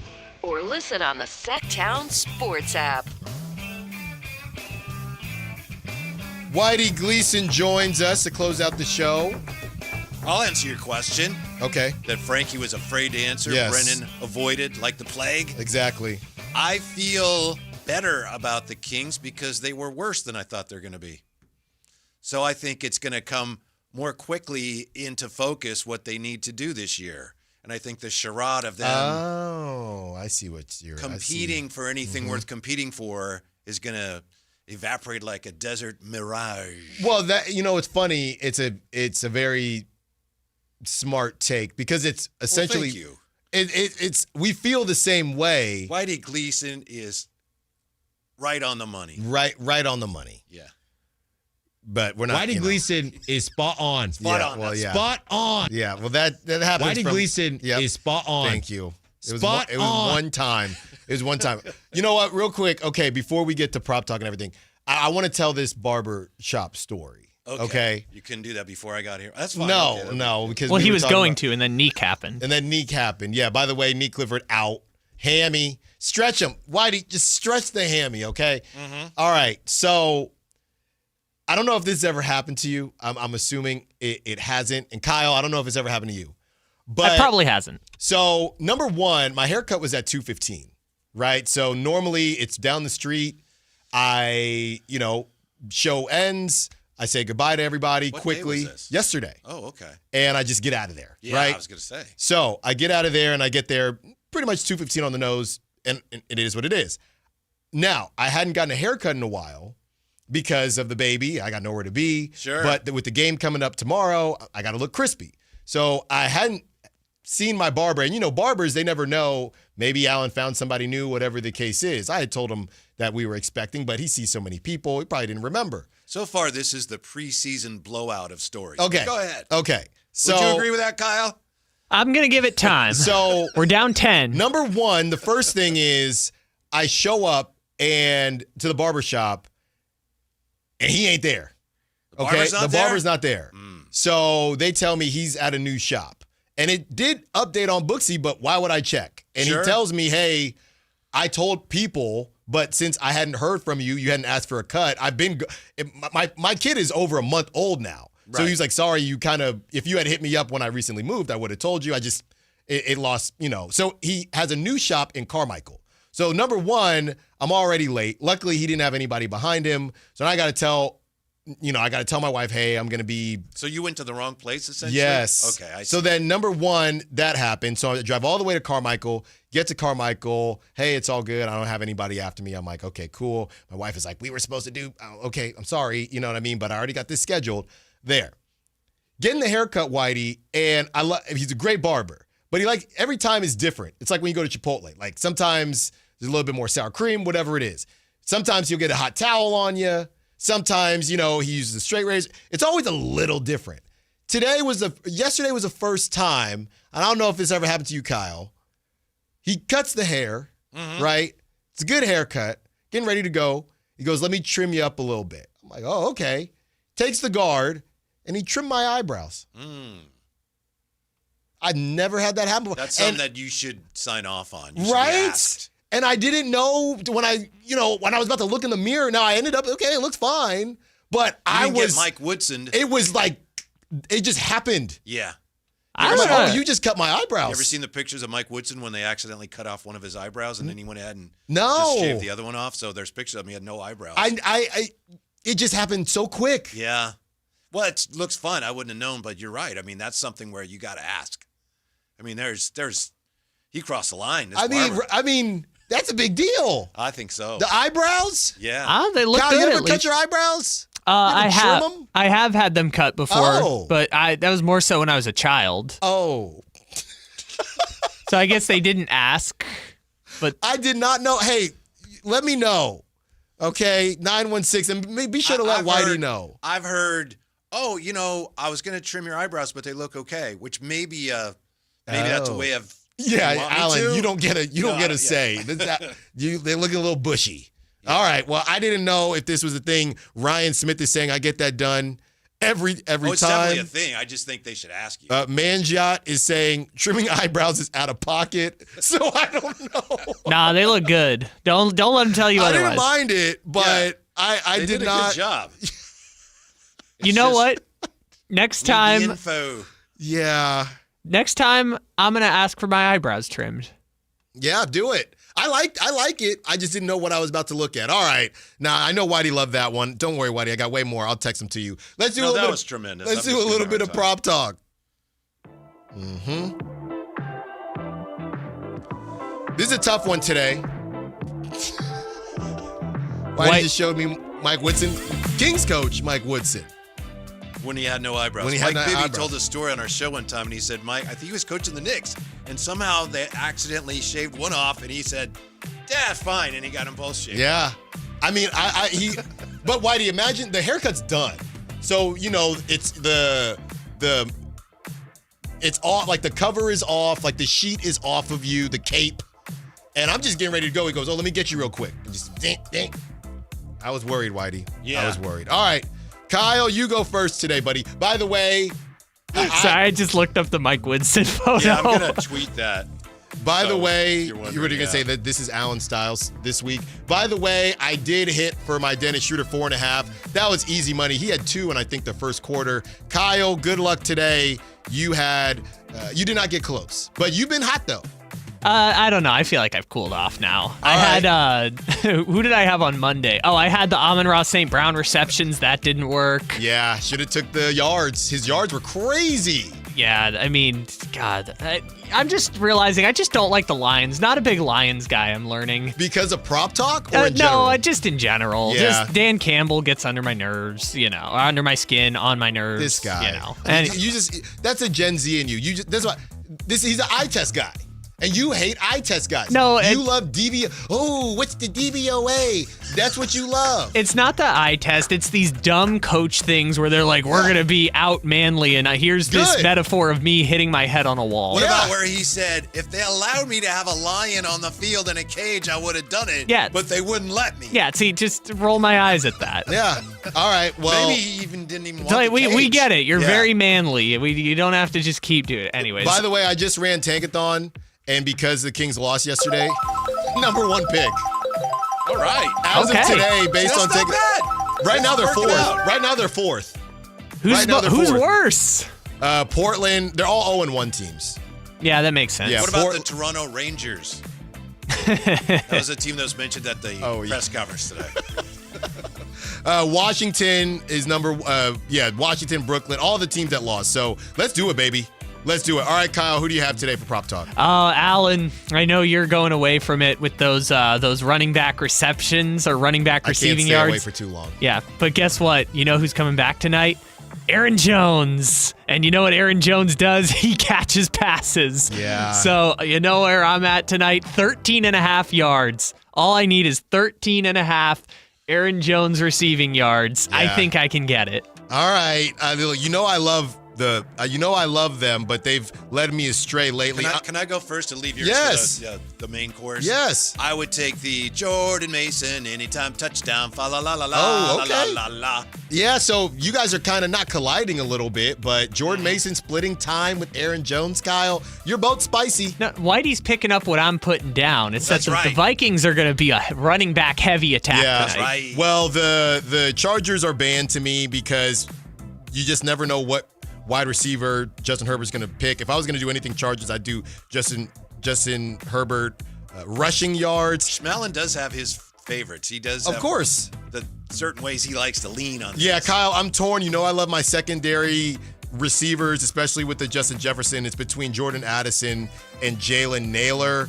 With Aaron Jones back, I'm worried, Kyle, but I'm gonna take the one hitter quitter. I'm gonna take the one throw to Jalen Naylor that goes 17 yards. I'm taking Jalen Naylor 15.5 reception yards. If I get burned, I should have taken Jordan Addison 54.5. You could probably take both.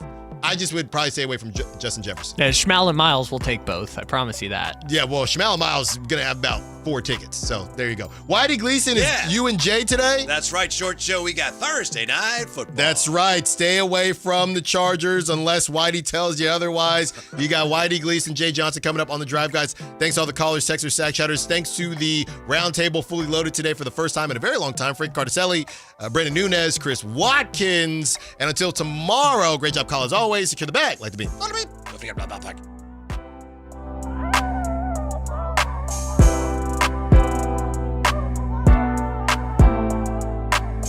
Don't forget my podcast. The Drive Guys, weekdays 2 p.m. to 6 p.m. On Sactown Sports 11.